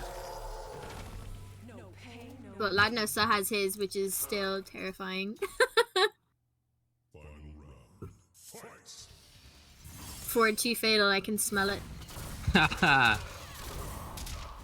Yes. KB? No. Not quite. Ladno trying to get that jump again. Here's the pressure. Only one hit, didn't try it out. Oh, Nice. And here we go. Yes. 42%. Oh, nice. No conversion off that though. Uh-oh, though. Yep. Oh, here we go. This is where Cashing you out spend the it. KB, of course. Yeah. That's- No! Oh no! I don't know if this is on purpose. What's happening here, No! man? Oh my God! How did That's you it. know? He's You dead. knew an entire round ago. You knew 2 minutes ago. Wow. this Oh was my god! I told you I could smell it. No way! Oh You my knew. god! And the fatal. Amazing! Amazing! This is amazing. This is the pinnacle of Sub-Zero play. Like, this is what you get. If you come against the Sub-Zero, expect nothing less than this. Here I was talking about how he's not playing a mix-up heavy style. He's all cautious. I liked the one use of the mix-up because it was the only time he did it. And then in that round, just threw it all out the window. Commentator's curse is such a real thing. But he did need to make that huge comeback. I mean, honestly, that was a giant that- comeback that was required. And so in that instance, yeah, gotta go nuts sometimes. Yeah, that was robbery. That was complete robbery at the end. Damister was getting so scared. He tried to jump out of it, but he just got clipped by the 4-2, and that now still confirmed into Fatal Blow. No switches, though. No. Is this going to be a trio? I think this would be, if it happens, this would be the first trio since I've commentated. Mm. So it'd be interesting. Maybe a reverse trio, a game 5. I'd be down with that. More MK is good for me. Exactly. I think watching it now, like pre-quarantine, there wasn't too many like insane things that people could do. But during the lockdown and like what everyone had so much time, people just Mhm. came out of the rough, and you found some real good players. For sure. Really did break away there, huh? Okay. The double shrapnel. The master has no resources now at all. Yeah, and just doesn't have the range to get there. Yeah. And... Yeah. Oh no! Ooh, Tried it. doesn't pop her. And no Doesn't punish it either. Wow. And again, another one. The mix-ups are happening here. Yes. Oh, I thought he was there in time. Not quite. Oh, no confirm on the forward one too. Great Nice flawless blocks. block. Yeah, just playing defensively there. Oh, 4-2. Again, the corner carry. Great damage on this. One wrong guess. Oh, empty Oh jump my into God. grab! I think that's the third time we've seen a significant empty jump into something. Empty jump grab, empty jump overhead, empty jump grab. Yeah. Here it is. Gotta make these count a little bit better. If Ooh, you're gonna be where's the playing grab? upgraded, you gotta make that happen. Yeah. I mean, that's such a Making it out of the huge corner. point of playing this character is to have that great execution. Here it is. Ooh, catches out in the Good KD. range. Does not want to get trioed. Ooh, jumps over the ground pound. Blocks it. Nice punish this time. Ooh, Just took it. again, That's what I'm ground talking pound. about. It was a great confirm. It was a great conversion, and that's Yeah, you for have sure. to be doing that with Jackie, with Yeah. upgraded especially. Ooh, he's trying to make him come to him. Hey, hey. Just gonna be at 28%. Yeah, not just the damage, the corner carry is so good. Yeah. Ooh, nice whiff punish. The range on that. Oh, drops it. It's too low. Forward 2. She was standing up, and then like the instant the forward 2 came out, was looking Yeah. for low instead. This is it. Death corner. Catches out in the KB. Yeah, of course. Blocks Uh-oh. it. Oh. The risk. Oh, no. And the air to air again. That And was that's the it. chance. And the brutality. Is it the body gonna drop? No? Yeah. You're just waiting for it. Yeah. No commentary until it drops. No. I refuse. Look, if you are gonna play upgraded, she's so strong. We all know. Yeah. Super strong Mhm. character. Yeah. But also has requirements for execution that are above most of the cast. Yeah. And if you are gonna play that character, you have to get every conversion, every confirm. I mean, that's what Yeah. it is. And at the end there was a chance, and that wouldn't have been the kill or anything like that for Demistar, but if he had that full damage, if you had that pressure afterward, who knows? Could have been a different Yeah, story. the game could have changed, but that was really, really good. I think Demaster, I think the nerves could have got to him because the amount of hit confirms he was missing, the jump ins, the combos weren't being carried on. So I think he could have been a bit nervous and like just anticipating. I think the anticipation of the mix scares people the most. But other than that, I think that was really good. That was a good match still. Yeah, it doesn't seem like it was a 3-0, No, it right? seemed It really seems like long. it was a little closer. Yeah, but for sure. It was back nope. and forth a lot. All right, so we know 3 of the 4 people who are going to be in losers side of top 8. We have Mirko versus Maniac Zombie on the Yeah. top side of top 8 losers, and then it's going to be Ladno on the bottom side. But now we Yeah. have to play Disarded versus Azerbaijan to see who the Yeah. final contender is. Dishearted, I think, is Russian. I could be Okay. very wrong. I think he's Russian, and I think he plays Shang. I Oh, okay, could sick. again be so wrong, but I think so. But Azerbaijan will typically be going No Holds Barred Sonya. But he does have a Liu Kang, if I remember correctly. So No Holds Barred Sonya, I think no one really plays it that much, but it's still so good. It gives you so much potential, and it has the parries, and they have really weird crushing blows. The Yeah, it's not weirdest something that you crushing. see very often for sure. No, not at all. I mean, it's an just in general, I interesting- feel like you don't see the character very often now. Sonya? Yeah. Yeah, no, I not mean, after. we don't. Yeah, the patch that was like at the start where she had her air control nerfed, where it didn't bounce up anymore. Yeah. I think that's when a lot of people were like, no, thank you, because her B Yeah, and Bs were like Damage was 40%. lessened. Yeah. Yes. Yeah, I think we all remember. Yeah. It was like one touch 40. It was kind of like a Baraka type thing. Right. And she had mixed on top of that, and they were like, no, let me just ruin the character. No, I mean, I don't think still she's very bad. strong. She's Yeah, very strong yeah. still. For sure. So Is that what we're getting next? Should be probably trying to work on getting the players in here. yeah, into the So lobby. in top 8 on the winner's side, Pro Stunner versus Serious Hitman, and then Irish Mantis versus MK Javier. Those are 2 games that are going to be really good. That Pro Stunner and CS Hitman, I think, is going to be one that I'm really excited to watch. It was really fun to watch Serious Hitman get through. We talked about it. He actually was the one who sent Azerbaijan to losers. Yeah. That was 3-2. That was a but he reverse had to make trio. that comeback. Yeah. It was a reverse That was a trio. lot It of was fun. really good. CS Hitman plays Raiden very differently than the typical Thunderwave. Ooh, He was mashing down up constantly. That was Yeah, so I know. sick. Let's go. And it was working, so why It not? was, yeah. And listen, I was right again. My reads. See, Shang Tsung, variation 3. The ninja version. Okay, sick. Azerbaijan and Scorpion, though. Yeah, interesting. I wonder if he was maybe expecting the other variation of Shang. I mean, this is one that's not quite as much about zoning, but if he was playing variation 1, maybe that was the call. Yeah. But again, this variation of Shang has the projectile parry. So with Sonya, it kind of takes away your onion rings, which is right. That's true. staple. The unreactable overhead. Oh, nice grab into the corner. Oh, nice flawless block. Yeah, but no meter to convert. Yeah. Just blocking it out there. Yeah, very patient. Oh, very patient. Nice punish on the grab. Short hop. Nice jump shoot. Oh, nice conversion. Didn't actually have breakaway quite yet. Okay. Oh, big chance. That could have been death. It definitely could have been death. And now so concerned about a teleport. You can see it. He does not want to do anything. He's scared. He's being seeing race. In the sky? And the jump tree. They both have those great jump kicks, but it was Scorpions who came out first. Yeah. Shanks is very frustrating to deal with.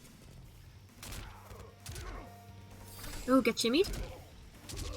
Nothing. No hit confirm. Nice grab. What's the forge? Oh, I didn't know he had that. I didn't even notice, to be honest. I didn't know he had that either. The damage over time. Oh my god, his health bar is just melting away. Yeah, already at half. Oh, too far. Whiffed the up two. I tried to bait out the flawless bar. Not every character has those blessed up twos. No. There, finally. Nice shimmy. The down twos in this variation are so critical for Soul Eater because they're literally the optimals. One more hit. One more. Yeah, absolutely. I mean, really for both. Oh my god. Not literally. Oh no, no confirm. He didn't believe. That was it. That was the chance. Oh, nice punish. Nice. That was the moment right there. And that happened twice. That happened twice for Discarded, where he had to jump in and just didn't believe in the rest of it. Oh, and nor confirm. Yeah. That was a good game, though. That was very back and forth. These back and forth games really make you, like, they're really exciting. You never know what's going to happen. That's what I want. That's what I'm looking for. Exactly. But I wonder if he'll decide to change variation now, because he didn't really use much of Soul Eater's moves, his moveset at all. So I feel like maybe Warlock would be a better bet for the Grand Eruption. Which is a really good projectile. No, sticking with Soul Eater. Okay. Was he Searing Rage before? I don't remember seeing... Okay. Yeah, he was Sting Rage. He just didn't use his Death Spin. Yeah, I didn't see it at all. Yeah, okay. Because I think, again, with Shang's shapeshifter thing, when he does the smoke parry, I think it parries it because technically it's a projectile. But like we didn't see the charge up. We didn't see the forward 3 overhead. No. Never mind. Hello. Yeah. These short hops. Short hops are really in the meta right now. They never really were at the start of the game, but now they're so frequently used. It's just that little wrench that you put into the system, you know? They're punishable. They're not fantastic. Not a lot of damage, but you just make the opponent think about something else. Yeah. Oh, nice grab. Interesting. Chooses the corner. Oh, no whiff punish. She let him hit him.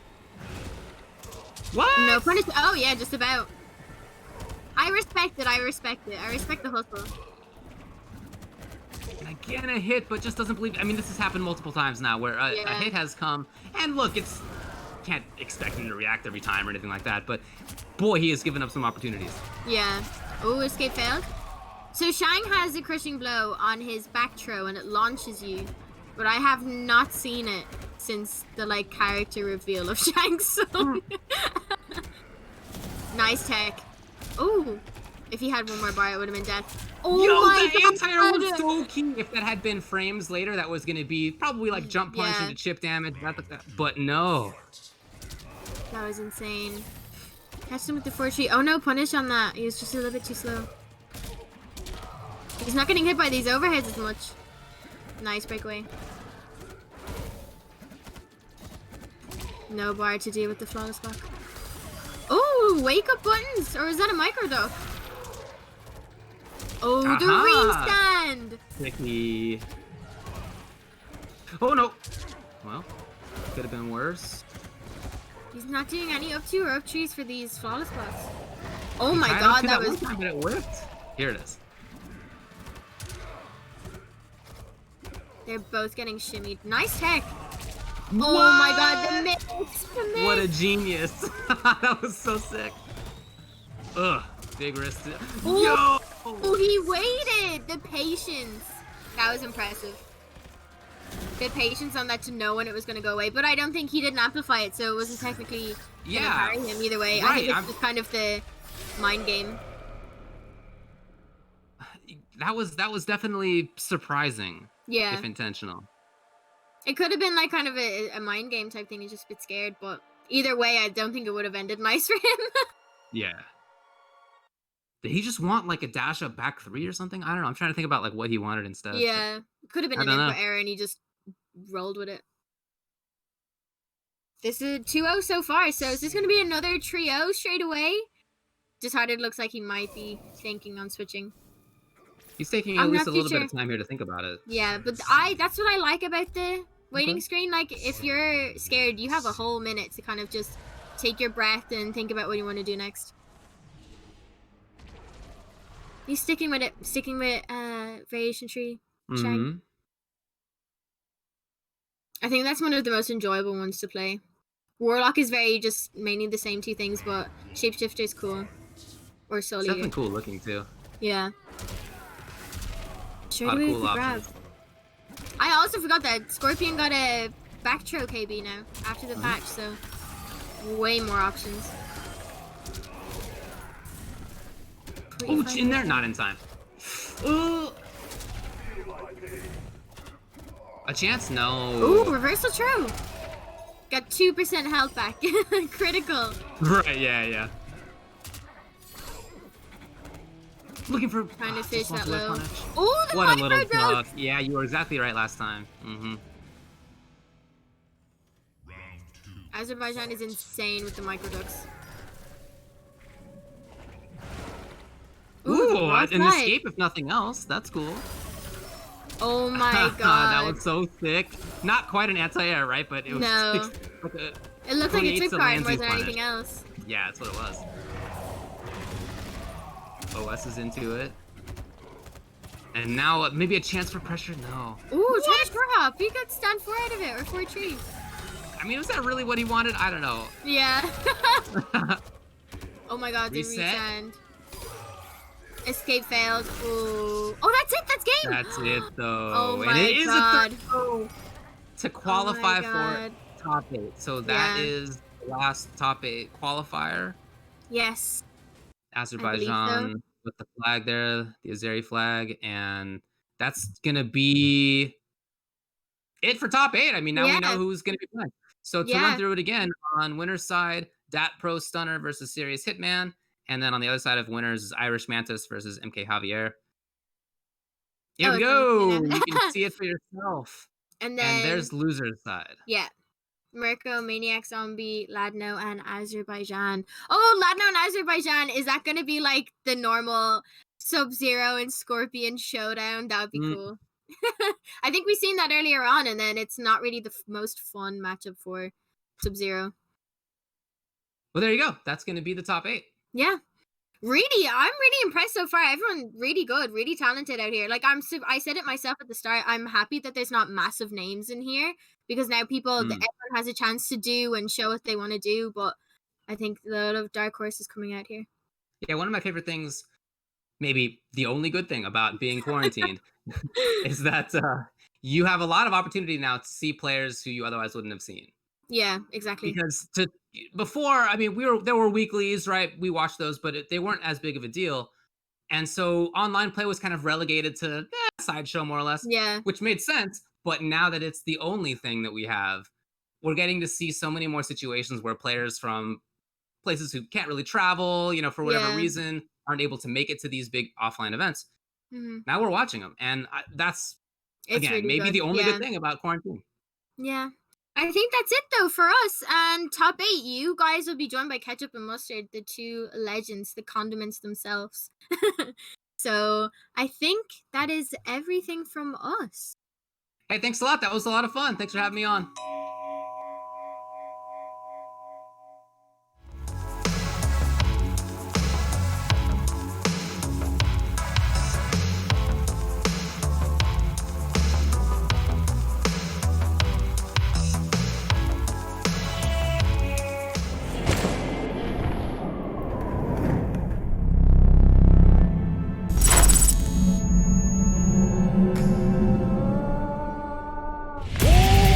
CT2020. Stay ahead of the game.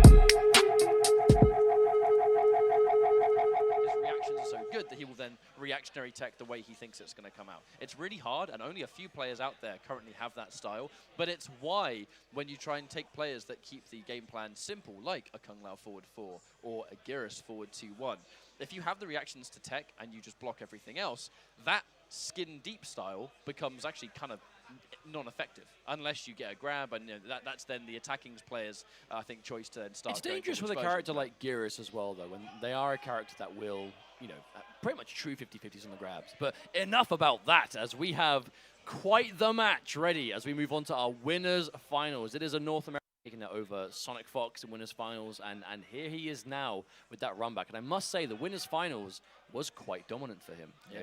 It wasn't free, but it was definitely dominant. But Sonic Fox is partly, you know, considered to be as strong as he is as a player because of his adaptation, right? He very rarely loses the same way multiple times, especially in other own games. So the question is, will he be able to figure out what went wrong? But is he going to be running it with D'Vorah again? And I want to say kudos to Sonic Fox. He's been running this D'Vorah all tournament long. This really could be his main character throughout the rest of this game for now. Who knows? But are we going to be checking, or are we going straight in, I wonder? Well, no, there's actually a lot of concentration on the two of them. I'm not actually sure myself, you know. Round one. But we'll see. Is this it? They're going straight into the grand finals here. Coic Throwdown 2019. Down to 2 players. What a tournament it's been so far, but what a matchup. It's kind of the weird thing. I mean, here, as Fox always, we had over 100 players. We are down to 2. It's going to be Rewind and Sonic Fox, the last set of the day. Rewind looking to get those points as much as possible and looking so strong already. as the life lead, and Sonic Fox scored a big jump from Sonic Fox. He's going to get the breakaway bait, he's going to get the bugs for it, and this looping pressure plus frames for days. Rewind feeling like it's his turn to press, and Sonic Fox saying, nah mate, I want to play this game just a little bit more. The pressure coming through again. Rewind's going to bite back, but he gets hit by the restand. Super plus, and you have to respect the follow-up. But he tries to punish those meatless overpositors. They are not safe on block, but it's a threat of being able to amplify it at any moment. Now this was looking good for Rewind, but Sonic Fox has completely just switched things around. And there it is. That is a definite adaptation from Sonic Fox. We saw him walk into a handful of fatal blows for Rewind in the winner's final set in situations that it would look very obvious that Sonic Fox would want to follow up some pressure. But this time, round one, immediate bait and block and punish. This is the Sonic Fox we know. He is choosing a slightly different effective range too. Tries to go for the anti-air. It's going to miss, and because of it, the crushing blow, breakaway forced. What a good throw escape. You got to try and take a lot of throws against Liu Kang. This is a character that's going to throw out mids for days, and then finally a crushing blow grab. If you get escape failed, it's just a very, very scary character. But look at Fox laying the pressure on, making sure that he never advances without bugs to cover his bases. I love it. But that's the thing, right, Devora, you know, one of the weaknesses is no real fast mids, but if you've got bugs that are going to keep them blocking, absolutely. Rewind tries to go for another fatal blow, but Sonic Fox stuffs it again. Hang on though, Rewind, that fatal blow's going to come back soon. He keeps the offense. Oh, if it was there. No confirm. I think maybe he wanted to fatal blow, but it wasn't back yet. Oh, whip! Oh my god. That throw escape. So crucial to keep Fox alive. And another forward for a hard read. And at that situation, you just have to make that kind of read. One round apiece here. So Fox definitely didn't expect the mid in that situation, but Rewind, the mid was the safer option. And there's a big neutral jump. Sonic Fox, it's going to pay off. The bug comes out. Ooh. Doesn't even need amplify. Whip punish. Just walking back and letting him whip it for days. He is reading Rewind like a book at this situation. I never want to count him out though. It's a combination of Rewind and Liu Kang, just no life lead seeming to be safe, especially in the hands of Rewind. He's made hella comebacks today. I mean, this is going to be a difficult one for sure, but he has the fatal blow. It's becoming harder and harder. Another overhead. I feel like Fox just is hitting like what has to be like 90% of those. But of course, no anti-air attempts, no need. Fox. That first game. Sorry, Fox. Dominant. Grand finals, loser side, and he's still just laughing. He's like, yeah, yep, I did that. I did that. But Rewind, on the other hand, just stone-faced, absolute concentration. I mean, anti-air again. Okay, we saw a lot of that in the first set. Haven't seen that yet in this one. Haven't really seen many full combos from it though. We're seeing it into bicycle kick normally, like right there. He's trying to keep it safe. Why try and optimize and risk dropping it when we can at least tick off? He's doing good damage. Yeah, we'll just tick off crushing blow requirement. We've got two of them, and speaking of crushing blows, oh yeah. my god, that was just one of the grabs. He has two. Fox, chance to lay that pressure back on. Finally the punish. I mean that's it, right? Goes for the overhead, but you can't punish it when there's an insect on screen. That's what he wants you to do. And now he has the bicycle kick locked and loaded for what's probably going to be the next round. Okay, now Devora will be able to get some pressure off this if he goes in. Tries to. Delay again. Look at this staggered game from Sonic Fox. And again, oh, catches him. The breakaway, Sonic Fox. That was a bold decision to go for that breakaway.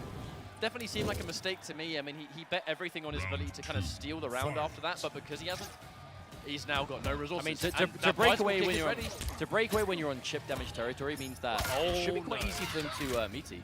Escape failed on a grab, and a bicycle kick ready. And he's fortunate that whiff, because you know Rewind would have definitely gone for that one. I mean, he's used one crushing blow for it, but that just means that he now has the mind game of one direction will do it and one won't. So his throw game is still very scary. He's going to go through. There's the interruption. He pops it. And with the grab ready. Ooh. That middle grab game is going to become very scary for Fox now. He's content just sitting there holding the ball. Is it enough? Oh, the whiff! No punish. He tries again. Rewind trying to squeeze it in, and he's so scared of the grab, and of course he is. Who wouldn't be? That's one of the things about Rewind. He really thrives on the crushing blow throw game. Interruption, but I'm assuming he tries to interrupt the 1-2-1 there. Has to respect the bugs, but he can't get the punish for the grab anyway! There it is! Ouch! One game each, but Fox wasting no time with a rematch. Now, there's something that Rewind does that he hasn't done against Sonic Fox, because I don't think Devora is safe to do against, but he will quote-unquote throw you the wrong direction, right? He'll throw himself into the corner, throw you out the corner, just to get that escape fail. He was doing it all of yesterday, he's doing it today as well. But it's just to build that crushing blow throw. It's such a game changer having that ready to go, especially if you have the crushing blow throw ready and you've got the bicycle kick one. This is so much damage, unbreakable, that's out of nowhere. But you'll see that Fox, the moment he spends all of his bar to get the damage, he will kind of retreat and then start using her limbs. You know, he'll start playing footsie, he'll start trying to chip down damage, get a whiff punish, stay at a range that's a bit more further and a bit more effective than what Liu Kang can. He'll only go in when he has the meter to make himself safer. And the bugs stick and rewind full screen, not being able to move, and a whiff punish again! Ouch! That's just enough damage as well. Well calculated by Sonic Fox. And take the life bar on the back of it. Again, it comes down to this bug usage. Sonic Fox is just... I've never seen a Devora player like it. That just... Specifically with the buzzed and using these setups this way, it's so scary. Now 1, 2, 3 is going to whiff. And rewind, that's one thing. He actually doesn't really go in for the 1-2 all that much. He likes to dedicate the entire string just for confirming, right? Easier to confirm. More time to work with it. The anti-cross up down 2 though guarantees, but again, some free damage for the bugs. Good block. Uh-oh. Oh, dearie me. That's so much damage out of nowhere. Rewind's going to spend it. Look at the stagger game. Sonic Fox looking for a moment, but isn't going to get it. Escape failed to finish the round 2. That's going to be music to Rewind's ears right there. Liu Kang's grabs just became a lot more dangerous. And it'll give him more forward balls. Oh, that little crouch again. Rewind. These reactions are inhuman. Oh, tries to anti-air. Yeah, Fox using it against him there for sure. He knows he can't resist. Okay, it's a mix. It's a grab, but as long as he's got that escape failed on his grab, Rewind is so much more dangerous, but he's going to whip, and the down two will have no issues reaching Devora's range. Definitely not something that she lacks at all. Oh my word. And he's going to get the jump. Oh, that is not what Sonic Fox wanted to happen at all. The breakaway. Rewind opts not to go into the fatal blow, wants to keep it. I think he wants the threat. Oh, the crouch again. He's going to spend it this time. This is going to have the life lead. Not the win, but he does have again that throw crushing blow there. It's no longer even needed due to the amount of health that Sonic Fox is going to have again. Projectile game just became way more dangerous as well. Rewind might actually want to play the full screen for the rest of this round. He's got 2 bars. Oh, the walk up, but the patience from Rewind. Sat and waited, and exactly what he was looking for happened. Sonic Fox now 1 game away from losing, and Rewind taking first place here at Celtic Throwdown. That decision at the end was something that was almost so obvious. It's exactly why Fox did it. In that situation, walk up fatal blow. In regular old matchmaking, you'll forget about it. Everyone will do it, but in tournament, it's probably the last thing you're thinking about. But Rewind, ready for every outcome. He starts off the round in a fantastic way as well. And is this going to be a 3-1 in Grand Finals? The jump 3 is going to work, but no follow-up damage. Rewind. He's still going to have the life lead even after this grab. Being very careful now, enforcing that forward 4.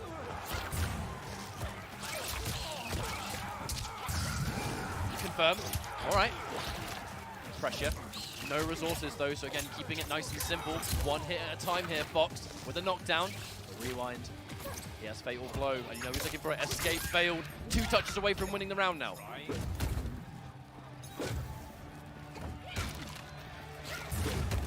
Oh. The bugs there, but they're not close enough. Rewind has to be careful still, though. Oh, that's a punish! That's a punish, and the fatal blow is good.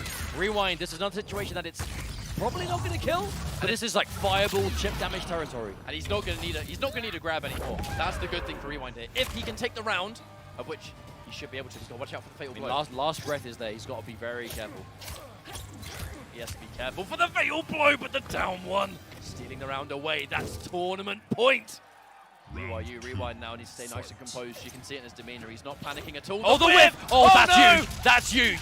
Rewind, he spends both of them. He wants that crushing blow. He wants to eliminate the Evo champ here and now. Didn't have the crushing blow there and then, though, unfortunately. Speaking of crushing blows, though, there is one. Sonic Fox getting the corner reposition. We haven't seen a throw tech yet, so that's why he's hitting so many of these mids. The grab is a massive threat, but the restand, what a conversion now. The corner giving Devora max damage. More pressure thanks to the bugs, but a lot more work that needs doing. Fox truly fighting for his life right now. He doesn't want to overextend. The last thing he can do right now, there's the whiff punish. A little bit of damage, but it's enough when you've got the life lead. The patience from Rewind, he is sitting here, he's holding everything. No fatal blow anymore. Oh no! greedy with his meter. Or he used the crushing blow though. Could have been a bigger punish. Rewind, keeping it nice and simple, and the grab becomes more and more attractive. Now Fox dawns on 30% health. He has to amplify, but now he has to hold it. And the jump, what a choice. If he sat there and held it, he probably would have died. The thing is, in that situation, Rewind has gone for the mid every time. And if he went for it there, he would have caught the jump. This is the level of mind games we're playing now. Sonic Fox, he knows that's the option. Rewind's respecting the jump 3 as well. Doesn't want to risk anti-airing it and getting a full combo. He'll be content taking this grab for now. There's nothing to worry about just yet. Fox has the life lead, but Liu Kang can quickly steal it away. Oh my god, the respect on both ends here. Oh, the jump! Now that game comes back down 1 over positives. Plus frames on hit. Rewind now, 50% health down. Hang on a minute. Fox doesn't have that fatal blow either. I believe he still has some crushing blows. Be dangerous. Oh, the whiff! That could have been a punish from Rewind. There it is! A throw! Big damage coming through, and we are evened out again. Sonic Fox getting closer to that fatal blow. Oh, that's a punish! That's a punish! Fox, is he going to go for the fatal blow? He has to look for something to confirm. The tech, Rewind, don't grab me, confirm! He saves it for later. And now, is that going to be a full combo? The jump in, the fatal blow is good! Sonic Fox staying alive here in Grand Finals. Now what I want to know is this going to scale too hard? I genuinely don't know. No, it doesn't kill. He's still alive. This tournament is not over.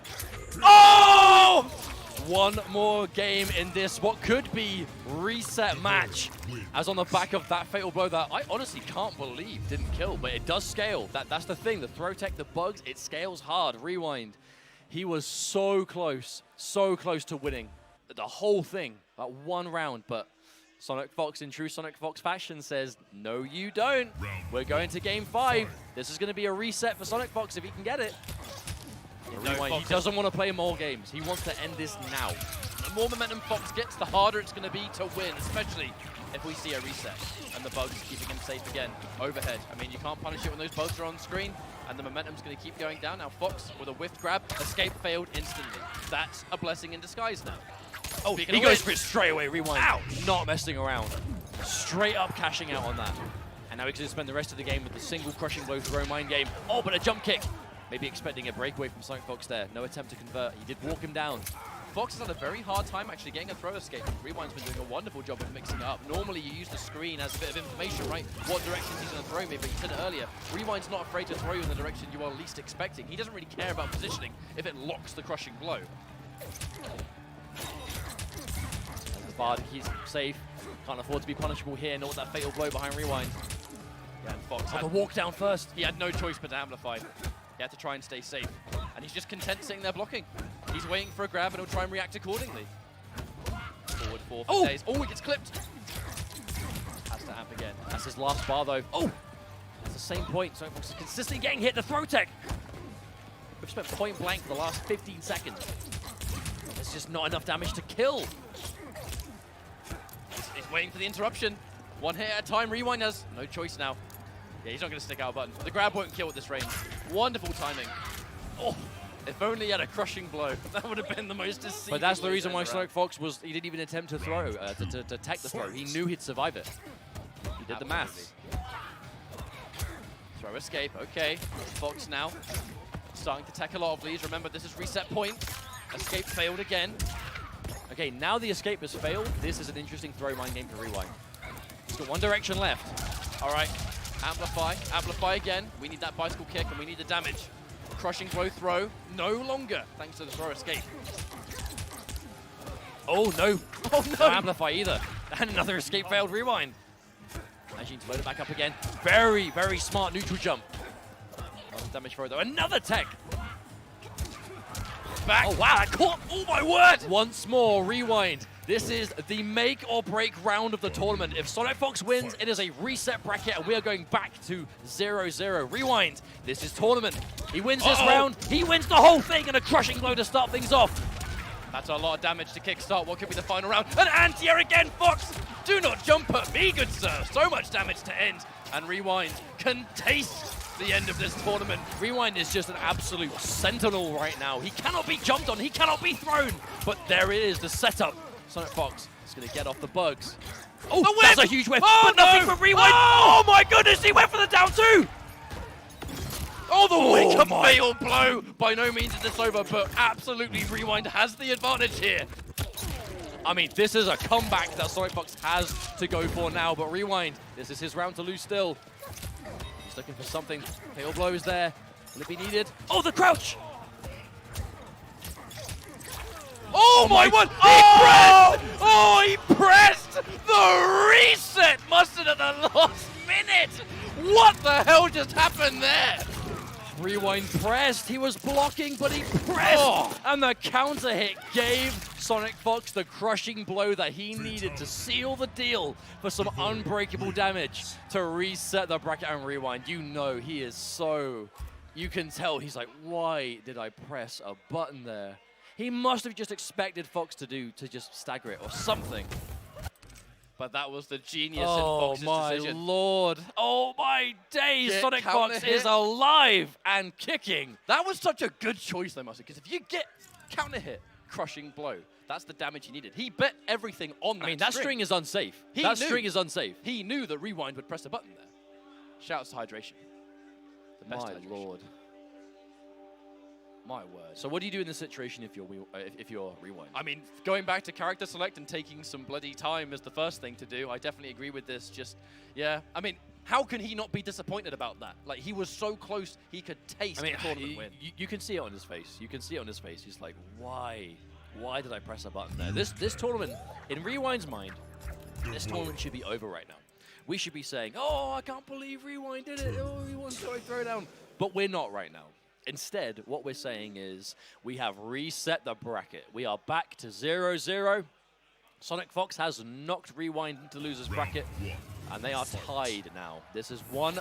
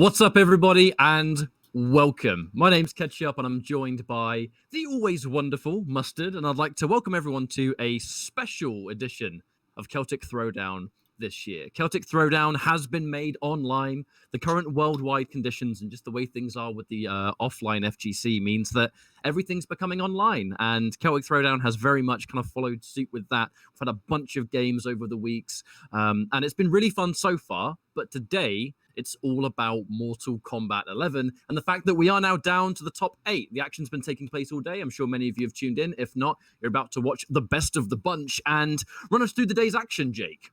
So it's been a really fun day. I think with seeing this kind of event, Celtic Throwdown being a pro competition like main event last year. Such a good event. Yeah, it really has been a big year to follow. We do remember back to 2019 and seeing the likes of Sonic Fox and Rewind, Biohazard, and just obviously all the top European and UK players that were there too. This year going online has not meant that obviously the scale isn't quite the same thing, but the show must go on, and we do have a very strong top 8 We're in our ready to go. rooms and not venue. I mean, it's a little bit different. I'll give you that, but we know we've had a good day of tournament games. And the top 8 from start to finish has actually been really impressive to Orlando. We have a nice mix of strong players from Russia, which, to be honest, is actually an element that we haven't seen Russian players at Celtic Throwdown before. There can be issues when it comes to travel and stuff like that. So this has been a good reason to get some Russian players here in Celtic Throwdown bracket. But this first game is going to be Serious Hitman versus Dat Pro Stunner on the winner's side.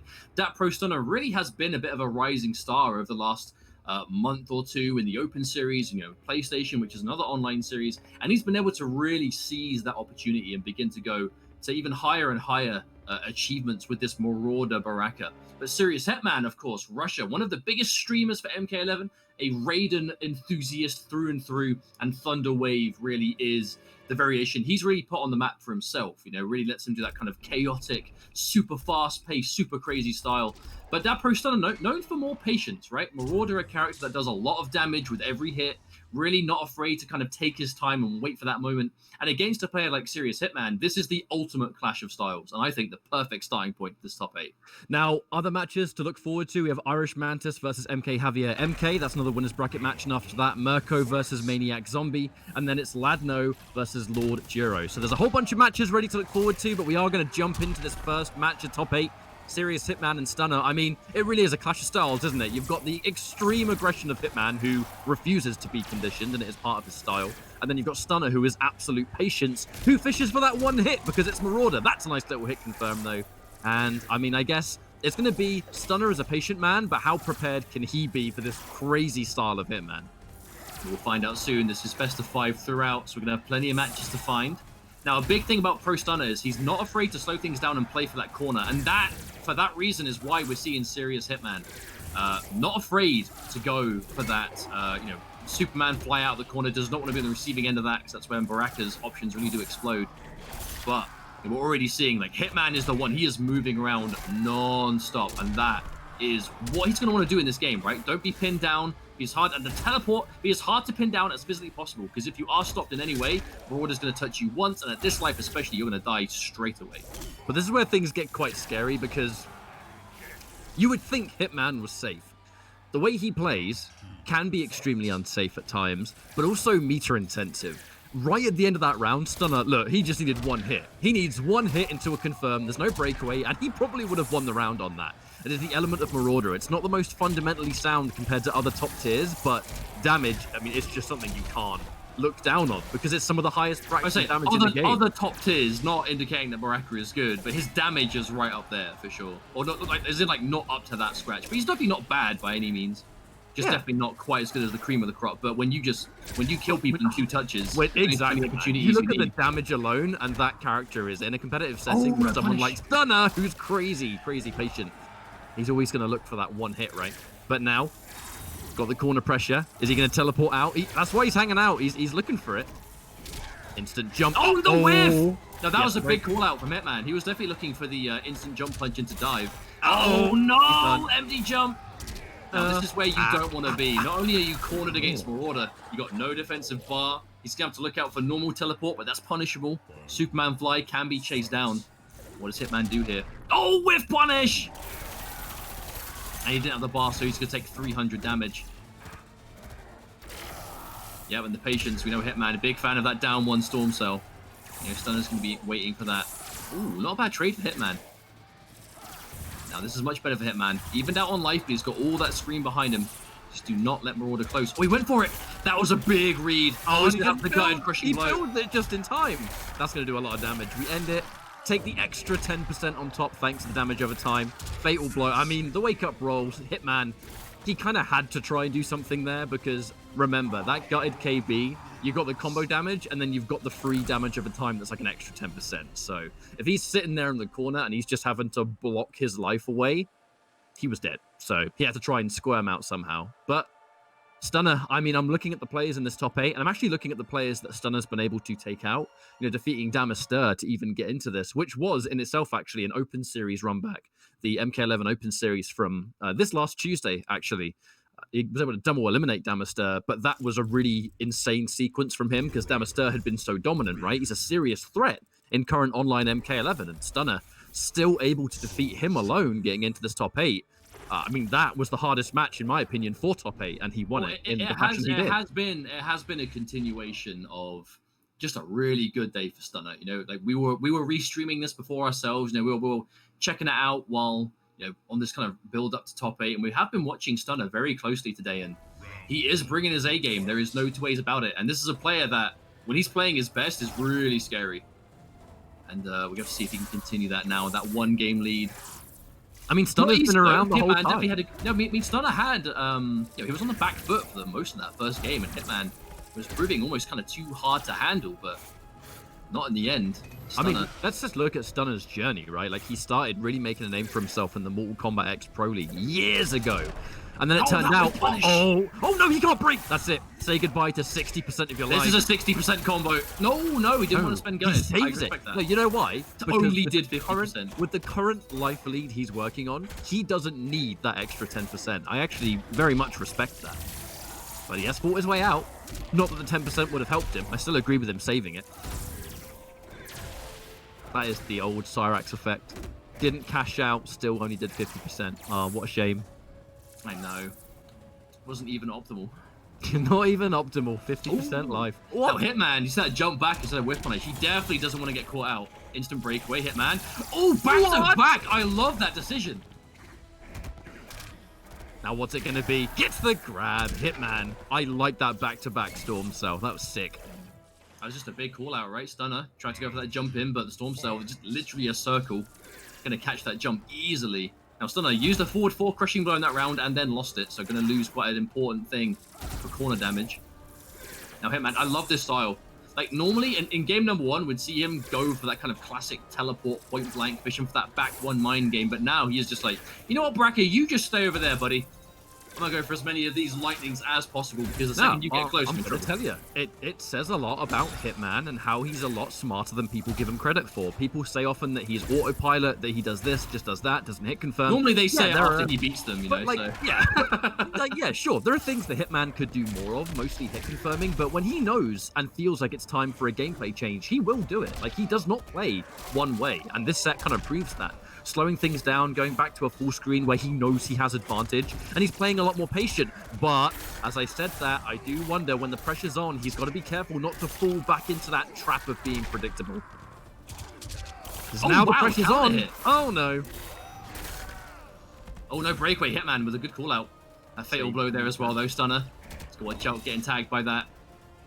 He's going to know. Oh, what a neutral jump. He called it, Hitman.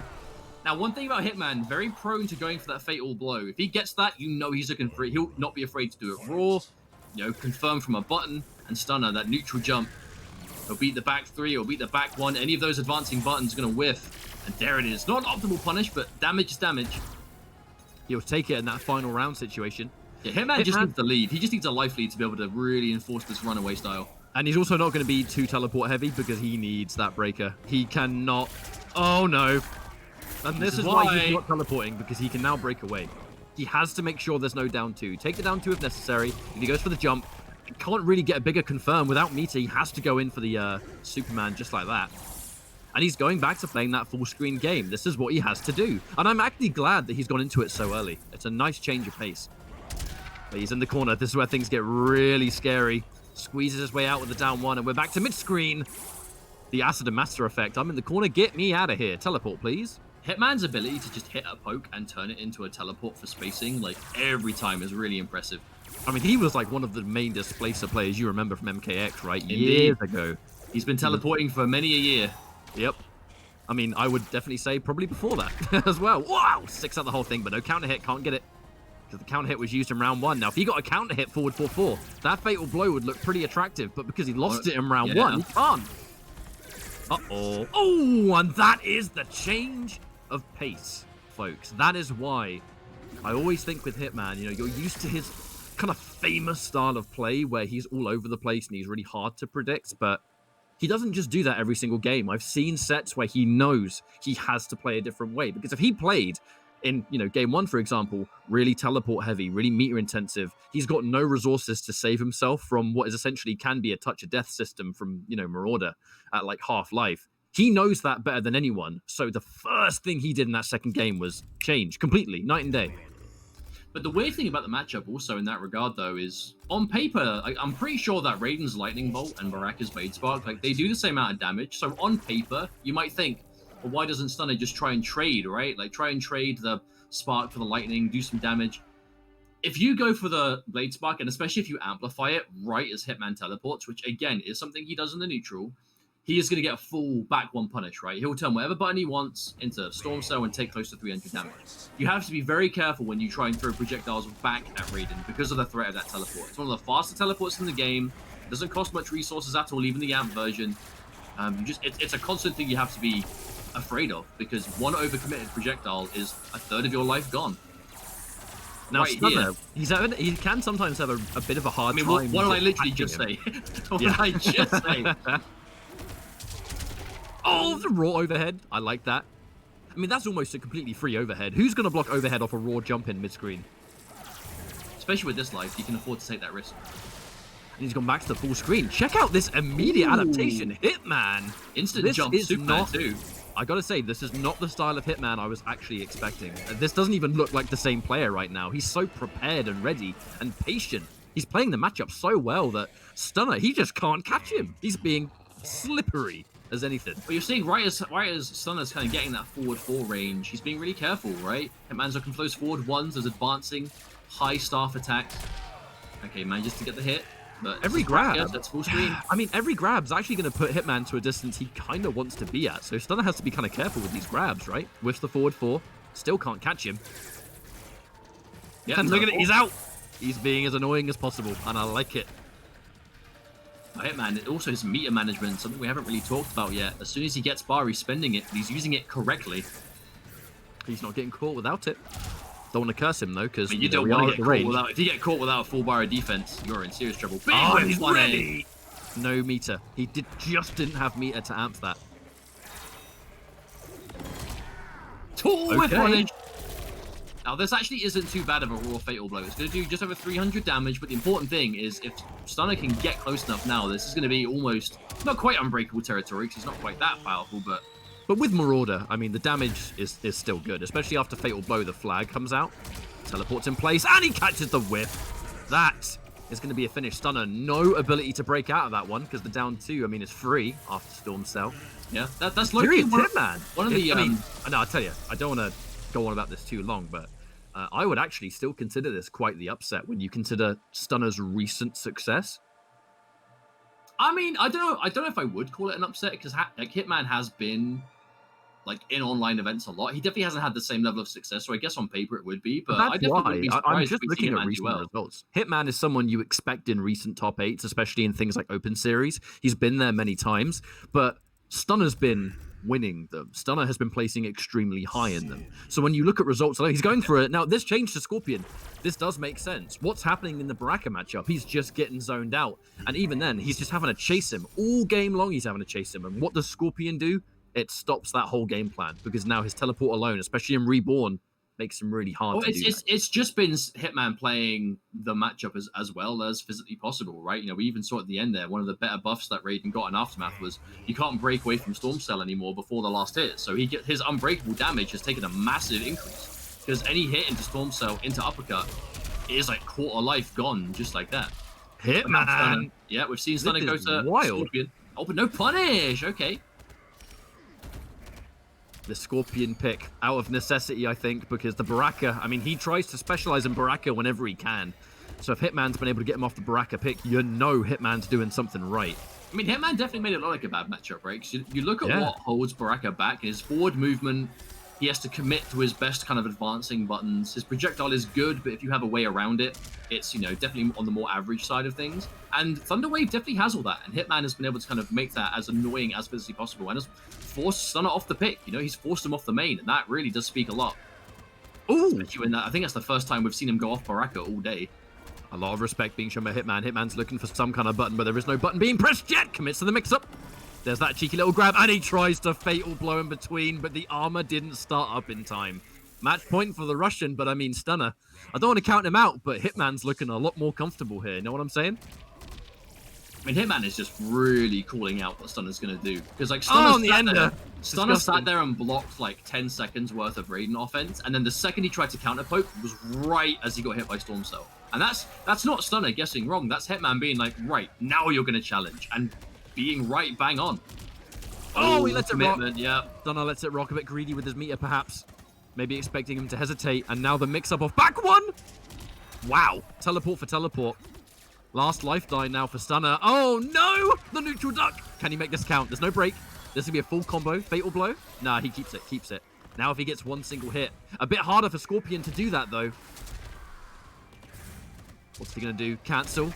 Oh my god! We were 1% away from match extended. Round extended would have happened if there was 1% less on Stunner's health.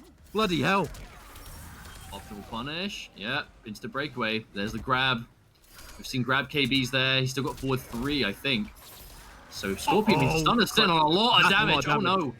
That's a lot of damage. Oh no! He tries to keep it. Obviously, he had no bar for the amp, so he probably tried to optimize it a bit, but unfortunate to drop it in this situation. Commits to the Storm Cell. Remember the back 1-2 mix-up.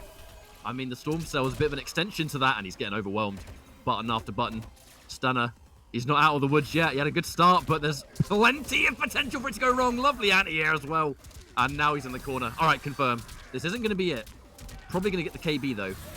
2-1-2. No, restand. Oh, what again? Wait a minute.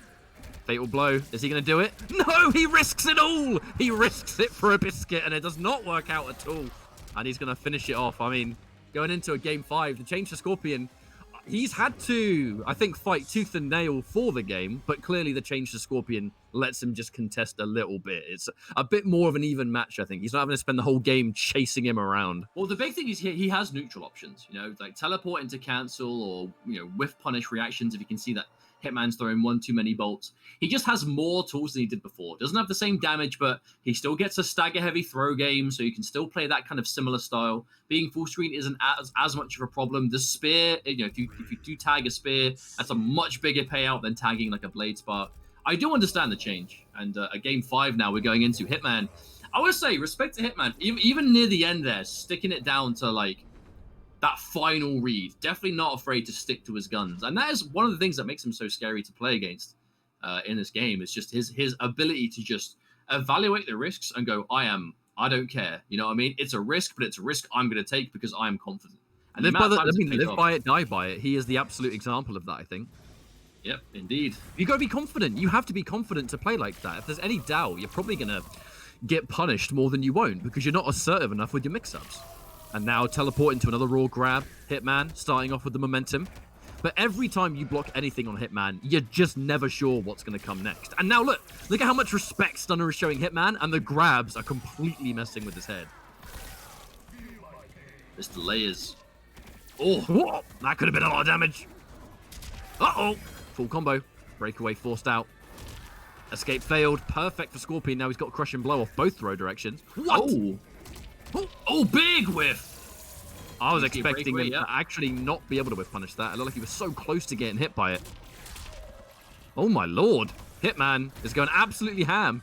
The flawless block. Didn't really manage to get anything off it. Is he going to spin? No, he holds it. He holds it. Oh my god! That's it. Fatal blow. Oh my goodness. He just tagged the raw teleport. Stunner. Was that a teleport meeting a teleport? Yeah, it was. That's exactly what that was. That was crazy. And he's going to kill. He's going to finish with it. Match point for Stunner. The game 5, the comeback, getting absolutely dominated by Hitman when it was Baraka. The change to Scorpion. He's still having a fight. But I mean, what a ridiculous first game of top 8 this has been, to be honest. I've enjoyed it. I've had a good time. Now, this stagger heavy pressure really coming through. Hitman, he's been sitting on that crushing blow throw. Yep, there it is. Ooh, yeah, he does. My goodness, he's like got a third of life left already. Oh, he committed. Absolutely can go into a final round here with the way things are going. Hitman, massive life lead. Tries to catch it. Uh-oh. A little bit too far ahead thinking, I think, right there. That was not a punish. Not even the forward 3 crushing blow as well. Stunner. Oh no, the back threes. The back threes are starting to come out. Oh, he just lets it rock, but no punish Hitman. Potentially choking the game away with that one. That is going to be heartbreaking, but he gets it. Nice confirm. Final round for both sides. And remember, this is our conventional top 8. This ain't no open series. This is one game for winners finals. Stunner, though, he's been very frugal with these crushing blows, which means he's going into this final round with a throw crushing blow, forward 3 crushing blow, spear crushing blow, 2-1-2. He has a lot of damage if he can get a hit here, but Hitman, he's been the best at just avoiding bad scenarios this entire time. Oh, the flawless block! He knew it! That's so smart because it means you can't cancel it. You can't cancel it into anything. Wait a minute. Not a lot of damage, though. It's piece by piece, but he has equalized it. What? He just does it! Hitman, you crazy person! Now he's going to fish for that forward 3 as much as possible now. If he gets forward 3 at this health. If he catches him pressing the button, that forward 3 is going to kill. But again, the hesitation. I almost think he's waiting for Hitman to throw the game away, but I don't know if Hitman's going to be doing it. The jump back kick. Good damage. Looking for, again, these grabs. They're starting to add up. This health, absolutely. He's literally waiting for down 1 Storm, so I can feel it. Oh my really lord. Efficient. Instant telly. The teleport meets the teleport, but again, if he just committed to any of those. This is so scary, Hitman. What's it going to be? Oh my god, he bet the game on it. He bet the game on it. If that overhead got blocked, it was over. Thunder. Oh my lord. My goodness, Hitman with the That's a celebration. That's a celebration, and he deserved it. What a game. What a set of games. I mean, it definitely looked like Stunner was just waiting for Hitman to do something unsafe so he could punish him for it. But Hitman did what you should do in that instance. When you're there and you're like, right, he's going to do something unsafe, and you can tell they're waiting for it, that's where you throw them. Because if they're being that patient, because they're just waiting for you to commit, that's where the throws come through. And that's why we saw Stunner get like 3 or 4 throws in that final moment, because he knows that's what you're looking for. And then the second you think, now he's going to do it, overhead.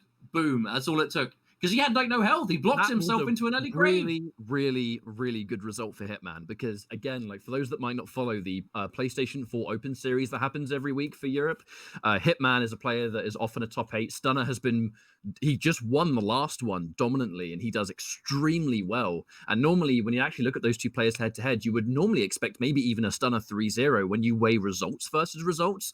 So the fact that Hitman was able to win in the fashion that he did is really impressive, and I think he's going to feel real. I mean, I'm so used to us doing these 8-player matches where it's everyone in winners that now going back to like a more conventional top 8 is messing with my head a little bit. Like we've got 1 player in winners finals already, but speaking of which, we're now going to go into our next round of winners, which is going to be MK Javier versus Irish Mantis. So Mantis has been rocking Fujin still, so we're definitely going to get some Fujin from him, and probably Scorpion from Javier, right? I would expect nothing less.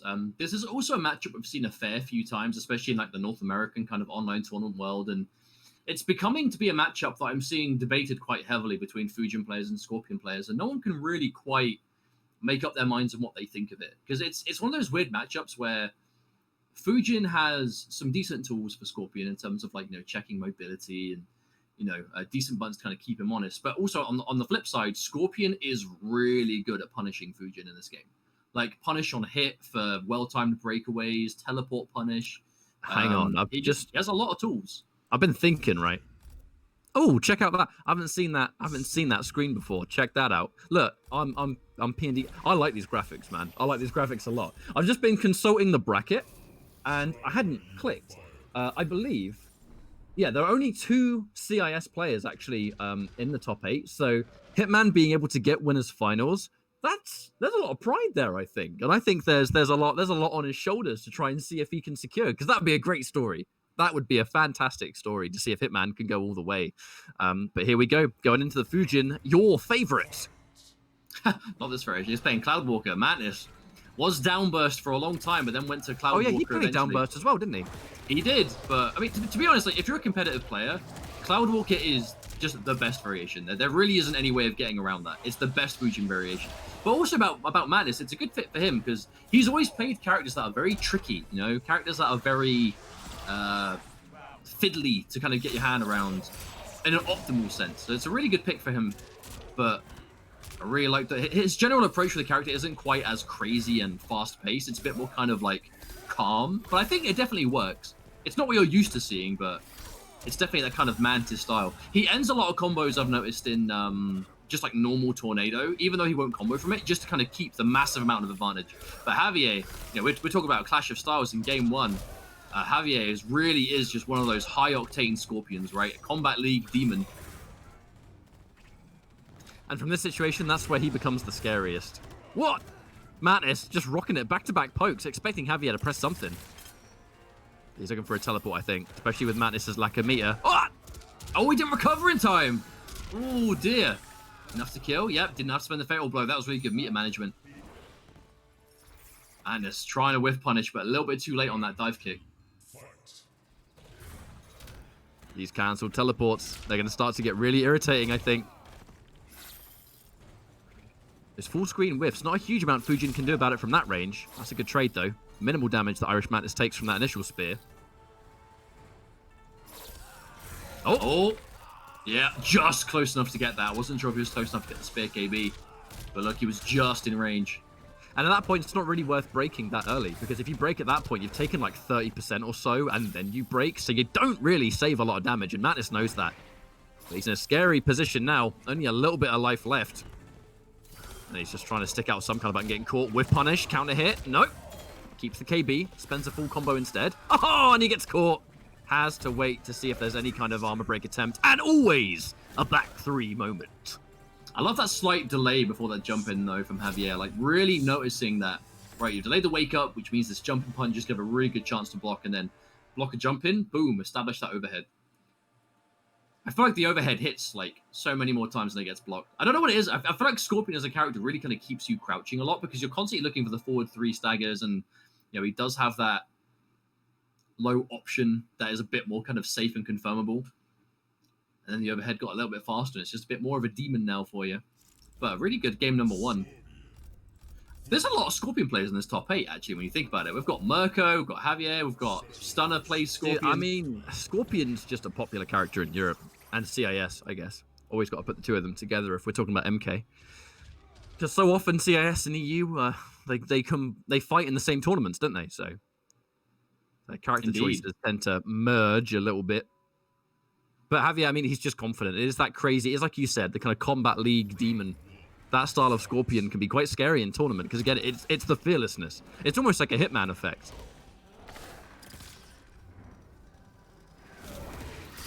With punish.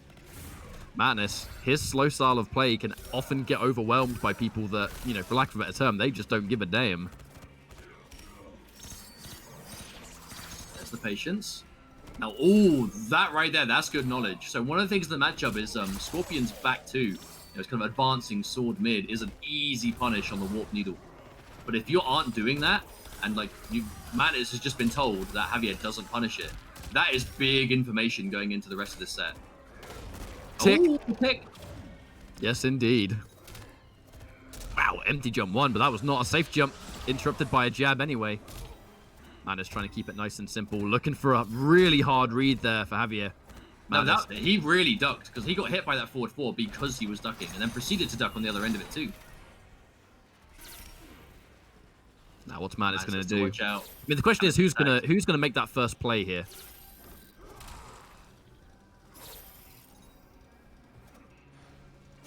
You can't go for the crossbow. All Javier has to do once is react. But I think the Javier was so comfortable. No! Yeah, that's it. Don't even need to spend the fatal blow. Keep your meter. Keep the resources. Spend the bar that regenerates instead of the fatal blow. Keep that for the next round. We've seen how much of a big deal Scorpion's fatal blow can be for just those big damage cash outs, whether it's off a raw spear, string. Oh! Manus tried to go for counter poke needle. Javier already pressing the button, ready for it. Oh! Wow, just the rawest of raw down twos at the moment. Oh, Manus getting a lot more aggressive. I'd kind of like to see Mantis have a little bit more confidence in those forward threes and just turn them into a launch. Because he's hitting them, but he's only getting a needle, and that's not really enough. Side switch, good stuff. Javier, the classic jump kick into cancel teleport. That's the MK11 Scorpion special right there. Javier really confident in these empty jumps, but very rarely working. Mantis, what's it going to be? More needle chip. And no. No punish, actually. I think Mantis was pressing there, or just trying to move. Ah, that's a confirm. Oh, nice. He might kill on this. Oh, no. Kept it simple, going for the Oki instead. And that's a punish. Yeah. He had to try something. I like that from Mantis, actually. A little bit of a cash out. That's what I said before, though, when Mantis, opting to go for some of those, almost like Tornado as an ender, just because it has a decent amount of advantage. I like that approach. Wake up standing 1. You see that? Wake up 1-1 from Javier. No punish from Iris Mantis, though. I don't think he was fully ready. Definitely didn't seem like it. I've seen a lot of meaty down ones now for Mantis, though. He feels like Javier is going to be really animated on Wake Up and trying to keep him still. Oh, and there's the cancel. Oh, punish? No, didn't get it. Back-to-back pokes. Mantis kind of being a bit tricky there. Back-to-back pokes against Scorpion. I mean, that's only going to work for so long. Up 3. Instant wake-up jump.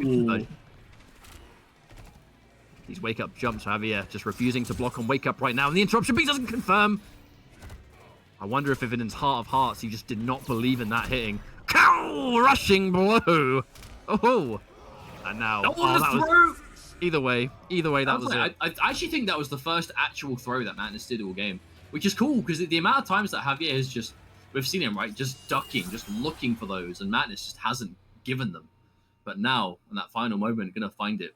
Mantis gets the game on the board, looking really solid so far. But you see what I mean, though, when I say that Mantis isn't the most, the fastest paced Fujin that there is, but it works for him. Fujin, a very versatile character, can work multiple styles, and Mantis, definitely a player that really likes those high execution, tricky and fiddly characters.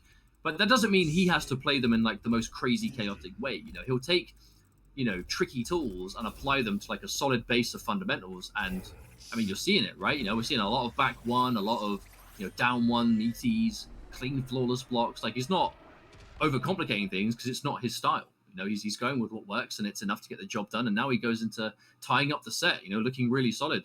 Have to remember, the winner of this does fight a serious Hitman. So depending on who wins, we're going to see a completely different style of matchup, I think. Because we've already seen Hitman very fast, very crazy. Javier, I feel a little bit more like that, and Mantis a bit more of that kind of calmer style. So I'd be quite curious to see who wins, to see what to expect in that winners finals. And there's the Tornado Ender. Yep. Look at the advantage you get, though. Very much so. So good. Now, the problem is Javier has been able to instantly fight his way out of the corner, so quite an expensive sequence there for Mantis, and unfortunately the reward was not constant positioning, because now MK Javier, I mean, he's been able to not only get his way out of the corner, but he's now up on life.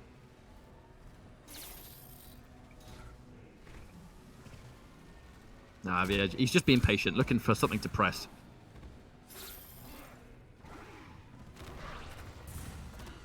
Ooh, cancel. I'm never going to get used to seeing Fujin just do that, to be honest. Ah, he gets a launch, but can't really get much off it. Javier, goes for the hard read. Oh my goodness. And he just cancelled, he's dead. Oh, yep, adds a little bit more to it. Just wanting to make absolutely sure that combo was going to kill Mantis with that clutch uppercut. That was an important turnaround as well, because the start of that round was looking so good for Mantis. He used the dive kick, I did not know that did 52% damage. Oh, that is a big option off that down 2 crushing blow. Instant catches it. Nope. Mantis, those jump kicks, not getting a massive reward from. He does get knocked down at the very least, but Back to that full screen game. Another forward 3. I tell you, I want to see Madness have a little bit more faith in them.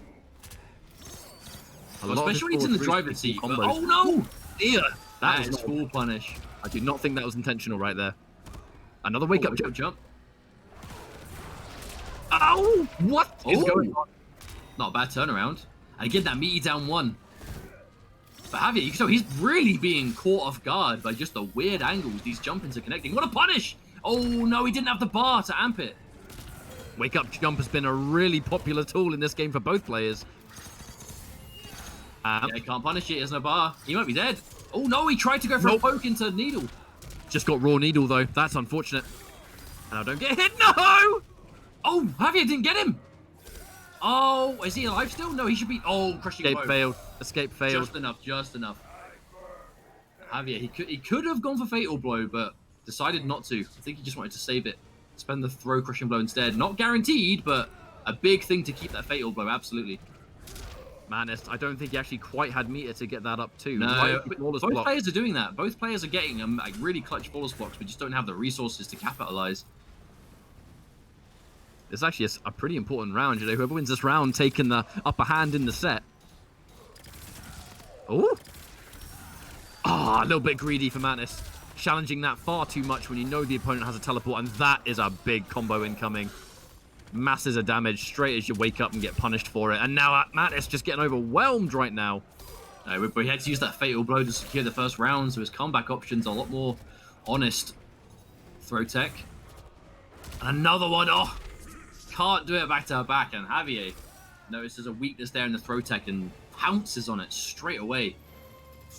We've had some close matches to start off this top 8. Good lord.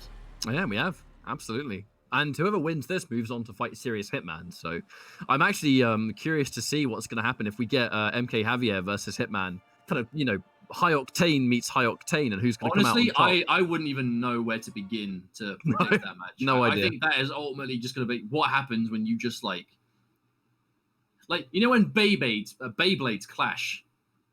That's it. They're just going to spin and they're just going to like crash into each other until one of them wins. And I want to see it. I'm here for that. But Madness, down but not out, by all means. But in this situation, I mean, Madness, I haven't really seen him play much MK11 in competitive. He hasn't really been in a lot of community tournaments. I haven't really seen him run long sets with people. I definitely feel like he's taken his foot off the gas a little bit. I think so.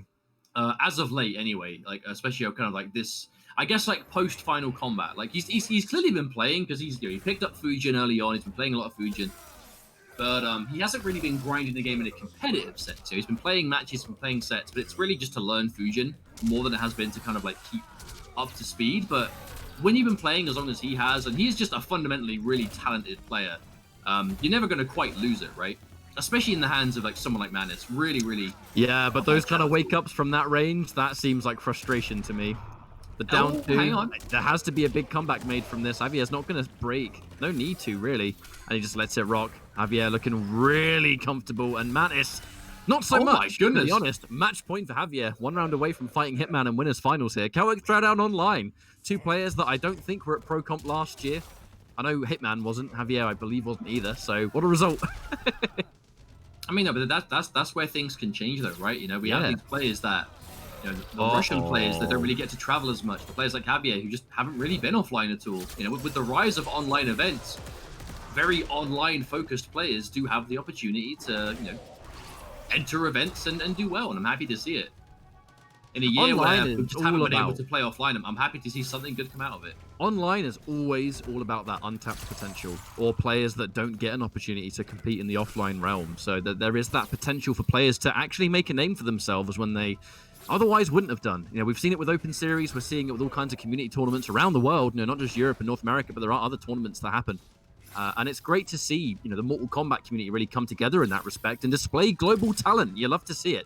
But Madness, back against the ropes for sure. Javier, the one in control of this set for sure. Life lead, match point. He's just flinging out these spears. If one of them connects, it's crushing blow, and he's got a big, like much bigger lead. I say big lead already. He was looking like he had one, but looks like he's getting a little bit more impatient now. Oh yeah, because he's just. Bam! Yeah, absolutely. Fatal blow for Madness. And now we're back to this range. I love that. He amped that super late. That was really clutch. Man, this is a full screen skywalk, but amped it really late just to catch. That was really smart, actually. Finish it. Hey, nice catch. It's so weird seeing Fusion with a little sword. In Mortal Kombat Armageddon, he had the big sword, like really big sword. I think it was called the It's a bit more Devastator. appropriate now. It looks a bit more like his style. I know, but, you know, from like giant meat It's cleaver not a two-handed style sword called the Destroyer anymore. I think it was called the Devastator, I think. Oh I my can't God. remember, Either I can't or remember is its great. name. I don't, metal album cover, you know what I mean? Of course. Match point here still for Javier. God of Madness. wind and God of these blast beats. I actually like the style of Javier's. It's a very hit and run way of playing Scorpion, but it's not a very Javier way of playing. And we saw the same thing from Hitman, right? It's players that are known for one style being able to be adaptable on the fly. Flawless Yo, block. flawless block. Yep, we spend for the restand situation as well for some good chip. The jump. Another jump. Back to back. And at this point, yeah, Mantis, the get off me down 2 is not going to work out. But it does mean that Javier will be moving on into winners finals to fight Hitman.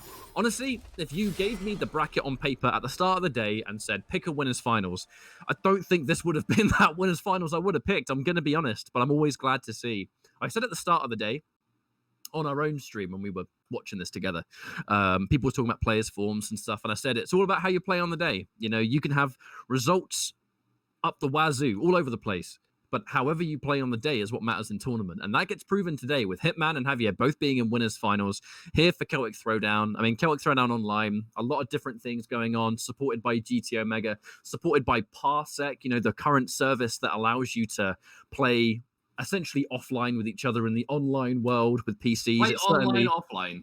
yeah, it's what Mustard and I have used Parsec all year round. It's kind of definitely saved our local streams because they're not allowed to be local right now. We're in one of the places in lockdown, so we're having to do everything remotely, and Parsec has allowed us to do that. So we personally definitely thank them very much for that.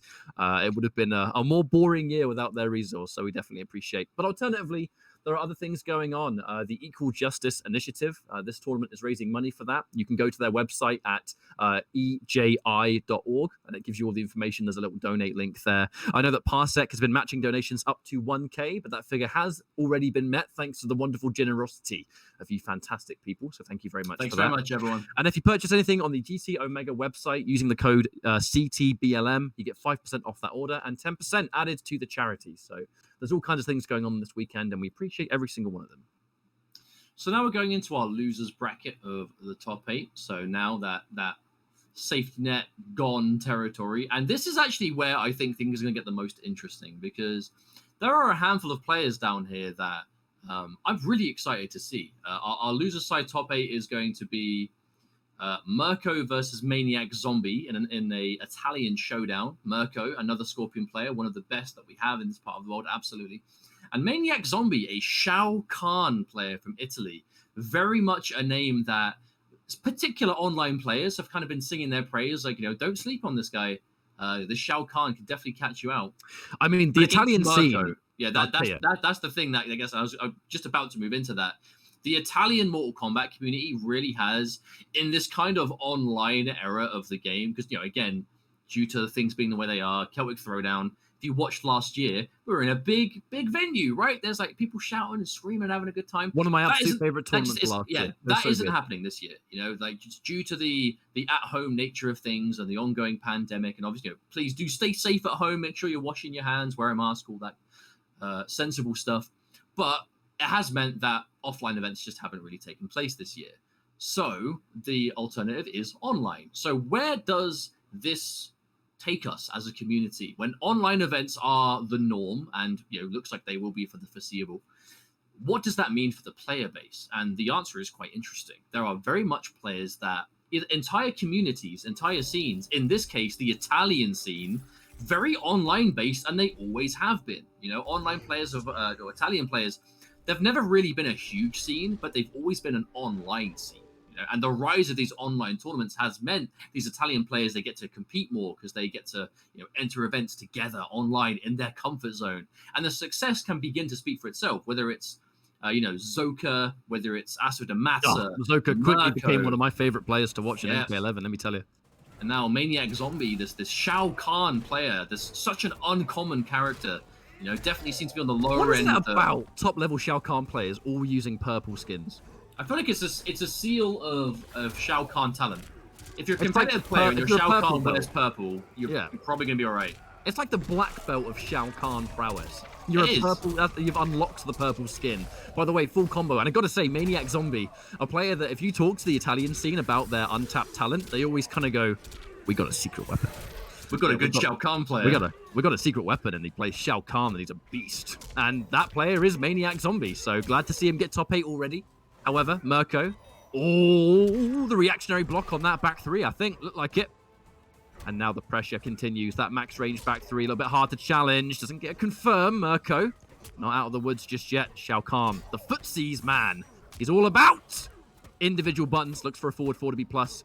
The back-to-back. And actually worth mentioning, Searing Rage. Mirko goes in for this variation. He only ever uses that variation if he knows, like, the matchup calls for it. So I guarantee they've played a bunch before. Mirko will go to Searing Rage when the teleport cancel isn't going to achieve much, or you need to go toe-to-toe in damage. And the thing about Shao Kahn, his 1-bar damage is, it's better than average. His 2-bar damage is some of the highest practically in the game. And that's the big thing, practically. Shao Kahn hits you, there's a good chance your life is just going to just deplete. Oh, wow, was that? No, I don't think that was confirmed. That's playing around the matchup. So Shao Kahn, I'll get this out of the way very quickly for those of you that might be a little bit more confused as to maybe why we don't see as much Shao Kahn. There are 2 things that Shao Kahn isn't amazing at that really hold him back in MK11. Because there are things that being bad at MK11 is bad. Oh, one of them is not damage. Oh, is that enough to kill? Not quite. Actually, I'll finish my point when the game is over. Might be have a little bit more time, as this might be over quicker than we thought. What? Instant teleport? He couldn't cancel it, right? Big call out. Punish. No! Maniac Zombie. Almost choking a couple of punishes there, but close, no cigar. So there are 2 things that Shao Kahn's not that good at, which you need to be good at to be considered really good in this game. Number 1, when you hit a poke, he does not jail off of them very well. Normally, most characters can hit a crouching poke. If they have a fast standing button, you're guaranteed to have to block it, right? And if you disrespect, you get tagged, you get hit, which means you can lead to good damage, you can get a lot of offense started. Shao Kahn's not very good at that. But the most common thing that people will talk about is his mid game, his forward 3. It's like a 10 frame, kind of not quite stubby, but a good check mid. The problem is, forward 3 by itself, not so good. Forward 3-4, confirmable, you can cancel from it, punishable on block. Forward 3-4, gap in between on block. So his best mid, his best button, is incredibly dangerous because of flawless block, because of punishable on block, which means that Shao Kahn players kind of have to adopt this rather ugly offense of forward 3 shoulder charge, forward 3 special move, forward 3-4, just dial in straight away, which is why you see stuff like that. Forward 3 shoulder charge, forward 3 annihilation, whatever, because everything you do is going to be unsafe. It's just a question of what am I going to do and are you ready for it? I would like to to Maniac Zombie, going to be ready for that, 100%. I'd like to give you a little bit of a quick in between this really good set to let everyone know that we got a retweet from Ed Boon, the main man himself, advertising the stream and the tournament. So thank you very much, the Elder God, gracing us with his just seeing what we're doing. Thank you very much for that. And if you hear from that, thank you very much for joining us. This is Celtic Throwdown online. This was a pro competition major European stop last year. And obviously, due to the current worldwide circumstances, it has been made online. But thanks to Mortal Kombat having a top tier netcode, we can do Mortal Kombat just the same way we left off. Parsec's been used for other games. Mortal Kombat's been really good. And this is Maniac Zombie and Mirko, 2 of the strongest players in Italy going head to head. Maniac Zombie said by a few people to be the current best competitive Shao Kahn. So this is a good matchup right here. Now, I'll admit, this is the first time I've seen Maniac Zombie, so I'm very much liking what I'm seeing. Shao Kahn, such a hard character to play! Raw shoulder charge. MK3, boss tower. Memory wave. Now, this is the first time I've actually seen Maniac Zombie play in competitive, and I really am impressed so far, especially against a player like Mirko, one of the absolute strongest players in Europe. Overall, punish! Uh-oh. Oh, and he gets the armor break! Oh, that's gonna hurt so much! Disgusting! Ah, 40% damage, just like that, Mirko. That button could have actually been a launch as well, I think, the close leap. And the up Wrath Hammer, so hard to challenge. The buttons on top of buttons. Maniac Zombie Not playing like a maniac right now, playing like a smart, calculated person. Oh, Oh, like an emperor, my dude. Want to confirm? Oh, the back, the swing, and the swing, and the shoulder. 2-0. Maniac Zombie, where has this guy been? How is this the first time we're seeing him play competitive? Can I remind everyone, the Italian scene has always gone, we got a secret weapon. But we've not seen We got a him! secret weapon. But I've never seen Maniac Zombie actually play before. Mirko, one of the most dominant players in Europe, by the way, has won a bunch of Open Series, the official PlayStation 4 Open Series that happens. Mirko is a mainstay in that. Loads of grand finals, victories.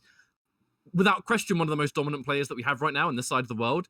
Maniac Zombie, a fellow countryman, on the verge of 3-0ing him. I'm having a look.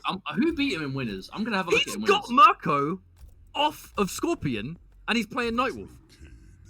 What? What is even going on right now? What is he doing? There's only one other time we've ever seen Mirko go to Nightwolf where it hasn't worked out. And that's when he's been supremely uncomfortable. And it is, again, it's Motoko Warrior, it isn't even the Shaman. So he's definitely going with the comfort pick here. This is Mirko being like, look, something's a bit weird about this. I don't like it. Here's Nightwolf.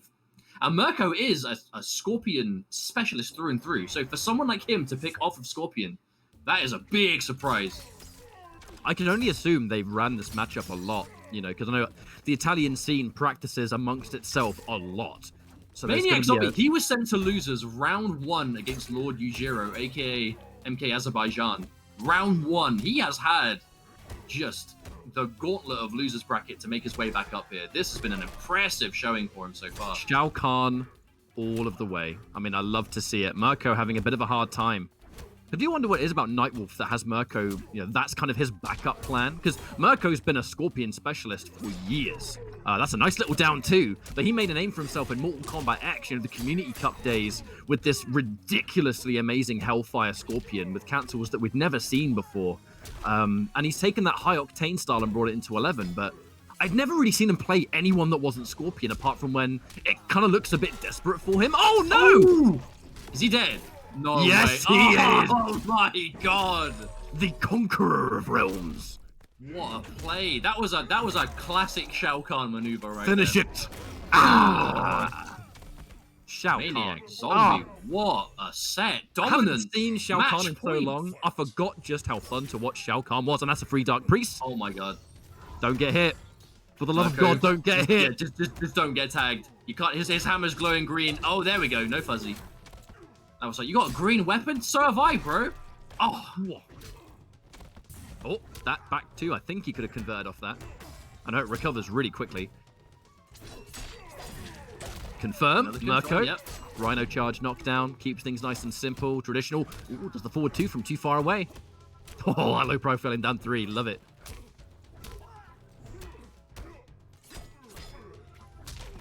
What? Oh, okay. Short hop. Short hops, I mean, this year, short hops have really come into the meta. Spending it, forward 1-2, Rhino charge, still not enough to kill. Wait a minute, Mirko. Do not get hit now. Plus frames. And he just lets it rock. Okay. You have to remember, Shao Kahn, he does have a slightly more health than everyone else. He's got 5% more than the average character, so and those clutch moments can really come through as a big help. Oh! If you're Mirko, that's the kind of... Yeah, that's what you want. You just don't get comboed and just push him away. Not a really bad trade for Maniac, though, because Mirko's still in the corner. Good block on the overhead. Minus uses it for a short hop. If we're going to do a battle of low pokes, normally Nightwolf wins, but Shao Kahn definitely will be the winner here with his down 4. It's going to be down 3 versus down 4. Nightwolf is going to be a little bit like less of a commitment. Oh, no conversion either. You can tell Maniac, he really doesn't want to overcommit to the breakaway. Oh, no punish! But this is why, that kind of like last-minute Nightwolf pick, you know, he's not going to have that muscle memory to punish that with forward 1-2. You know what I mean? He just goes for the 1-1-1, but... I mean, he's looking pretty comfortable right now. He's definitely looking in the driver's seat, but that reversal uppercut. And Maniac, he's got 2 bars of offensive, but... That's punishable! No, wasn't able to find it. Tried to use the... Oh, the forward 3 just didn't have enough time. Now, Shao Kahn, one of those characters, like, you could be out of Fatal Blow, you could be out of some big crushing blows, but as long as you've got 2 bars... That's all you need to find the hit, but Mirko's going to know that. Now, this swap to Nightwolf, you said before, you wonder what it is about the Nightwolf change of all things that has him going for it. I really do think it's the fact that Nightwolf's game plan is, it's very applicable. You know what I mean? Scorpion, I feel like, is a bit more matchup dependent with how you have to enforce his offense, you know, very stagger heavy. And with a stagger-heavy game plan comes the danger of being interrupted, right? A poke that is turned into something else, a hide that gets confirmed. And against someone like Shao Kahn, that's going to lead to a lot of damage, right? Nightwolf is a bit more safer in his offense because you just don't have to commit as hard, right? It's very down 3, standing 1, forward 2. You kind of do the same thing versus most characters. So if you're feeling uncomfortable in a matchup and it's like, look, I don't know what I'm doing here. I'm going to go to something a bit more just universal, and I'm just going to play around the basics of what I figure out. Because you definitely know that even though we're like a year and a half in, you know Shao Kahn still isn't the most popular character. And he was heavily changed in Aftermath. So the way you play Shao Kahn, if you haven't played against Shao Kahn since Aftermath a lot, the matchup's changed a lot. So if you're not feeling used to what's different, you're going to have to go with what you're used to instead. Which I'm surprised isn't Scorpion for Mirko, but I'm going to be honest. Oh! Have you ever reflected a spear back at the angle and it looks like it kind of hit him in the face right there? Oh! Can't say I have, surprisingly. That charge completely out of nowhere. The down 1. That's such a cheeky counter poke, especially with the Dark Priest available. That's where things get really scary. Plus frames. That back 2 again. Back to back. No confirm there, though, for Maniac. That could have been a full corner combo, and that is chunky damage for Shao Kahn. But does the 1-1-1 a bit too high up, so the Rhino charge misses. Trip guard. Trip guard. Something basic, yep. It's not a crazy punish, but plus frames are good anyway. We'll take it. Whoa. But I gotta say, this Nightwolf pick, I really think this is more about a sign of players that I think practice together a lot. Oh, he's dead! That jump sealed his fate for that. Match point again for Maniac Zombie. Eliminating Mirko would be one hell of a way to start a top 8 for him. And again, like, what is it with these results? What? Raw shoulder charge. I respect it. Oh, no, did not commit. Did not think that was going to work. Definitely not. And again, that short hop. Maniac Zombie getting so much mileage out of that just raw option. Even without the charge, the air-to-air bag, 23%. Shao Kahn. I mean, you'd expect the Emperor to get those kind of conversions, right? Like, at least it's canon. But the damage just swings his hammer and your life disappears. There's no two ways about it. Ooh. Knocked down. Big boot. Oh, low profile. Never expect someone as big as Shao Kahn to low profile anything. Just the low leg of Outworld, dude. These secret techniques. I mean, this is last lifeline, though, for Mirko. And if he gets tagged! No whip punish! No punish either! Maniac Zombie, he did this in the first game. He's kind of freezing up. But he's still in the driver's seat. So he can afford to a little bit. And the sweep. No fatality. Come on. I don't even know what Shao Kahn's friendship is. Actually, that's a good point. No, it's a test your strength. He takes it from... He stole it from Spector. Wait, hang on. Wait. Yeah, you forgetting that is a bit of a blow-up. No, considering similarities. I promise you, it's the only reason I remember what his friendship is, because Sector had it in Mortal Kombat 3. But you know what? That was a good... These results today have been juicy. They've not been the results you expect. There's a reason we picked him up. There's a reason we picked him up, because the Italian scene, they believe in him, and they're like, watch out for this guy. Shao Kahn's a monster, and clearly, monster Shao Kahn. That's what I wanted to say before the set ended, but I didn't want to speak too soon. But you look at the 3 matches we've had so far, right? And for those that maybe have just tuned in, thanks to the Ed Boon retweet. Thank you very much, Mr. Boon. We appreciate that. Thank you.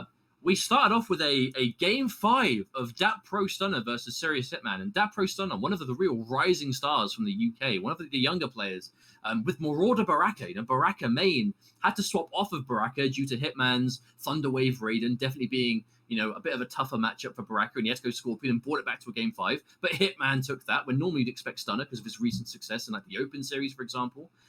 Irish Mantis, a bit of a household name in the European community, facing off against MK Javier from Spain. Javier took it 3-1, really convincing showing. And now Mirko eliminated by Maniac Zombie, this player that the Italian scene has talked about before, but we haven't seen. Our next matchup, not as in next matchup that we're going to see, because our next matchup on stream is Ladno. So there's going to be a little bit of probably Koak Throwdown bias somewhere, I'm sure, but Ladno up against Lord Yujiro or Yujiro.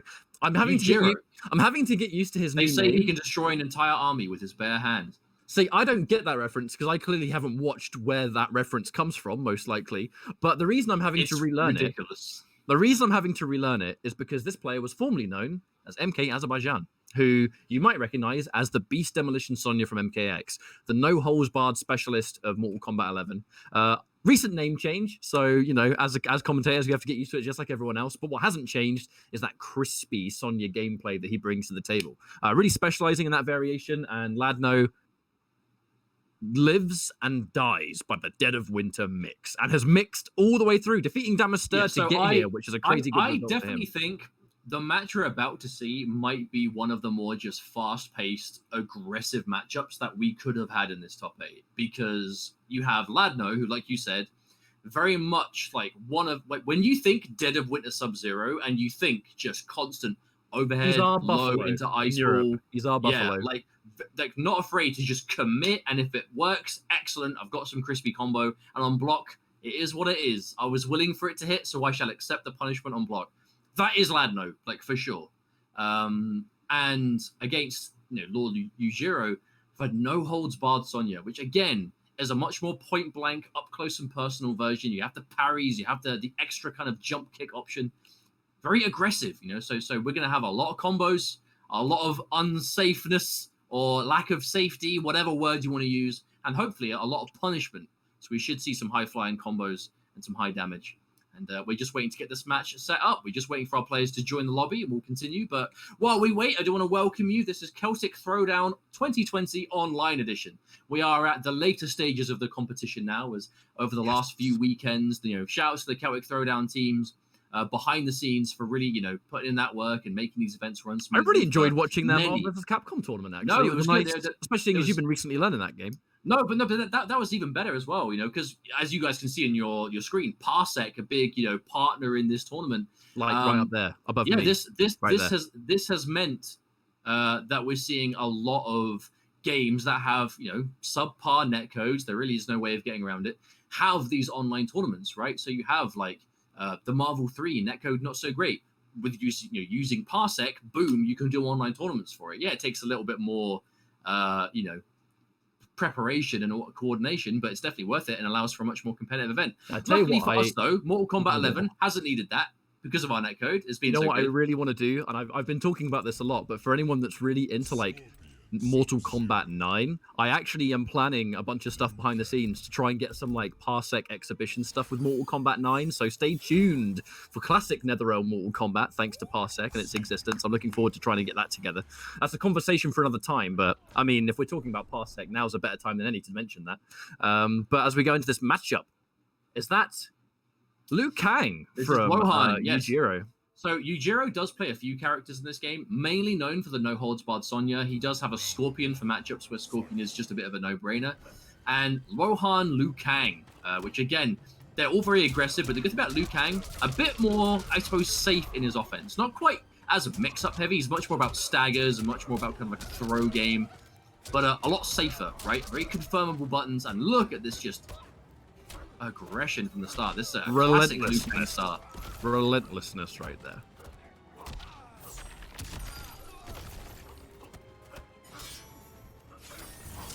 Oh, yeah, interactable. Using those invincibility. I like it. Oh, no another hit. For you. Yep. Damn, he has the bicycle hit crushing blow, I think, already. That might be the fastest I've ever seen it be built. However, this is Sub-Zero. Escape failed. Oh, the head escaped failed on the throw. He had meter for the deep freeze. He had a fatal blow. He was not out of the woods in that round, but he could have totally still won it. But that down one just immediately shut it down. Now having to show this a lot of respect. He's going to connect and just stick out the bicycle kick. He did have it. I was right. You called it out. You were bang on the money. And now the breakaway being forced. This has been a perfect game for Yujiro and disastrous for Ladno. Oh, no. We just amplify the bicycle kick for more damage at this point. We don't need it. Oh, my lord. This has been an absolute bloodbath of a first round and a first game.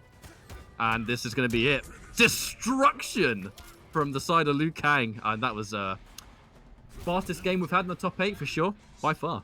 I mean, so we did predict this might be one of the more aggressive sets we would have in this top 8. This isn't the character choice we were expecting. You know, Yujiro really known more for that no holds barred. But it is his playstyle, right? Like, he favors aggression, he favors rushdown whenever possible. And we're seeing it, right? Get him in the corner, your throw game becomes more dangerous because you can just loop everything point blank and your buttons are more confirmable. Just a really strong showing of Liu Kang there from Lord Yujiro. Goes up 1-0 to nothing now. Ladno, if he wasn't able to give any space whatsoever to get anything started there, it was just all Yujiro from start to finish, unfortunately. But even where we'd see Ladno find a poke and he'd be like, right, I've hit this, I'm going to establish overhead low, whatever. Yujiro's pressing pokes back. He's like, okay, I know it's your turn, but I don't care. I'm going to take mine back. And then he hits and boom, Liu Kang can confirm it with whatever he wants. It's a bit more of a bold way to kind of steal that offense back, but he's not afraid to do it. So here we are, going into our next game. Currently, Yujiro up 1 round, or 1 game, is probably more accurate. And this is loser's side, remember, so whoever loses this is eliminated from the tournament, moving on to fight, I believe, Irish Mantis, because the match after that is actually Maniac Zombie versus... that Pro Stunner, I know. So that's going to be a crazy good match anyway, and the winner of this bad, moves on because to I'm not going to know who to root for in that. Like, oh, no! Demolition, my favourite Judas Priest album. He's my favourite Judas Priest album. Liu Kang Wins is my favourite Metallica album. It's Joke's dead. Let's move on. Joke was dead 3 times ago, but you know what? Agree. That's what we do. That's what we do. We run them into the ground, mate, and then they become funny eventually. Oh, with a dash up back one. Okay, Ladno, the second he establishes a turn, instant overhead low. That is what I'm talking about. Ladno, not afraid to really... And again, commitment. Will live and die by the mix-up, but Yujiro, not looking phased on defense, if I do say so. I mean, a player with really impeccable reactions. When has he had to block, really, this whole time? He's just been a complete freight train. Just push, push, push, push, push. Oh! Kick. Good lord. That's 2-0 now. That was quick. Lightning fast. Looks like Yujiro wants to be... Who defeated Yujiro winners? I can't remember. I should remember because I watched it. Serious Hitman in a game 5. Ah, yes. Yeah, yes, Yujiro went up 2-0 and Hitman brought the reversed 3-game comeback. It was really impressive. Fought his way out the corner too after getting hit 2 different times. I remember I caught the final end of that set actually. I caught the final end. Hitman has just been on an absolute just tear today, but we'll talk more about Hitman as we go to our winners finals later on, but might be not as far away as we expected as we are looking 2-0 up in record time here. Ladno backed against the wall here, down. We know Dead of Winter, this is his character. You know, this is the character and variation. Through thick and thin, it'll be Sub-Zero. Yep. This is his character in this game. Now Yujiro with this Liu Kang, really showing the importance of having these multiple characters, right? Especially as we go later into this game's life, you know, kind of a year and a half in. I know it's not not super late for a game, but enough time for players to go, right, what characters do I need? You know, do I need a roster? Do I need a team of characters? And Yujiro was all Scorpion early on, then went to Sonya, and now Liu Kang as well. And he's played all 3 of them in this tournament alone, so definitely still confident. Just keeping it going. There's that side switch. Ladno technically has a life lead, but the second your back's in the corner. But that's a nice little jump in conversion. And we just missed it. Drop. I mean, with how well Yujiro has been playing, good grab. That's going to take that round. And if anything, I think an opportunity to stabilize. That's a round that you need to just reset the scales, right? Absolutely. Getting completely overwhelmed and bombarded. You got to do something to turn it back, at least mentally. But Yujiro, he's just running in with these fast buttons, a standing one, the back one, whatever. Because if Ladno tries to use that time to establish overhead or low, especially if he goes for the overhead, it's a bit slower in the neutral. And it's definitely not going to hold a candle to the startup of these Liu Kang buttons. Yujiro is just getting the upper hand almost every time. Oh, and again, you see that? Those axes, Ladno is constantly trying to throw out these overheads. And Yujiro is just straight up, just outspeeding him. Again, a standing one. There is a real difference here, though, for Yujiro, where, you know, Mortal Kombat X, you'd pretty much know him as a Sonya-only player, whereas in MK11, going into more characters, you know, No Holds Barred is still the favorite, but there is the Scorpion, there is the Liu Kang. But when the matchup calls for it, he has other tools to go with, and you can see the results, you know, the rewards of having that level of versatility. That is going to be a whiff punish, though. Ladno able to get himself back into this match just a little bit. Knocked down. What's the pressure going to be? Oh, tries to wake up again. Too late. But that one was just on time. Button, button, button. Give us the 1, 2, 4. Finish it. Full combo. Oh, he got it again! Oh! Raw. Okay. yeah, Yujiro just kind of giving that game away there. You saw Ladno even hesitated. He saw the ice. He's just like, okay, and then he just finished it. It looked a little bit like he was like, wait, that hit? What do I do now? Exactly. Let me just finish the game real quick. Let me just finish this match. But you can see, like, when we say that Ladno is very kind of like live and die by these mix-ups, I mean, the proof is there. How many times is he getting knocked out of the startup of the overhead? Like, what, 4 or 5 times in that round? Does he stop doing it? Hell no. He's going to keep going for the offense. If he thinks it's going to work, he's going to do it. And if it does, you're in trouble.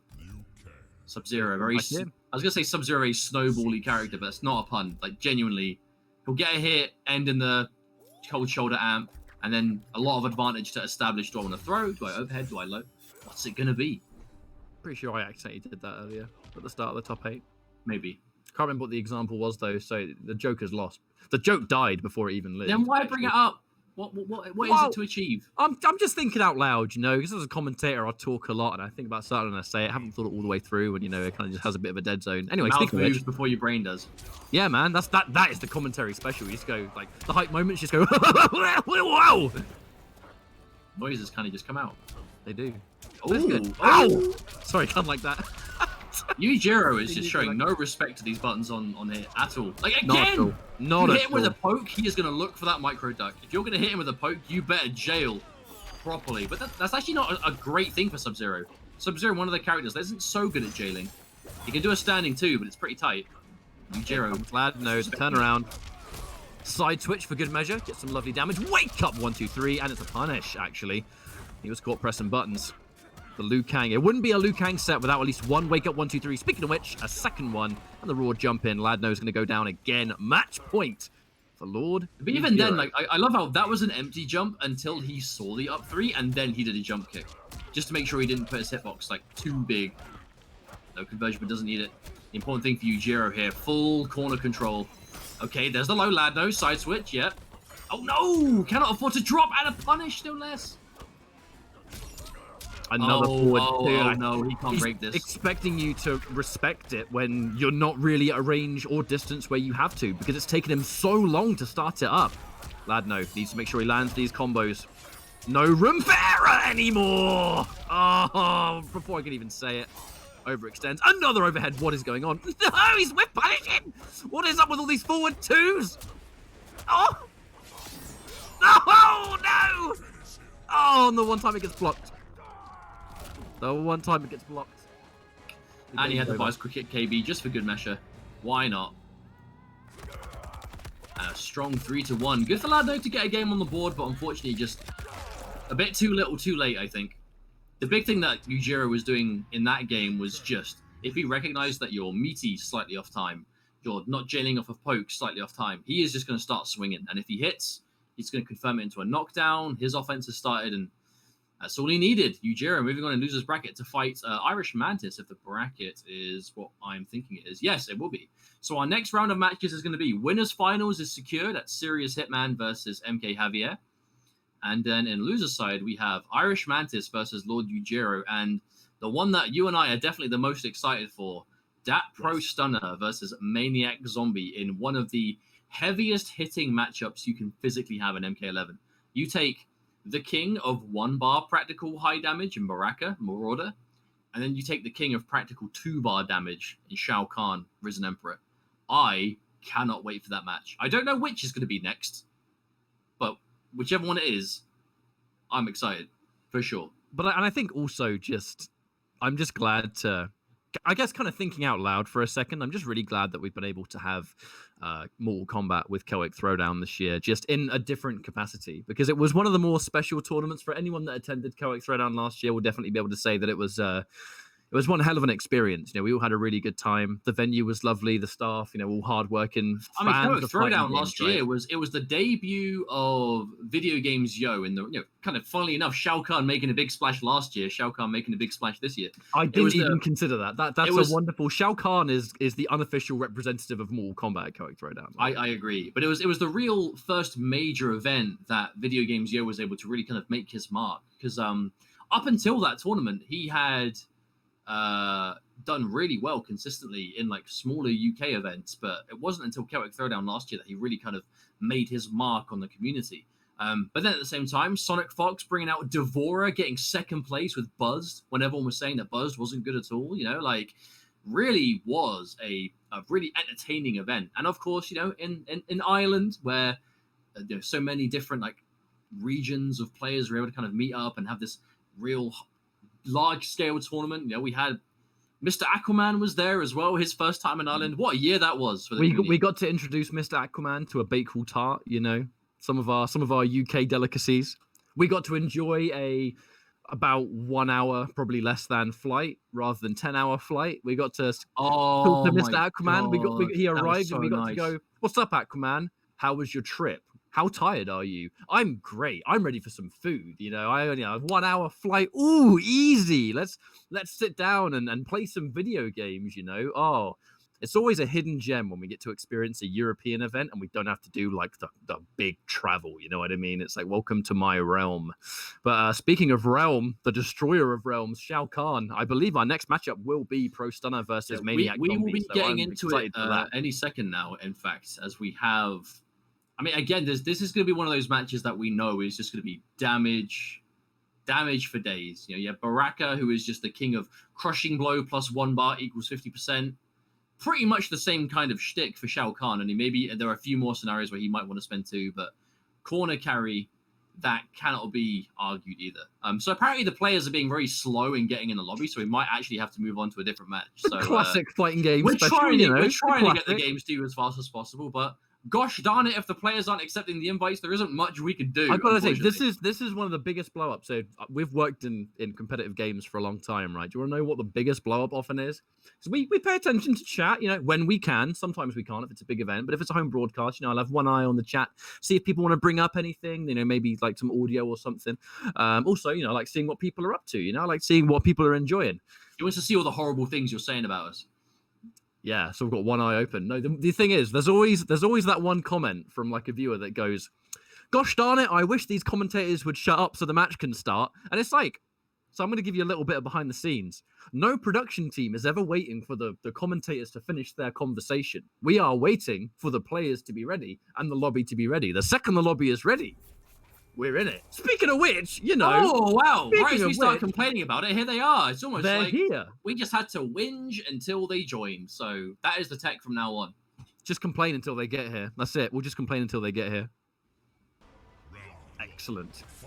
Let's go. Now, big damage versus big damage. Yo, when's the last time you saw this? Like, you've seen this matchup at all? I cannot remember the last time I saw Baraka versus Shao Kahn. But I mean, from this range, Baraka will have the advantage from the fullest of full, but he'll have to watch out for the trades. All it takes is a projectile trade for that Dark Priest to be summoned. And for those that don't know, because you don't see Shao Kahn, Dark Priest, it just buffs his hammer. And then if he hits his Annihilation move, it launches Crushing Blow. Also, I think it gives him more damaging grabs as well, so that's good. It's a dangerous mode to be in. Oh, staggering that forward 3, challenging you to wait for the follow-up, I think. Stunner's the kind of player that will definitely try and flawless block that, so he's going to look for it. But these are two characters that get a lot of mileage off flawless blocks, though. That's a good thing. When you're talking about high practical damage, that usually means way more damage than average off of flawless block. Up 2s! Can't really afford to break this. But now he's in one-touch kill territory. He commits! Oh, the call out! I think Stunner might have just thought that would interrupt, but it didn't. Was he waiting for the amp there? Lovely tech. Anti-air! Swing, Baraka! Out of the skies. Man, I haven't seen Shao Kahn in so long. I love it! Oh, it's been so long. Mustard, it's been so long. I know. I understand why there's not a huge amount of Shao Kahn players. He does have some of those issues like we talked about before, but if one of those characters that, if you've been playing him long enough, you can really just make the most of him. You know what I mean? Like, if you can play around them the best you can, and you get that damage, you get those long-range whiff punishes. It really is just a beauty to behold. Okay, one jump in. 2 bars spent. 400 and something. Exactly, almost. Woo! Down to the micro percentage. More plus frames for that forward 4. Such a good button, that forward 4. And a trip. Shao Kahn sweep trying to go for back-to-back buttons. And this actually breakaway into down 2. That's the smart play for Stunner. And he just tries to do a raw down 2. Actually, I think if he mashed it really fast, it might have worked, but I think there was a split second to just crouch under something. No, if that crushing blowed, it would have been over. Like, that was Maniac Zombie just calling out, you're going to do a high, and if I can squeeze this out, I'll be fine. But which wasn't meant to be. Now, here's the real danger. How do you play against Baraka in the corner? What is Maniac Zombie's choice going to be? Because he's been teching throws mid-screen, and if you tech throws in the corner, that's where you start really getting chewed up if he staggers properly. Oh, wow, raw? Wow, just raw? Chop Chop. How did I forget the name of Chop Chop? Never seen reversal Chop Chop used ever, but this is me neither. real promising to be that could have killed. Game. And it will now. Nothing you can do. Nothing you can do about that one, but a heavy-hitting game as we fully expected. The one thing that went wrong in that final round for Maniac was his back got put into the corner, and that is where you do not want to be against Baraka. But it wasn't his choice. It wasn't his choice to make. It's definitely where things will change for the worse, and that's one of Marauder's real big things, right? A big win condition for him is getting you in that corner, because mid-screen, yes, he's got huge damage, and yes, he's got crushing blow on his throw, right? But mid-screen is where his throws will send you full screen regardless of the direction, and full screen is not really where either of these players want to be. But from that range, Shao Kahn will have the edge in terms of range with punishability, especially his ability to turn it into big damage too. But when you get cornered, that's where Baraka really begins to shine. Because Shao Kahn has good corner pressure, don't get me wrong. It's a bit weird, like it's very standing 1 or down 4, and that's kind of the crux of it. And if you try and jump out, obviously he's got one of the best standing ones in the game with that little, butt with the back of the hammer. Down 2 anti-air is super easy to hit. But Baraka's options, his damage, his throw loops, his everything just explodes, his damage. And that's where Shao Kahn isn't quite able to keep up as much. Punish. Oh, punish, okay. Yeah. And that being a counter hit means that back 3 has become a very risky button indeed. Maniac can't stick it out in the corner because that's going to be 60% City.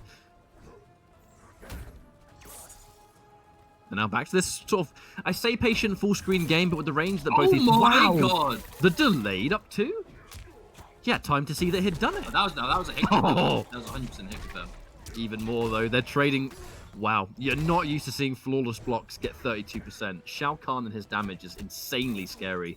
2 characters with some of the absolute highest practical damage in the whole game. Especially in these variations, actually.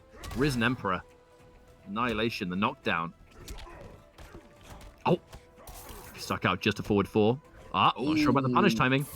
Yeah, trying to do a standing 4 to punish him. Maybe trying to go for some optimal stuff, perhaps. Standing 4. I mean, you never know when the Baraka player is going to release the Chop Chop, right? It's just a hard call to make. That again. He's done. Is he dead? Yeah, he's got to be dead, right? Oh no, he dropped it. This won't kill either. That's going to give Baraka an opportunity to stay in the match. Oh, that is a heartbreaker. That is a heartbreaker. Maniac. He tried to keep his fatal blow because in the corner he was going to do standing 4, another, charge, finish it with annihilation, probably would have killed, and he wouldn't have had to spend fatal blow, but he dropped it. Tragic. That was definitely the right thing to do there, because in that kind of instance, it's do I spend fatal blow or do I spend the bar that will recharge? It is definitely the more sensible option to do what he did. He just unfortunate combo drop, and then stunner. Maximum delay wake up into wake up fatal blow. I don't believe that's the first time he's dropped that confirm either. I actually recall him before top 8 dropping that combo too. Which is a shame, because the payout, I mean, that's why you spend the 2 bars. It is the damage you want. Nice. Oh. Expects the breakaway, sticks it out, confirm. At forward 2 in the range. This is what he's looking for. The standing 4 to finish, and a whiff punish becomes 40%. He hasn't hit enough spears for that to KV, so that's just going to be raw. 40% is still good. Yeah, still does 140 damage. Maniac. Oh, punishable. That's going to hurt. Uh-oh. He has to break. That's an expensive button to stick out. Maniac still trying to flawless block that 3rd hit, even though he didn't have the bar to get a punish off it. Really trying to stick that through. Maniac. Stunner should be able to out-trade here. Lane Spark will just straight up win if he can get it. Oh, and a forward 4. That was probably going into Chop Chop as well at that range too, most likely. Now that pro stunner, I love the way he's playing this. I feel like he's really slowed things down, because the thing is, we know that Shao Kahn has amazing range in terms of forward 2, back 3, whatever, but we're seeing that pro stunner is so ready for every option. If Shao Kahn goes to that big swing of a back 3, he's punishing it. He knows that the Baraka knee, it's going to punish it in time. He knows how to do it. He's going to get that gutted off of it, big damage, sweep, footsies, standing 1-1, staggering it properly, using the extended poke to just make sure he's close enough. This is just really just sensible Marauder play of someone that clearly knows this matchup very well. Oh, yeah. Two players that know the matchup very well, I would definitely say. Even though this is a 2-0, I gotta say, Maniac Zombie is impressing the hell out of me. I am really happy with what we're seeing so far. I want to see him in more tournaments. I want to see him in more community tournaments. Oh, I hope so. I hope so. I hope he starts entering the Open Series, because I'd love to watch this Shao Kahn once a week. That'd be a treat. That'd be something to really look forward to.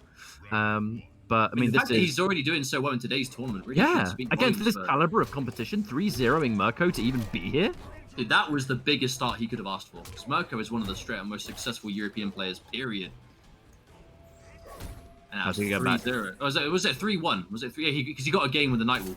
Yeah, it was 3-1. But still, dominant 3-1.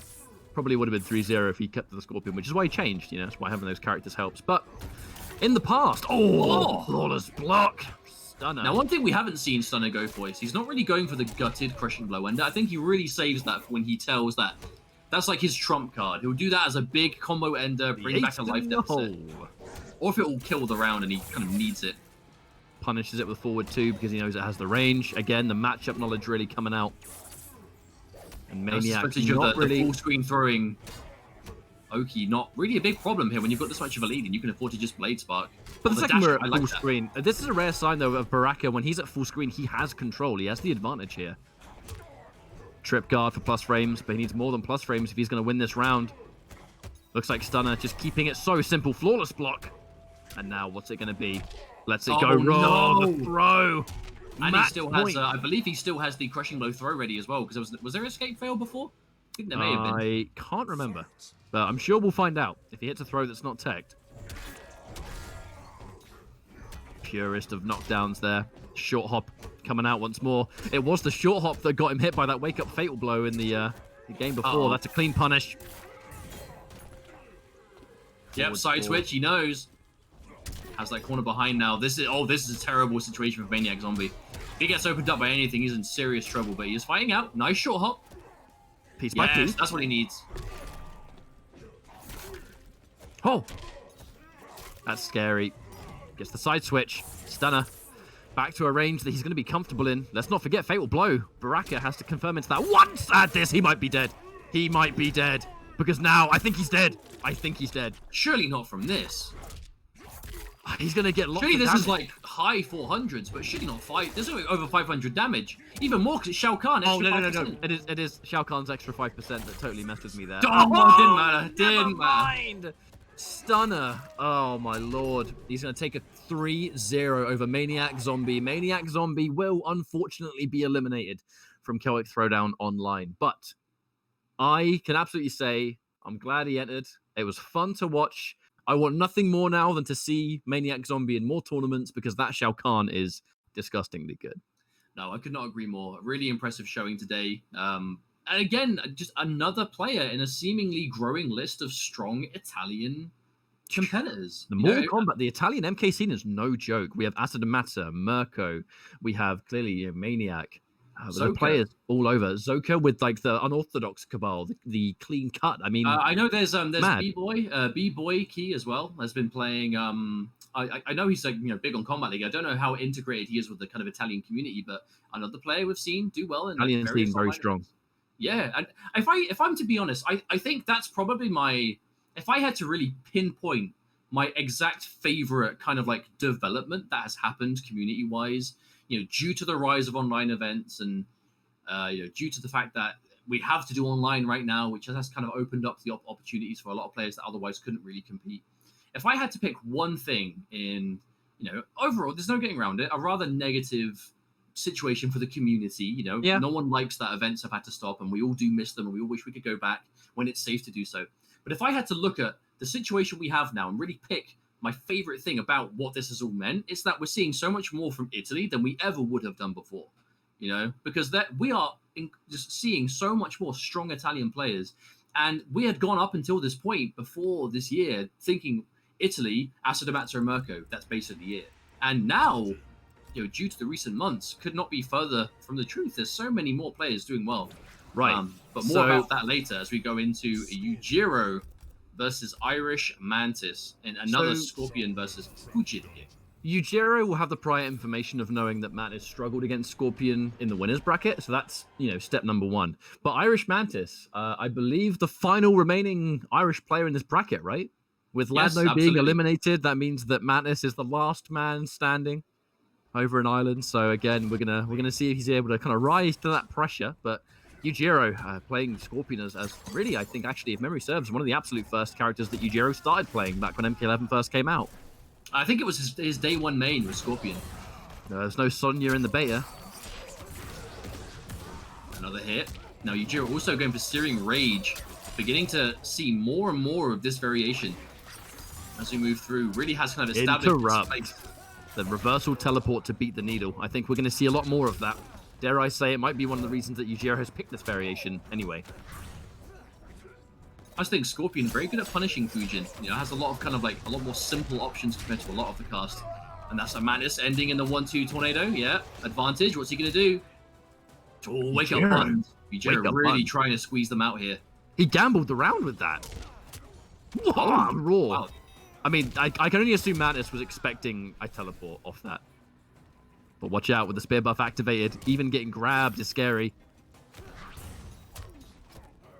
Oh, the challenge, yep. Mantis got a little bit too cheeky. Round 2, fight. Really good round start for Yujiro. Things looking a little bit rough early on, but quickly stabilized. Oh, trying to punish with teleport. I don't think that works.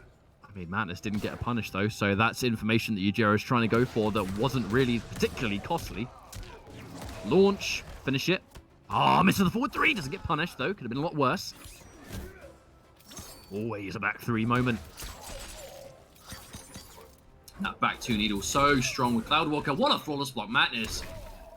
Never a dull day with his flawless blocks. Goes to anti-air, interrupt the gap. He's always ready for it. Sweep. That's such a savage sweep. Wow. From a range. Yeah, Yujiro just flung that out at like max range. Very rare to see that work. You wouldn't expect it from that distance, so I actually can't say I crazy disagree with it because it's going to have the surprise element. Needle. And flawless block again. And it's going to reset scaling. I don't think he's dead. I don't think he's dead. This is huge, because up 2s normally scale a lot by themselves, but if you armor break, that scaling is getting straight up reset. 37% for an armor break. Wake up, fatal blow. Chip. Wait, no. That flawless block! Oh no! He got punished. That would have been get back here. No, that would have been the perfect play, Mantis. He flawless blocks the forward 3-2 just deliberately to avoid the incoming chip death, but he missed the punish. Oh, that would have been so good. So good, but he just wasn't able to get the punish. Oh my god, that was this close to being a absolutely godly play. Oh, but he missed it. It's what you do off the back of that, though, because that's the kind of play that I think will tilt anyone off the face of the planet.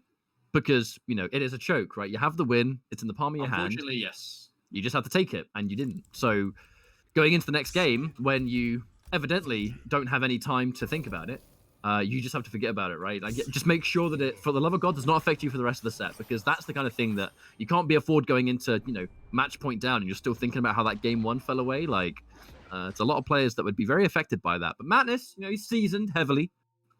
This is not his first rodeo in competitive, so confident he'll be able to forget about it. Well, we're already 1 game down as well. And these are 2 players that have entered a fair amount of, not even just online tournaments really at this point.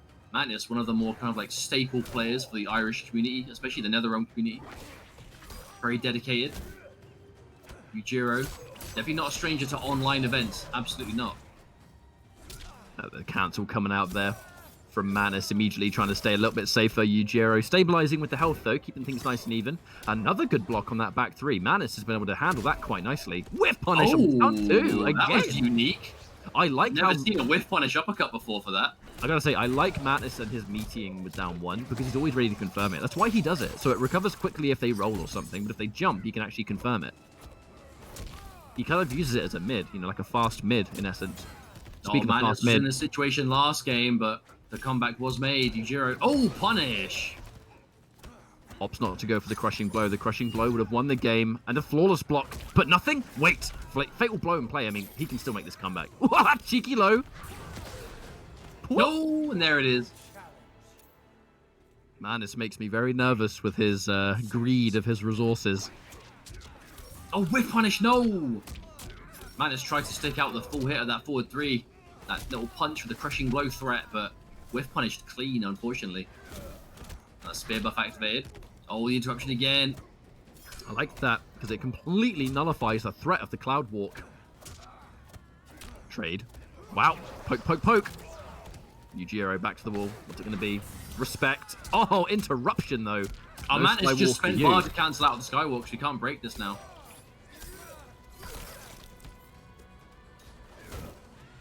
Oh, good fuzzy. Mantis with the reactions. More of that cheeky forward 3. I mean, this is, yep, by all means, the reverse throw, going for a more, not so obvious throw direction, so it's harder to tech.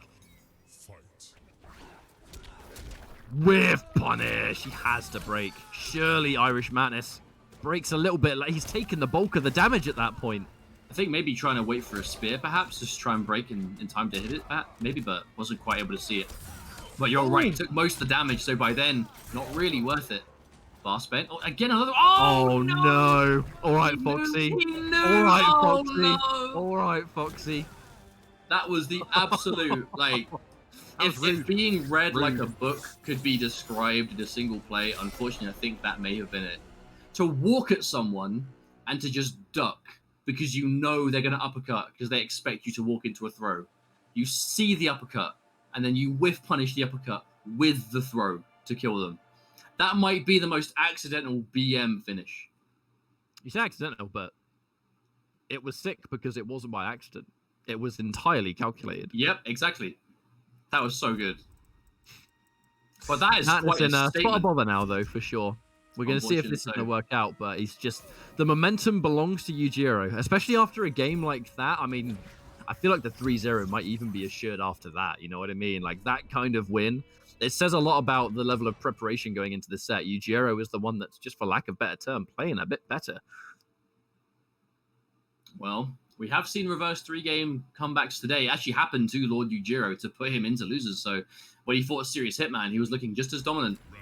But unfortunately, it slipped away from him pretty bad. But we see the same thing now from Mantis.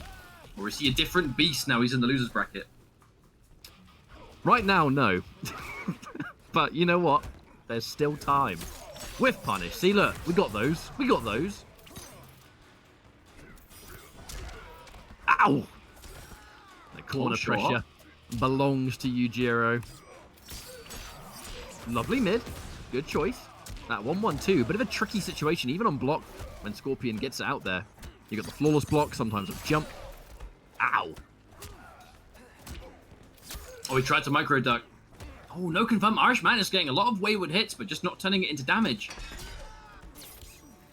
Roly-poly. Nice. Standing one to interrupt, coming out constantly from Yujiro. Definitely a reason the Scorpion picks come through. Now, a lot of people say that they do think this is a difficult matchup for Fujin. It's definitely being debated right now. Just the punish is right. That Scorpion back too. So good punishing. Speaking of which, Mantis finds the magic uppercut. Steals the round right from underneath Yujiro as he's moving in for what could have been the final moment of that one, but not to be. Counter hit. Yep, fatal. He knows he's going to break away too. He knows he's going to break, so he just takes it and then pushes in to have more plus frames to work with. That next layer. Mantis, the grab to start things off. Well, that's important though, right? It's a big call out because if they don't break away, it just looks like you just don't get any damage. But if you're that confident they will, just want to keep some advantage. Oh. You notice Mantis isn't throwing specials after these back twos either. Really not trying to commit too much. Okay, no confirm again. He's not committing to the back 1-1 either. He does not want to get whiff punished here. If you get caught trying to jump out, whiff punish though. Speaking of which, Yujiro. I mean, yeah, that should be a block. Nope, doesn't quite get it. Another whiff punish. Oh, but he doesn't get the pickup. Did he miss the cancel there? Did he miss the amplify? Well, I think so. Well, you can do a side switch if you're quick enough without needing to amplify, but just a little bit off time. Mantis has just not been able to punish Yujiro. 3 punishes in a row he did not get. Yujiro should, by all accounts, actually be down in this round. This should be it. Escape failed. Okay, the last lifeline for Yujiro in this game. Unless we go into match point. Let's hit rock. Interrupt the standing one. Uh-oh. Uh-oh. Oh, spear buff. That makes Scorpion potentially guess for game. Lets it rock. Flawless block. And what's it gonna be? Mantis. Yep.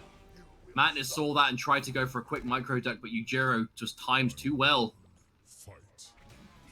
Match point now for Yujiro, who has just been so clean in this top 8.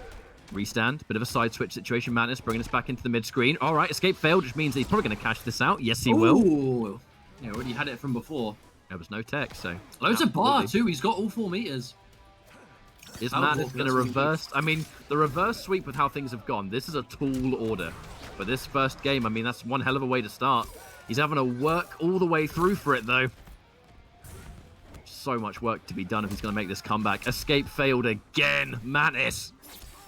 Oh, no. That's a lot of damage and can't break this either. So now the escape failed being a thing. Potentially guess for game. The wake-up jump. Does not want to deal with the throw at all. Confirm! No, he's alive. He's alive. He'll have a few % left. The late this is just under 370, so he'll be alive by a couple of % at least. What's he going to be? I think has he spent his defensive bar? Are you sure? Yeah. I mean, I'm not going to question the Fujin player. Maybe he did 380. He got a little bit more thanks to the minigame. Oh! If he committed. No, the throw! No! Yujiro! He found it! Nani? Nani? My Nothing goodness. Personal kid. That was the perfect end for Lord Yujiro. That is the strength of a man who can destroy an entire army with his bare hands.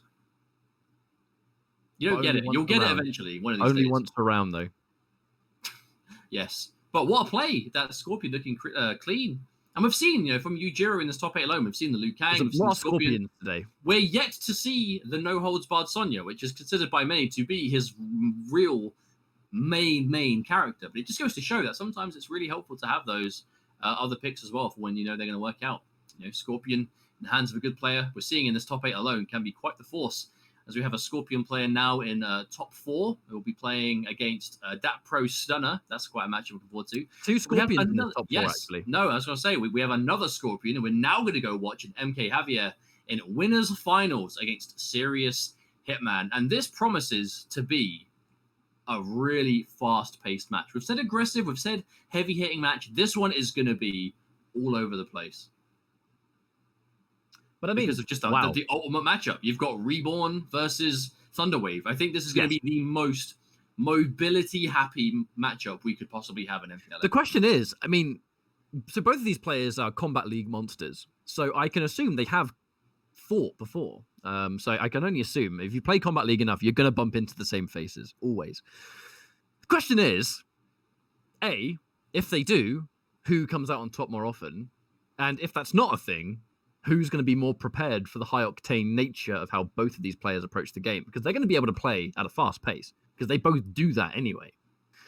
But if I'm talking about who has an advantage, I really don't know how to call it. But while we wait for them to join, I want to welcome everyone here to remind you this is Celtic Throwdown Online. Mortal Kombat 11 has been moved to the online world for tournaments, and thanks to our netcode, we're all good. But additionally, we are being assisted here with Parsec. GT Omega. Parsec, the system that exists for being able to essentially play offline online. It's a wonderful service that lets you play a lot of different games that either don't have a netcode or have a netcode that you'd rather play offline instead of online. That's what Parsec really specializes in. GT Omega, some wonderful chairs. Using one myself, funnily enough. The very generous folks actually sent Mustard and I. They sent us these chairs a long time ago, and they're still going, still in peak condition, and incredibly comfortable for all the content that we do from home, especially seeing as we're spending a lot of time at home with the current climate. Additionally, raising funding, for the Equal Justice Initiative. You can go to eji.org for information on that. Parsec have been matching donations up to 1K, and that is a figure that has been passed, actually, thanks to the generosity of everyone. You can go to GT Omega, their website. Any purchases with the code CTBLM, you get 5% off the order, and a 10% is given to the charity of EJI. So, a lot of good things going on. It's definitely a good time to be supporting fighting games, supporting these good causes. Make a difference. But also, for I think maybe the 10th time today on stream, Sirius Hitman returns.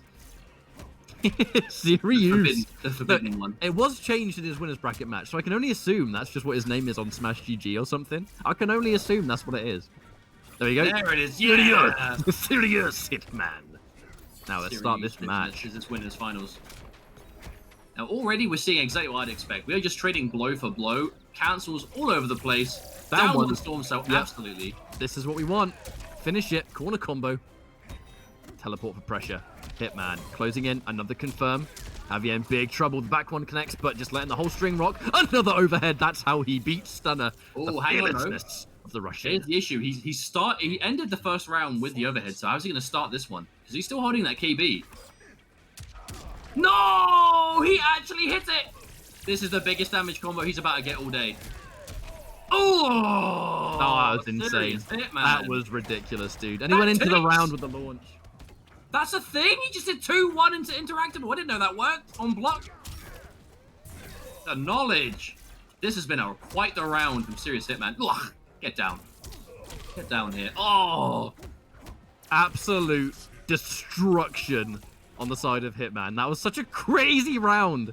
But I mean, just look at what happens, right? The back two, the crushing blow of hitting 2 in a row. If you end a sequence in an overhead and you go into the next round with it, it's, it's pretty important.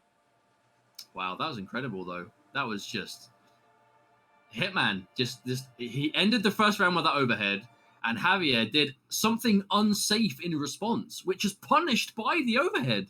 I feel like that could not have been a bigger risk to take, and Serious Hitman was more than ready to punish him for it. We have to remember, Raiden, it's very uncommon to see him hit that overhead crushing blow. It requires you hitting it twice in a row, and he's a character that has an overhead low mix-up, so normally you'd think, get hit by the overhead, the last thing you're going to do is block overhead again. Pops up, does massive damage. One of his, I would say his biggest damage option is that crushing blow overhead. So usually it doesn't hit often at all. Especially mid-screen where you're not guaranteed to hit it. But one way that makes it guaranteed is to do a teleport and block. Hitman made him pay the ultimate price. Game 1. Going to Hitman. Hitman winning this whole tournament would be sick. It really would. I'd be so excited to see where he goes from here, honestly. The caliber of players he's had to take out. Counter hit, and he's ready for the confirm as well, so he's going to get that easy, uncontested 28%. That back one. Good damage on its own. Wow, able to kind of get around. The teleport mix-ups, never ending, and just so tricky, but how costly it is. He spends all of his meter on this sequence. He has to believe in it, otherwise there's no point. Speaking of meter, Javier spending 2 bars on a 20% restand, that can be the problem. These characters that don't have a huge amount of damage, that's where it's going to be spent. There was a counter hit forward 3, but he just didn't have any meter to get anything, and I don't think he actually wanted to do the spear, because he went the not side switch. Wow, he lets it rock. Letting it go. Definitely tried to wake up 2, I think, right there for Hitman. What? This is such a ridiculous set. We've only just started. Oh! Doesn't let it go. Just looking for the fatal blow. Wait a minute. Ooh. Oh, he didn't. If he just did. Oh, no! After all that Hitman. With a tiny hit here and a tiny hit there, ending things big with the interactable. I always wonder if Hitman was just looking for that fatal blow confirm. Normally he's so big on that, but again, we're seeing Hitman. He's been playing super crazy, but it's like it's all he's been doing, right? He has been slowing things down when necessary. Oh, conversion! So good. I've got to be honest. Today, this is the best I've ever seen Serious Hitman actually play. This has been madness, but that is going to be a really big corner combo. No, Javier actually keeping it really simple. Oh, and he saves on the gravity. That was cheeky damage. So good. 450 for an uppercut. Love to see it. Hitman himself, though, has 1 bar. Don't think he can quite kill with this. But breakaway coming. Oh, okay. No, if that armor broke, I think this might have ended. Javier, good restraint on that to hold on to the breakaway, because this definitely would have killed if the reset scaling happened. Oh! He didn't have meter to amp it. Oh, he's so cheeky! Hitman is so ridiculously cheeky. He is so cheeky with how he plays this. So that is one of the more scary things that he does, though, is there is a genuine kind of mind game behind the down 1 storm cell and down 1 into nothing. Because what he'll do is, he'll do so many down 1 storm cells, which is that, big circle launching attack. And the first couple hits of that are mid, so it's really hard. Like, if you let go of block, he's probably going to tag you with it. It's really hard to deal with it. If you've been conditioned to expect down 1 storm cell, he'll do down 1 and then the slightest backdash. And then a bit of a delay into back 1. So he's like doing down 1 on block, which is normally not a thing you'll do follow-ups from. But because you're so conditioned to wait for that special move, he'll move back and then use his advancing super fast back one to tag you. And on block, gets a mix-up. On hit, confirmable into damage. It really is dangerous. And if he has you conditioned, it can add up very quickly. And now a serious Hitman, one single match away from securing himself grand finals on the winner's side. How about that? What a result. In dominant fashion, Javier's having a really hard time with just... I don't even want to say the final moments of the round. He's just so overwhelming all the time that, you know, the question we asked at the very beginning, by the way, I think that might have been to try and catch a teleport on the other side. I was absolutely to catch a teleport. Who's going to be more ready for the pace? Clearly Hitman. And, I mean, can I be surprised that's the answer to the question? Javier has no break here, so that's going to be a full combo. Catching him in the air, so he knows there's the hit of gravity is not available. Oh, big commitment again. Oh, that's the kind of thing that Javier needs to be ready for. But if Hitman has that breakaway, you know, on the rare occasion he does have 2 bars of defense because he's not going for the teleport. He's not afraid to take a risk, so he can just sponge some of that damage back. Oh, overwhelming! Where is he? I'm over here. Now I'm over there. Now I win the round. I mean, clearly Javier is. I mean, he's just kind of stuck out. Like, what do I do about this? What do I do about this? No option. He's trying. Ooh, side switch. But he's in the air. He was in the air, so he dropped it. I think there was that one less hit of gravity that airborne hits give you, meant that didn't work. Oh, he's trying. He even did a little bit of a walk back there, trying to catch Hitman pressing buttons. Was a little bit too slow. Oh, Javier, if he has something, anything he can pull in the tank, he has to do it right now. No defensive bar, so he's going to take some serious damage if he gets opened up. No punish either. You have to take this damage when you can. You might not get many other opportunities. Man. Starting to really bring this one back a little bit, but I'm just looking at how much work he has to do to bring this from nothing. It's just on top of the fact that Hitman has been working with some serious momentum, you know, definitely no pun intended, but right, mix. Nope. Again, another one! Oh no, wait a minute. He's got a fatal blow. He's got a fatal blow. Is he dead? This does a decent amount of damage. I think he's going to barely survive. I think he'll just survive. If he broke, he would have died. If he broke, he would have died. Absolutely. Oh, whoa! Does so much. Oh, he just let it rip! And he had 2 bars of defense! Serious Hitman. Is it going to be Kid Thunder or a fatality? Nope, not Kid Thunder. That's definitely a fatality. Forwards. This is not a friendship. This is not very friendly. Oh, that's such a disgusting fatality. I forgot how gross this was. Serious Hitman. Grand finals. Winner's side. I mean, it's quite what a day. What a day for him this has been so far. I mean, he's got the finals to get through, but this is, I mean, is this his best tournament result he's ever had? I don't know about ever, but it's one of, for sure. At least in anything MK11 related that we've been involved in, like, yes. I've definitely seen him get, like, far in tournaments before, but I can't remember the last time I saw him in grand finals, so definitely going to be happy with that. I know there are definitely serious Hitman fans out there. I know he's quite the streamer over in Russia, so everyone's kind of rooting for him and hoping to see him do well, but definitely not finished yet, but definitely put himself in the best possible situation to close this tournament out. It's been a blast watching him all day. He's been playing really well today. But that does mean that our top 4 has been decided already, but now the order in which we'll see the rest of it is about to be decided. We know Serious Hitman, Grand Finals, that's minimum 2nd place. Javier is in Losers Finals now, that's minimum 3rd, but one player will advance through to play against Javier in that Losers Finals, and it's going to be either Lord Ujiro, formerly known as MK Azerbaijan, or Dat Pro Stunner from the UK with that presumably Marauder Baraka. But at this point, who even knows? You know, I don't even know what character Ujiro is going to bring out at this point. I'd like to see this be where we see the no holds barred for the first time in the top 8, because, you know, Ujiro definitely known as, you know, really kind of the premier no holds barred player and has been for some time. Only. Well, you know. Excuse me, sorry, I've got a bit of a frog in my throat. Only. No, there was a time where more than one person played that variation. Who? Someone somewhere I saw it once, I think. I think I remember. I loosely remember seeing someone play that variation at one point in tournament. I got you. I get and their name was not MK Azerbaijan. But someone else. You know, I know what I saw. You know. I shan't doubt it. I shan't doubt you. I've unfortunately made my camera lose focus. So hang on. Yeah. Let me try the tech. Hang on. How do you need to refocus that, dude? Has it worked? Yep.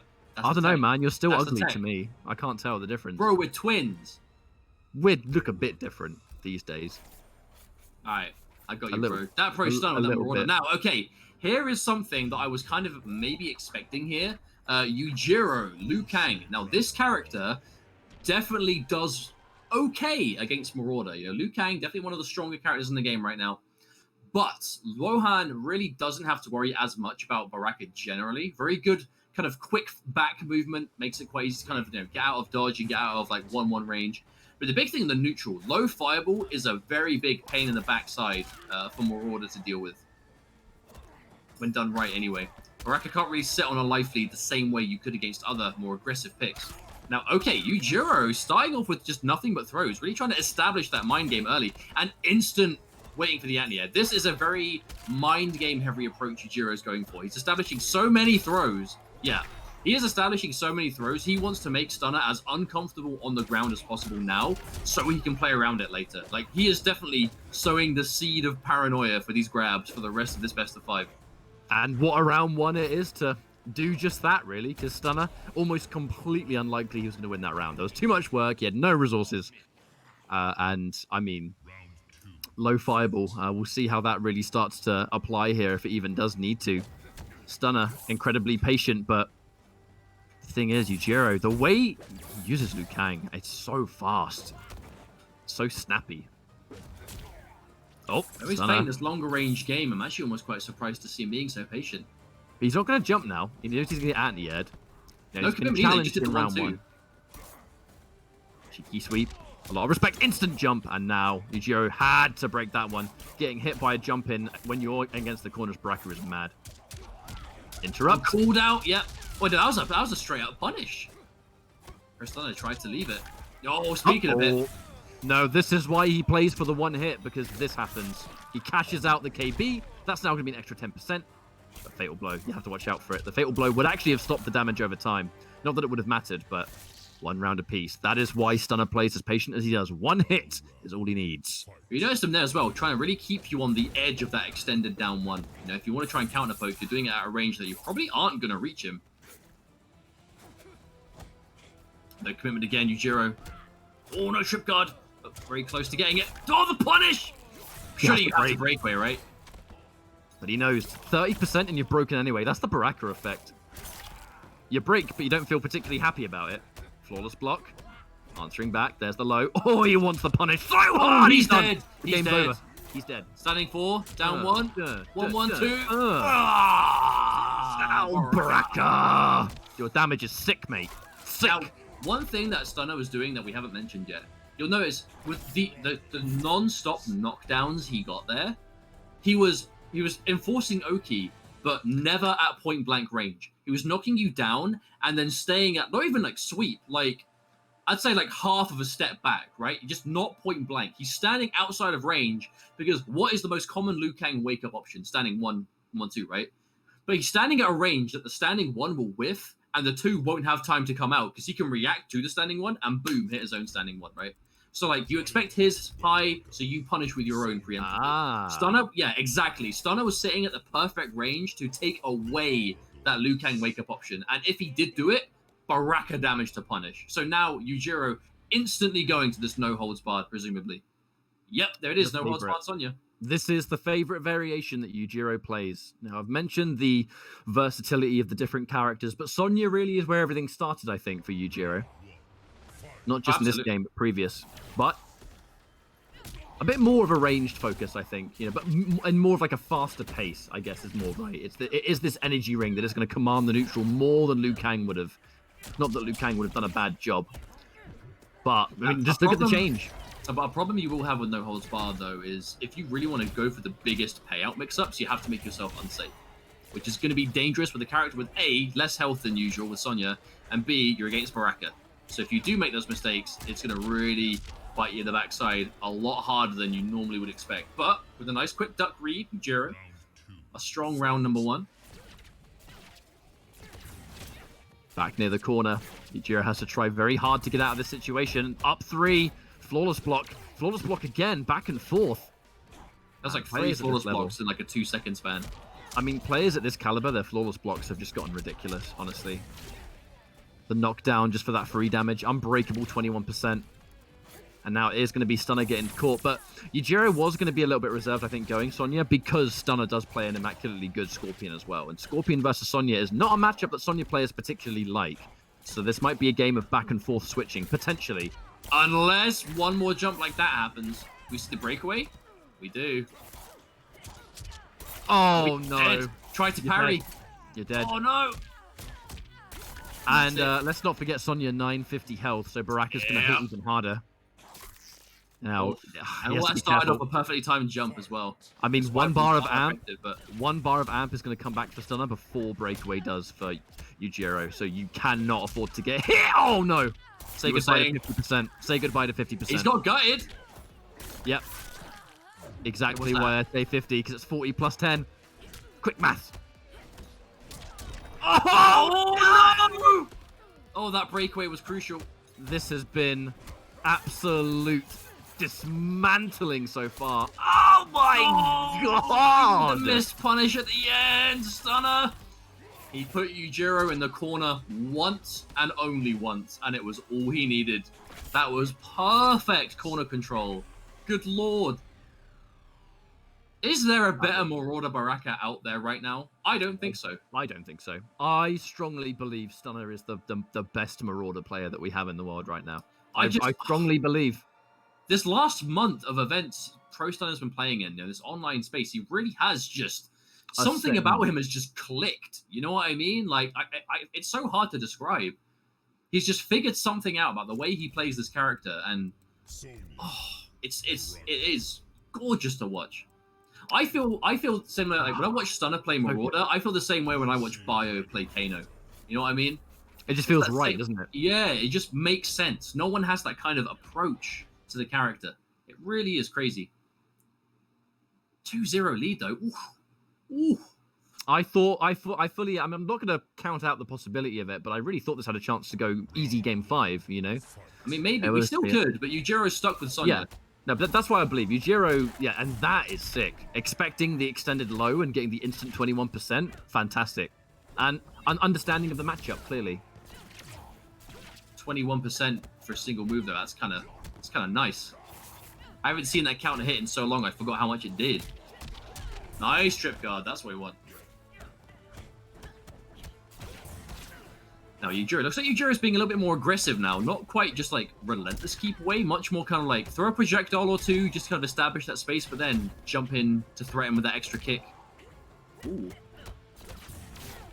Tries to interrupt but gets caught. I mean, no holds barred, doesn't have the charge on the energy ring, so interruption is not the same too far away for that to connect. And we haven't even touched on this, but Stunner running this matchup a lot with Orp. You know, the Scottish Sonya player, they do play regularly, and I do know that's going to definitely give Stunner an element of matchup knowledge here. No holds barred will be different, but there is going to be comfort there, I'm sure. He's just going to walk him to the corner. Yujiro has to be very careful. Oh, the buffer!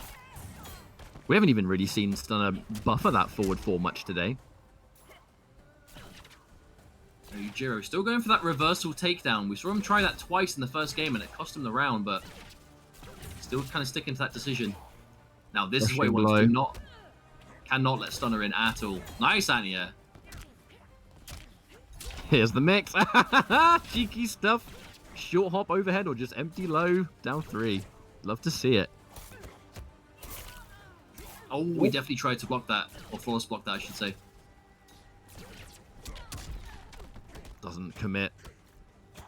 Never count out Baraka, but dude, what? Yujiro looking for it. Wonderful block on the low. I actually wonder Jump if you... 3. Oh, no. Oh, we're definitely expecting a breakaway, I think. Oh, he baited it! He baited the parry! Oh, no, Yujiro! Now, I like that choice from Yujiro, though, because those parries, if they get through the gaps without needing to flawless block or whatever, and if it beats the staggers, then that's a huge amount of damage to kill. But one read from Stunner, and unfortunately, Yujiro now match point down. I mean, this is why you can never count out Marauder Baraka under any circumstances. Okay, the no, whole that's thing came from a flawless block. Yeah, great pressure. Oh, that's perfect, perfect. Out of the corner, mid-screen. Best case scenario for Yujiro. He did everything right to bring himself out of that situation. Uh-oh. The walk forward into Oh, wait, interrupt. no, he's got the gutted ender. He has to breakaway. He's not doing it. No, no, no, no. Not only equalized, but that's now a free 10% that's just going to chip away. Empty. The chip is insane there. Bad trade. Yujiro does not want to take the damage. That's giving him a life lead. I think he can afford to trade now. Yeah, but now Blade Spark's going to be better because there's no drone drop in this variation. Exactly. He's already been hit by the ring crushing blow as well. Doesn't have to worry about that coming out of nowhere. He can definitely take this trade. He loses the amp, though. He has to watch out for that fatal blow. Yeah, he's going to have to watch out for it. Watch out. Projectiles, they start to hurt now. Does Yujiro... I mean, I will be shocked if he fires one. Good block. The block on the low! Oh, he found it! The block on the low was all it took for Stunner. Ah, no friendships today. This is savage. Oh, no. Stunner is going to take out Yujiro. And now be losers finals to take on Javier. So whoever wins that will be our second grand finalist. I think one more game away for revenge. An opportunity for revenge for Stunner. And I know Stunner, he's all about redemption, right? That's why he's starting to play a lot better now than he did, because he had about a month of subpar results. And I know he holds himself in a better standard than that. Use that as motivation going into September. You are right. You are correct. Stunner has been the kind of player to, when he has had like a bit of a, not a great showing in an event, he'll come back as soon as he can and kind of show everyone that, nope, I can do better and I will do better. He's been able to do that, and that kind of hot streak has continued to climb and climb and climb. Was able to win the Open Series for Europe, which is a PlayStation tournament series that we do every single week, and he's a regular face and is the most recent winner from this Tuesday. However, today, he went down against Serious Hitman. He brought it back to a Game 5 last round, and it came down to a last hit. He just got hit by a jumping overhead, right? Like, it was as close as physically possible, and he just made one call that just didn't go the right way, and Hitman was able to really keep the momentum flowing. But that by no means means we would absolutely see the same thing in a run back, and I really would love to see that run back happen. But in order to see it, Pro Stunner has to get through MK Javier, who was himself, had a little bit of a rough showing in that winners finals. It definitely, snuck away from him a little bit and in quite a sweep fashion. But now is a new set, it's been a little bit of a break. He's been able to kind of reflect on it. And now Pro Stunner is his next opponent, and we'll expect a very different style. We saw Javier get very overwhelmed by Serious Hitman. That is not how Stunner plays at all. So he should, in theory, be able to kind of dictate that pace again if he is able to do what we would expect in the matchup. However, if he does go for some of those teleports and they don't work out, or he does commit one too many times, he's not against the character that's going to let him get away with it. I can tell you that much. So Javier, both of these players are playing for that second grand final spot, but also the chance to get payback against Serious Hitman, who has been the most dominant player of the day. Javier losing convincingly in the winners finals, and then Stunner losing the game 5, to a real clutch display from Hitman. I mean, the question is, who's going to get vengeance first? Stunner scoring a chunky first blood. Breakaway used and already 24%. Pretty much quarter of Javier's life already gone. And now it's time to play that button versus throw. When you're minus but not punishable, you're always open to that mix-up. Ah. Oh, the whip! Unfortunate. Mistimed that on Oki. Just went clean over. 351 bar. That was just that was just the standard Baraka stuff right there. Interrupting the stagger. Good call there from Javier. Gets the down one in between the 1-1. Needs more than that, but it's a good start. Ah, a bit too greedy with the meter. And even amping that. The problem there, though, putting himself in the corner. Does he teleport cancel out for safety? But surely Stunner will know it coming. Here's the thing as well, Stunner, known for the Baraka, but does play another character, Reborn Scorpion. So he's going to be a little bit more familiar with what to expect. Oh, the counter here! He's going to gut it ender here for sure. Get that damage, start that snowball. No, decides to save it. I mean, that. To be fair, he's got Javier so close to the corner that if he gets one KB combo, Javier's dead. Especially from this point. Any of his KBs, 1-2 to punish, forward 4-4. He is a dead man if he gets tagged now. Down ones are just interrupting every attempt from Javier to just try and open up. Teleports are getting nullified by the down one straight away. Hasn't had an opportunity to really play the game this whole match. Oh, he's no, dead. The buffer! Surely he's done. He's going to amp. He doesn't get enough hits for the gutted ender. If you do forward 4 gutted, it's kind of hard to find enough hits, but won't matter. Stunner getting so much just opportunity to just hit that standing one. You know, it's rare to see Baraka get so many opportunities, but his moments, you know, he's not really just, he's not abusing it. He's not relying on it. He is just finding when he feels like it will work, and boom, if it works, cool. If not, totally fine. I love the way he's playing just this character. It's his attention to detail that's so impressive. Every single button he's pressing is so calculated. The range, you know, he's the Marauder player that I think we've by far seen use the extended buttons the most. You know, you look at Marauder, you think of just gutted, the launch, that's it. The thing about this variation is the extended buttons, on face value, they look not that good, right? You would look at them in the customizer and go, maybe I won't take that.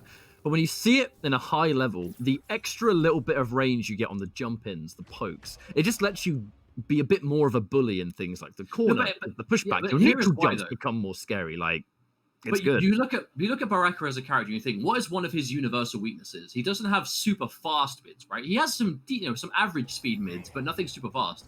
So nothing to compete, you know, the fastest buttons at point blank range. The good thing about the extended buttons is that they have the same startup as his point blank pokes as well. So if you're going to hit them and play that poke frame advantage versus frame disadvantage game, you're doing so from a range that not having the fastest mids in the world isn't really the biggest problem. Because if they whiff, you can punish with ample damage. Stunner waited to break there, looking for a spear, punishing the spear, but not something that we really see much anymore. Scorpion players always looking for that. Now the grabs, I mean, sending them full screen, that's always not going to be much of a victory for Baraka. But against Reborn, not going to matter as much, because Reborn can't really do much from here either. Outside of like looking to react, but what could he react to if you're in the lead and you have nothing to throw? He's trying to get these spears. If one connects. That standing one was a fake button. Fake projectile. Oh, that one was done too early though. Fake button turned into a punishable button. That KB, by the time you can break, you've already taken 27% damage, and that grab's a good start. One more grab won't quite do it at this health. A couple more percent and we'll see it. Oh, he's escaped, but he can't get away! He just spent bar. I know he's cornered again. If he gets hit once, he's over. Oh! That would have been it. That would have been it. What does Javier do? Is he going to do something crusty? Something crusty? Wake up, teleport! No! He tried squirming. He squirmed. He did not have the patience. No, he was definitely between a rock and a hard place. He had to do something wild in that situation. You block and take a throw, you're dead. That was a pick an option and do it scenario, and Javier did what he could. A lot of meter is being spent by Javier to stay, and yeah, a lot of meter was spent, and now he's going to take a lot of damage in return. That's a KB. 38% plus 10% unscaled damage over time. And this is already 50% gone. Counter hit, that's great. Actually stops the damage over time, actually. So that's a really good perfect time to get that for Javier. They're the extra extended buttons we're talking about. Javier pressed there. He might have got the walker. Lovely confirm. End it in the spear. Get the side switch. This 1-1-2 has been a pain in Javier's backside. I mean, if Stunner gets a hit now, he's dead, so he's got to watch it. And Javier knows that. And that's the problem with Reborn. You spend your teleport cancel for safety, but it means you can't break away for a while. Oh, walks in. He's got 2 bars. Is that enough to kill? Not quite. Not quite. But the fatal blow's in play, so I'm very worried. Stunner. What? Wake up. He just said, wake up standing one. If that was a wake up standing one at he probably would have fatal blowed. And if Javier broke, he would have died, for sure. Javier, man, actually to stabilize this a bit. This was looking super one-sided for Stunner, but not quite at the moment. Yep, escape failed. He tried.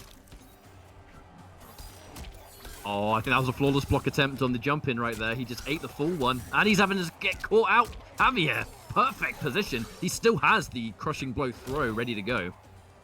Damn, and Stunner completely lost all momentum. It was all his, and Javier has just completely stolen it back. Now, Javier just playing it safe now. No reason to commit too much. This is still Baraka, so oh no, never mind. One whiff too many. Now that was definitely the biggest problem for Stunner in that set. Was I feel like he got a little bit too comfortable and just started whiffing a bit too much. Yeah, whether it's trying to bait out spears or standing ones at bad times, or even at the end there, preemptive forward 4. I mean, at the end there, like he had to do something to kind of close the distance, and you know, if you waited much longer, that's where you start to have less options to work with. But still, that was an impressive turnaround for Javier, because that second game was going all the way for Stunner, but it just turned around. So I with how we saw the start of the set, I was pretty convinced it might have been one-sided there for Stunner. I'm really glad that Javier was able to pull it back in the fashion that he did, to be honest, because that was in almost just as dominating fashion. I think I blinked and missed where the comeback happened, and now somehow we're here at 1-1. That's the best time to turn it around, where it feels like it was so effortless. Well, especially after like how the first round win for Stunner in the last game was such a dominant one as well. You know, just like non-stop offense, perfect read on Oki at the end when Javier went for the teleport.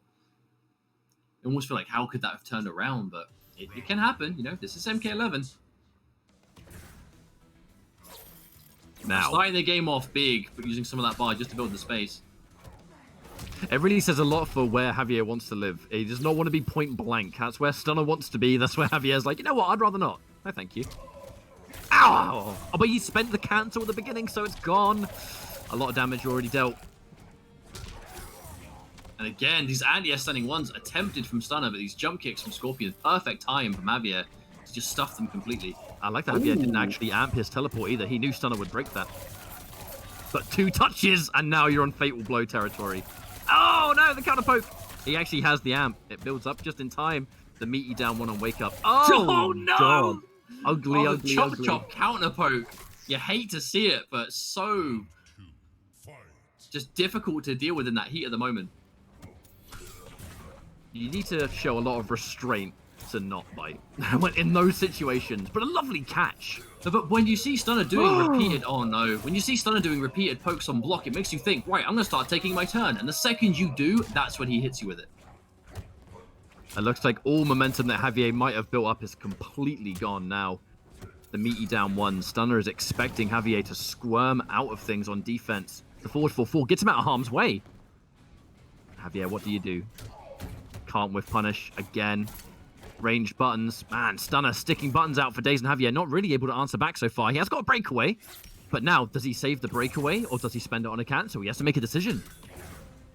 All right, decision made. Stunner. He's being careful. He does not want to overcommit. This is where Javier brought it back last time. Oh, no. We didn't get anything from it. Never mind, he's dead. Yeah, never mind.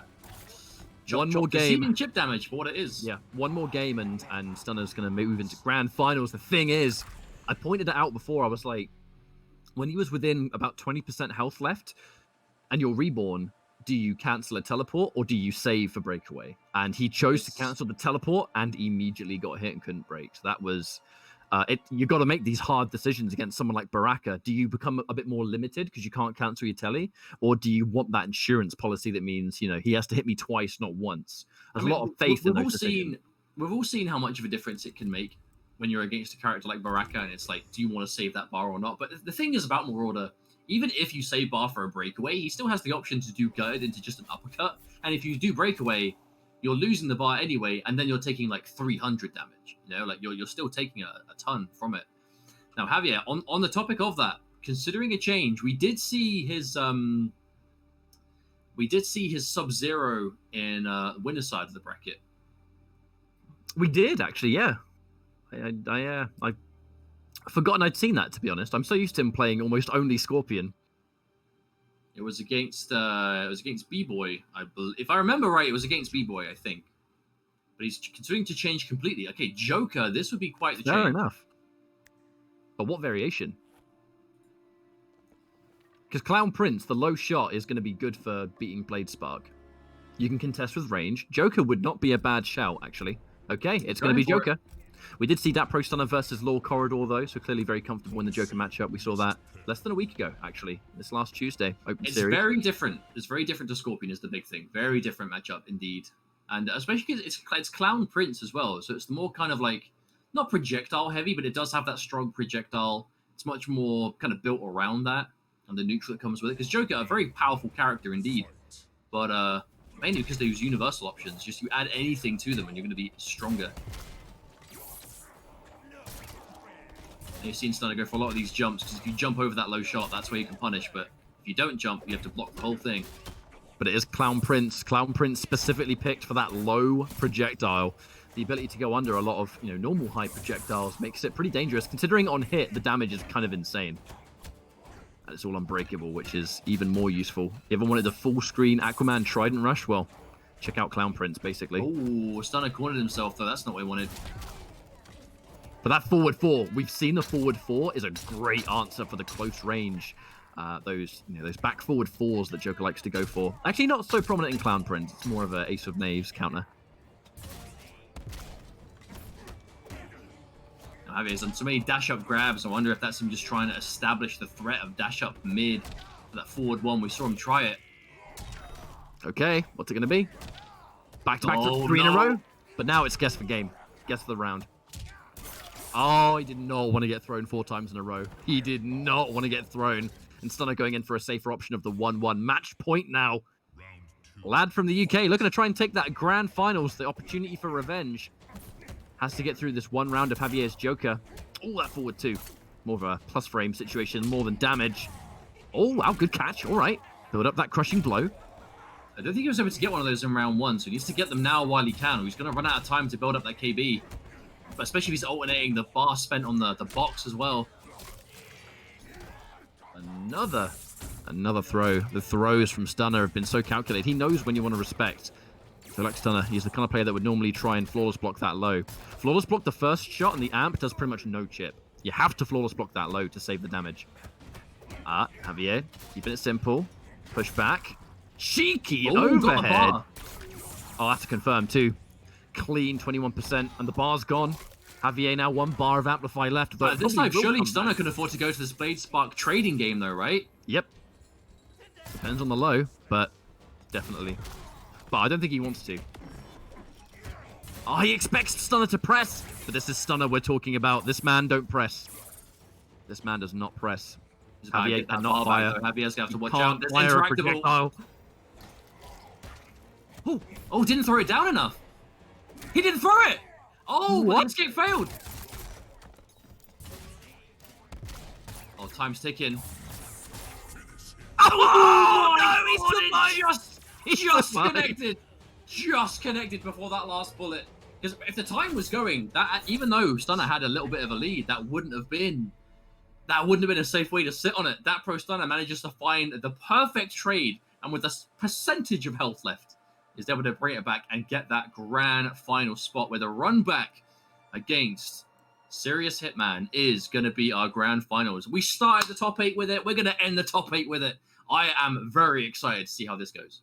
It's full circle, isn't it? I mean, when they fought in winners, it was an unexpected matchup, really, because it was Baraka versus Raiden first. The Baraka clearly had a hard time with the kind of mobility and the hard to pin down nature of the Thunder Wave. Sorry, not Thunder God, wrong game. But it's just a change to Scorpion, and it brought us into a game 5. But that game 5, Hitman was very much able to clutch it out. But with how Stunner's been playing in the losers bracket, I just wonder if it's going to be the same kind of case, because I see Stunner being a bit more like patient, because he was definitely getting impatient against Hitman before, but he's been a lot more patient throughout the entirety of losers bracket, which can sometimes, for a player like Stunner, it can be a bit of a wake up call, really, to say, right, I'm in losers now, last chance, let's shape it up. Well, that's going to be the big question, though, isn't it? You know, we have Stunner, who's a gargantuan amount of his momentum in this grand final, or this top 8 going into this grand finals, has been the Marauder, right? His just unique take on a character that isn't played very often, and his way that works for it. If we're now playing a matchup again where he might not feel like he can go it, because clearly that hard runaway style of Thunder Wave, even though it's very much not Serious Hitman's specialty, can be enforced to a degree that can cause a lot of problems for you. If he can't pick Marauder, I wonder if he's going to have the confidence to go with the Scorpion from the start of the grand finals, or if he's going to think, you know what, even though it didn't, because he still won a game in winners finals with Baraka. He won the first game. If memory serves, I'm pretty sure he won the first game, right? I think he won the first game, and then Hitman took 2, and then he swapped. So maybe he's thinking. My memory is so bad. If I'm wrong, I'm wrong. I'm fairly sure that's how it went.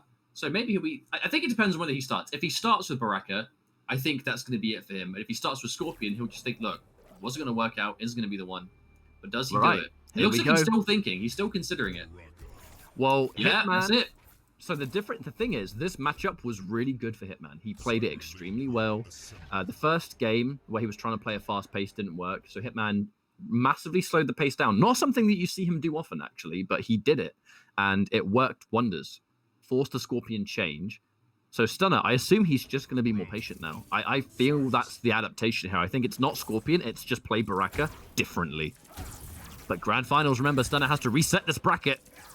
He has to win the first 3 out of 5 to reset things. Now that's going to be a bit of a marathon against this style of Raiden that we know Serious Hitman's playing. He's going to try and go for that big runaway, maximum distance. But, you know, Stunner has been around for a lot of tournaments by now. Definitely used to it. Oh, Hitman. Yeah. Now, this is the element of trickiness where Stunner, you know, he thrives in the corner. He thrives when he's point blank. Hitman has the tools and the know-how to make sure he's point blank as little as possible. That Raiden keep away, man. That straight bolt. The crash from above. There's definitely options for him. Oh, and the second you want to fire back, teleport. Absolutely. And it pushes back to a good range. As you can see, Hitman comfortable once again. Corner pressure. Use that, yep. Using the knockdown to move back. Just because you got knockdown frames doesn't mean you have to go in with it. Build that space. Build that distance. Oh, no! No commitment either, Hitman. He's got elements of the crazy, but he's holding it back. Now, is he going to teleport? That's what Stunner's looking for. He's looking. Oh my god! Blow! Oh my god! Just when you think you've seen it all. Oh, he does something else. I love it. This is why Hitman is one of my favorite players to watch. He just does not care. That's a kitchen sink play right there. Yeah, absolutely. Everything but. Oh! Another confirm from Hitman. If this game goes another way, I would definitely say be prepared for Stunner to go Scorpion, because this Baraka, he's just being reminded that it doesn't work against Hitman.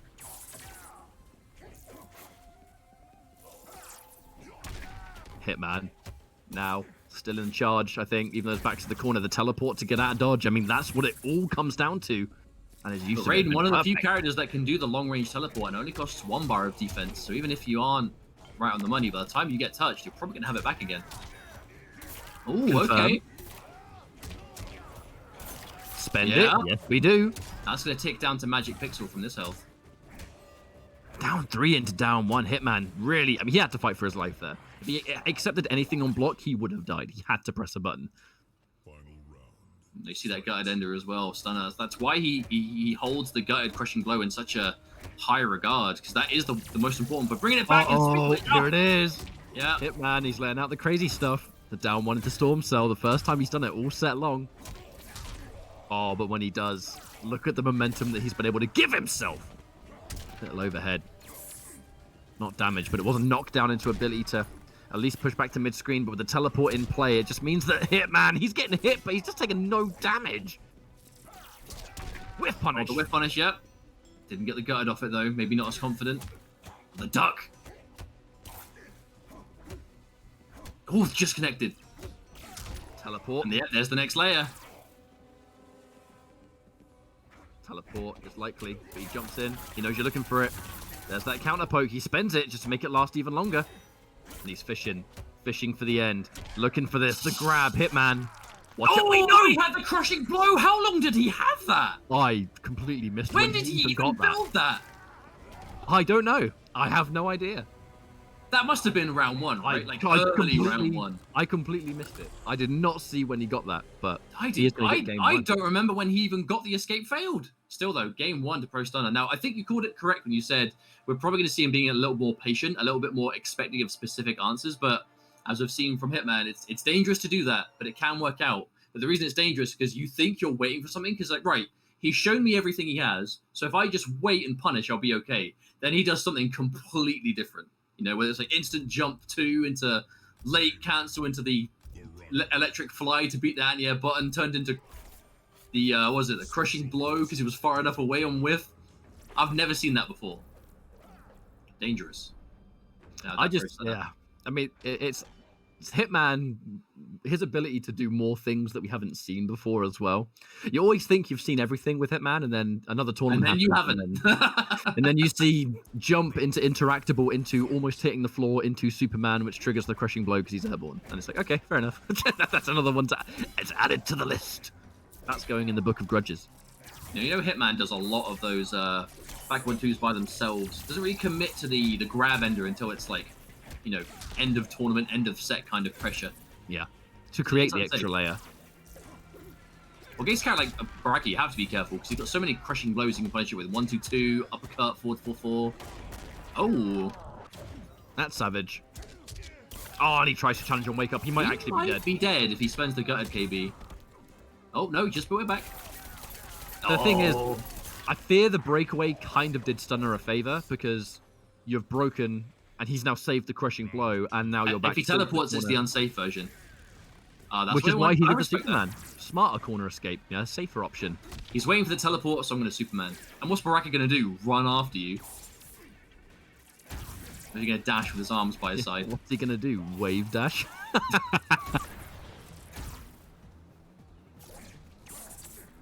Now, Hitman, not overcommitting too much. I like that. It's this kind of range he's really good at enforcing. Oh, tries to whip punish it so hard.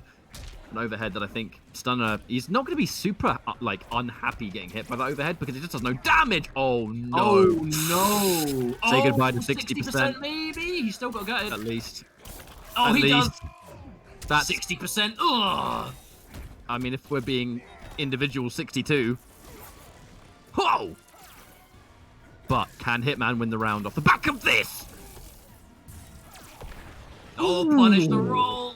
Now, Stunner, that was a big one. Stunner, he spent the forward 4-4 crushing blow and the gutted ender. They are two very important things when you've got corner pressure to be gone.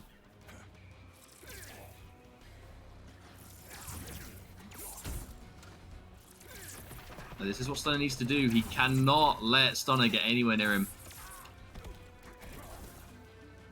Because at the same time, you don't want to give him the distance to go for that electric fly on the way out. Oh, we called him. Okay. No crushing blow throw, unfortunately. If you can get the escape failed, that will help. He's still got 1-2-2. He's still got uppercut. It's an important game to win for Hitman to kind of stunt any momentum that Stunner would want to work on. Because if you have to reset a bracket, I mean, a lot of players in losers bracket, they tend to burn out mid-grand final. Oh, he's still going for it. If he can make this last longer and longer, it gives himself less work to do in effect. And that, no confirm, but that is a confirm. And that's going to be the game. Hitman lands it. One game apiece. And he's able to stay alive here. I do wonder if it's going to be Baraka all the way or whether he is eventually going to go Scorpion. Well, he is in losers, so he does have less room to make that decision. I think if we were going to see Scorpion, I think he may have gone to it immediately. The question is he trying the Baraka for comfort? Or does he think Scorpion is like just the no-brainer? Because I don't think it's that much of a difference. Because we're seeing it's clearly quite difficult for Baraka to catch up. But I don't know if I'd say it's unwinnable. But the question is, do you think you can, not only win the set, but then reset the bracket and then do it again? You're playing for 2 sets and loses if you're Stunner here. But you're trading off one thing for another because Baraka just has that damage that you can't contest with. Scorpion, more neutral options, sure, but not quite the same level of just kapow, that you really want from Baraka. He really isn't sure. He's going to other characters. I wonder if there's another character up his sleeve we might actually see him try. He probably does play other... I mean, I would be surprised because he's just a naturally gifted Netherrealm player. He has been for a long time. So even though we see mostly Scorpion and Baraka in tournament, I would fully expect him to have other characters that he knows how to play. He just might not pick them in tournament. Here's the thing, though. Raiden is very aggressive, and what we're seeing Hitman do point blank, it's very tricky. But I can't stress enough how unsafe some of it is. Like, if you go for the grab ender, that's a full punish. If you go for the back 1-4, that's a full punish. If you go for Storm Cell, all of it's unsafe, and he's playing against a character that kills you for blocking right. So this is more serious Hitman is just playing, and I love that choice. Knowing the Hitman is likely to try and fish for that KB again, go for a faster button. But he's just, what he's doing isn't easy. He's enforcing a very unsafe offensive style against a character that kills you for blocking right. So it's more that Hitman is just picking his options very well. Oh my god, he still had it! What? He didn't press a button.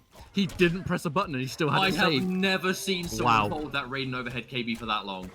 I am amazed and impressed. He got off the ground with the back two. Can I mention? I can't believe it. Not just anyone either. Serious Hitman did not press a button in between those 2 back twos long enough. That is the most incredible thing about the whole sequence. I can't believe it. Baraka's like, watch out, he's got a stick. He's just swinging it at me. I don't know what to do. Oh, no. Oh, no. He knows he's going to jump. Good read. Good call out. Look at that health tick down, though. Yeah, fast teleport. Use that bar. Get out of there. That's what you want. We haven't seen that in a while. That's why we're not seeing so many Blade Sparks to trade, because one good teleport. Teleport again. Oh! Where is he? Who knows? Oh, he's a % away from Fatal Blow. There we go. Alright, now what's it going to be? Oh, he killed himself. That's the end of it. He's definitely dead. That is the end of it, for sure. There's nothing he can do to escape the damage, and that Pro Stunner will take another game. One more game, and we're going to have a reset bracket going into a fresh 3 out of 5. Never say never. Hitman always has a trick up his sleeve. We've seen that all tournament long. Well, the thing is, a lot of these games, even though that was a very one-sided match, they were two relatively close rounds. At least the second one was, for sure. So it's like, I definitely think we're going to be in for the long haul here. I'd be surprised if we don't go to, like... I feel like this is going the way of the reset, but it's a question of who's going to have the more stamina, right? And that's what happens all the time in Grand Finals, right? You have to go for the reset. It's a question of, you know, you got to reset the bracket, then you got to play through again. I know that's, like, obvious, but in this kind of matchup, for sure, when the way Serious Hitman plays is, it's like top speed, you know, but are you going to run out of gas eventually? Does that top speed hit a point where even you kind of can't keep up with yourself, right? Like, can you keep that kind of speed going for 6 games? Or is there going to be a point that you're going to kind of psych yourself out or stunner? If he gets comfortable enough defending, is he going to be like, right, I've kind of figured this all out now? This is the kind of playstyle that you wouldn't expect to see for like a 6-game set. Like, we're minimum going to see if we see the reset, you know? It's interesting. But if we have to go into the long game, I would actually favor Stunner, because his patience and his stamina is built for those kind of long exchanges. You know, I know you've touched on that already, but I would definitely have more faith in Stunner if we do have to play the long game here, which is why Hitman, for his sake, he needs to prevent this reset. Ooh, and just like that, spending all of his meter. Hitman spending meter and then doing something unsafe. That's what I find so, like, brave.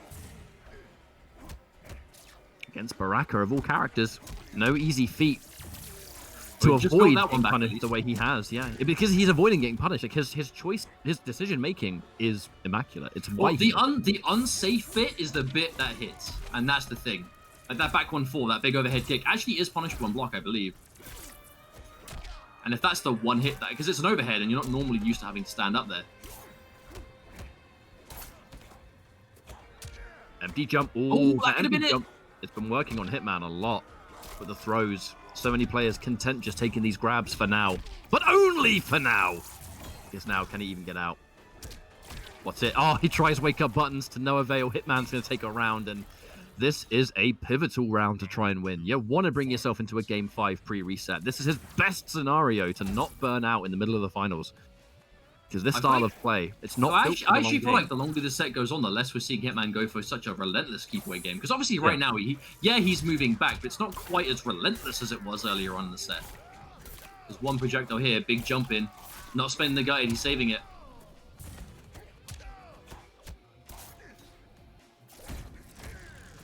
Oh no!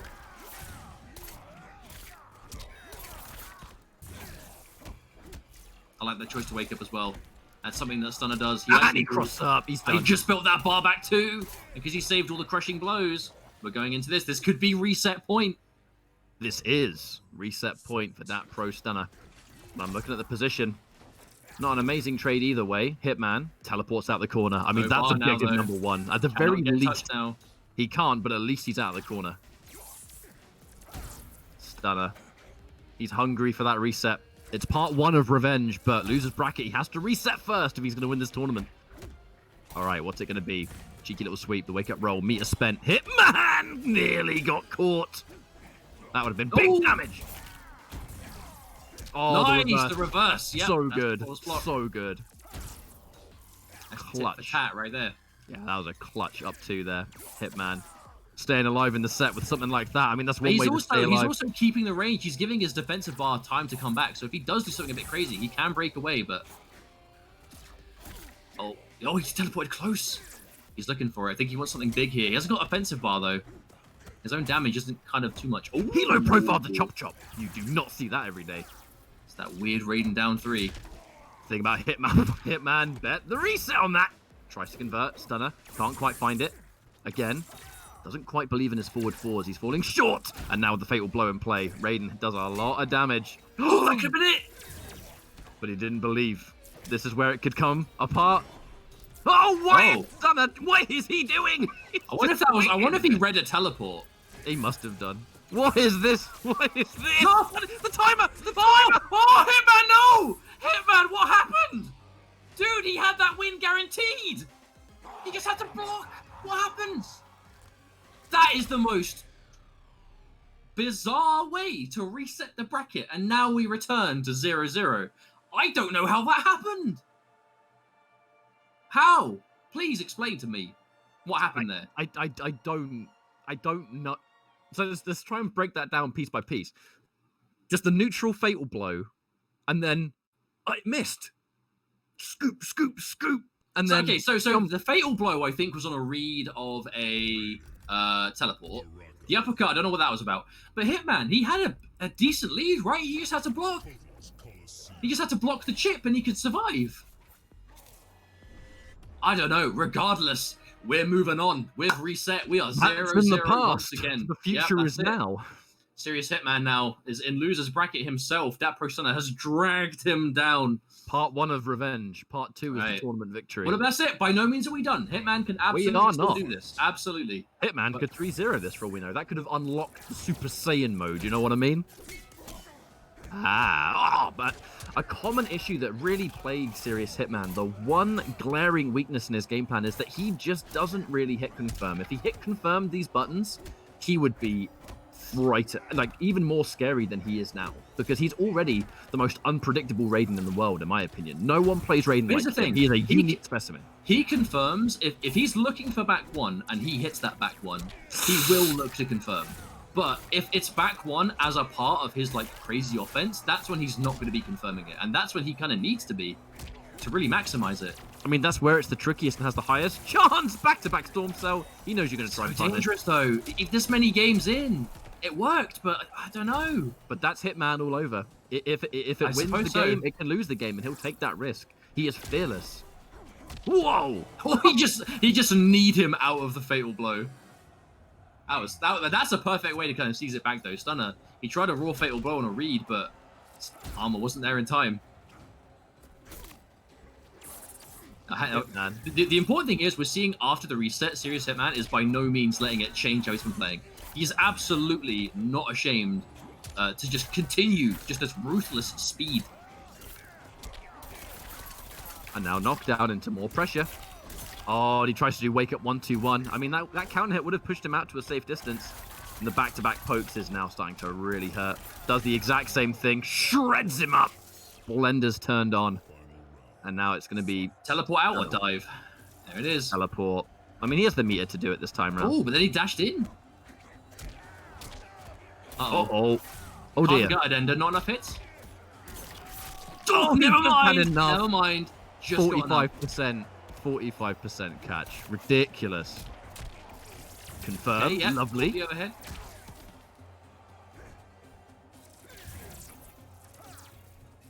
Now, this full screen. Stunner with the life lead. He is the one that's absolutely an advantage here. Oh, especially after that blade spark. Uh-oh. Oh, no. No, the teleport is exactly what Stunner wanted. Oh, dearie me. And now it's guaranteed. A knee to the face. The Thunder God's going to get shredded by the knee. Look at it. Going into our next match. But that's a great way to start a reset for Stunner. I mean, like I said, it was part 1 of Revenge, but we still have a tournament to finish. But this is officially the first point in the grand finals that Stunner is now... He is in the lead. You know, Serious Hitman, he went into this grand finals. That winner's side advantage is such a safety net. But when it's gone and it's evened out, that is the point. You don't want to lose that kind of lead that you have. And unfortunately, it just hasn't quite worked out. And I think it's largely due to what I was talking about before, where you have Raiden's offense looks crazy. It looks very scary because it is. There are a lot of options. He can Storm Cell. He has the grab ender of back one. He can stagger. He can teleport. There's all this crazy stuff, right? But a lot of those options are unsafe. Either just straight up on block, or you could crouch and make certain things whiff and punish him for it. Anything unsafe against Marauder Baraka, especially someone like that Pro Stunner, who is arguably the best Marauder in the business, that is going to be very scary to enforce over time. because at some point he is gonna adapt. He is gonna get that kind of adjustment, and boom, now that damage is adding up out of nowhere. Punish on that roll. Perfect time. Or trying to jail it. Or trying to raw storm cell. Hitman really trying to just flame he's everything. done. He's done. He's dead. No, he's dead. It would be foolish to break away now. And he just cashes out. No KB needed for a 48% crushing blow. Hitman is looking a little bit in trouble right now.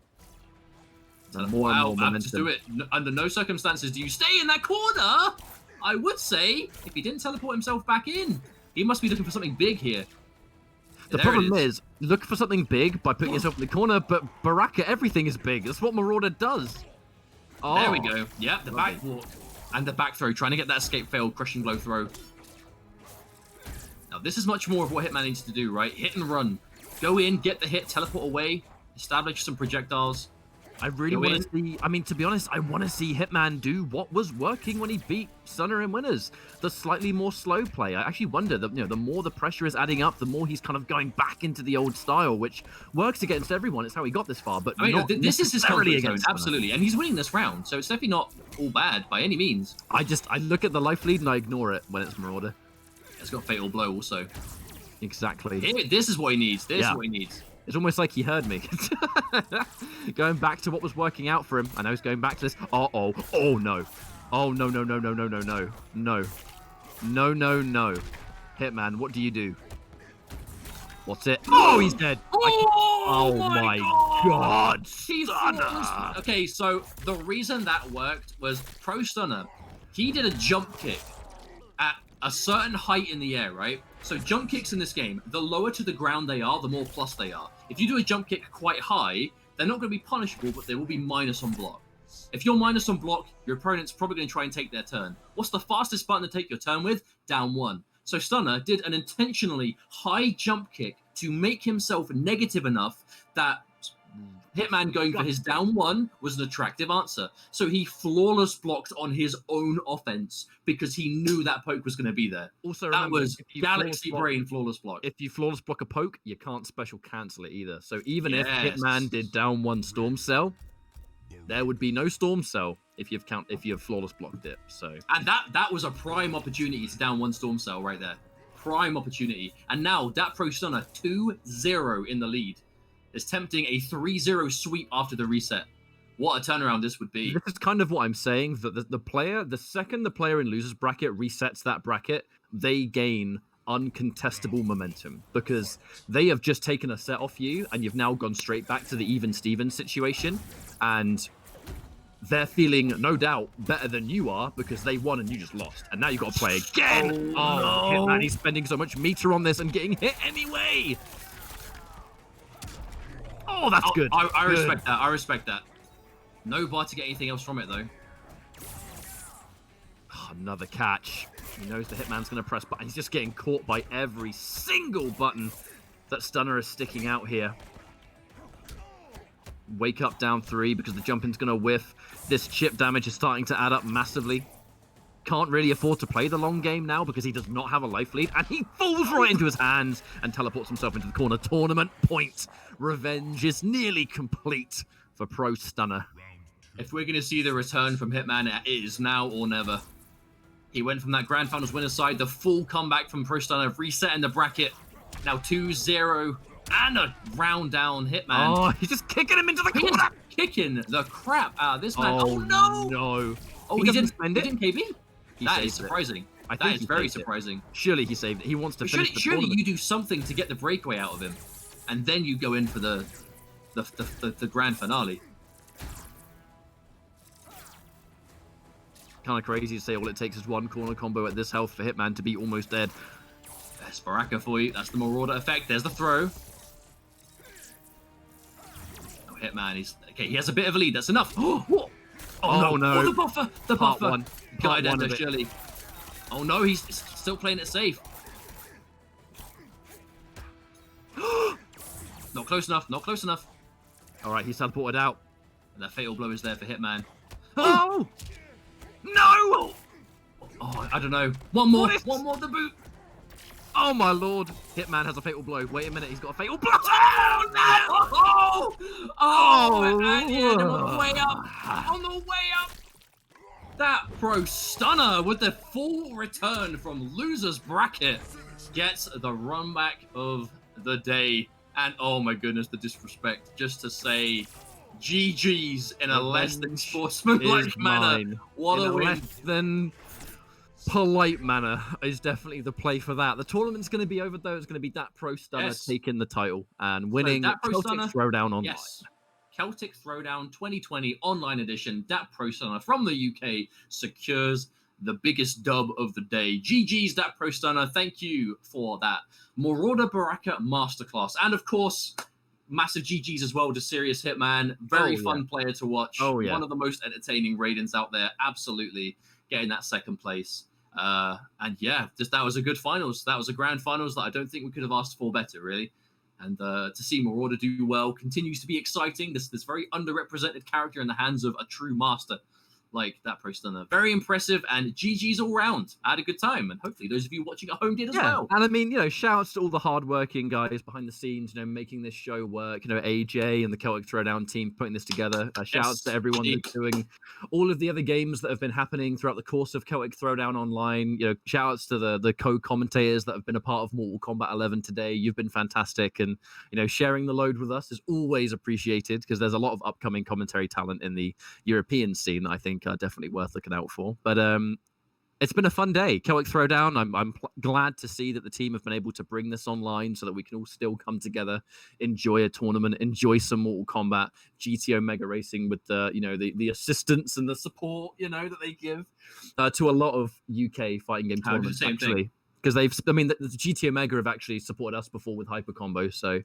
we massively appreciate them. Parsec, a major part of Celtic Throwdown with the games, allowing a better net play experience for certain games, allowing things to be as competitive as they can be. And on a personal note, Parsec have done a lot for us, allowing us to have our local streams throughout the course of the year. We are still in one of the places that has a lockdown, so we're not allowed to actually be in each other's houses, but we can still Parsec and play all of the offline games together. And that has saved us this year 100%. It's why we can speed run Shaolin Monks. If you don't watch us on Twitch, we speed run Shaolin Monks, so go check that out. But also we play loads of other games too, and it's all done through Parsec. So I want to thank everyone for tuning in. This has been a wonderful time. This has been all done, and a big part of it is raising money for the Equal Justice Initiative. You can go to eji.org for all the information there. Additionally, you can donate. Parsec have been matching donations up to 1,000, and that limit has actually been hit thanks to the generosity of everyone. And for a final note, you can go to GT Omega. You can go to their website. Any purchases that you make with the code CTBLM, you get 5% off the order, and 10% goes towards the charity. So it's been a good weekend. There's been a lot of fun games taking place. One final thank you to everyone for joining us today. Thanks for joining me as well, Mustard. This has been Celtic Throwdown Online. Much love. Take care. Stay safe. And we'll see you next time. Take care.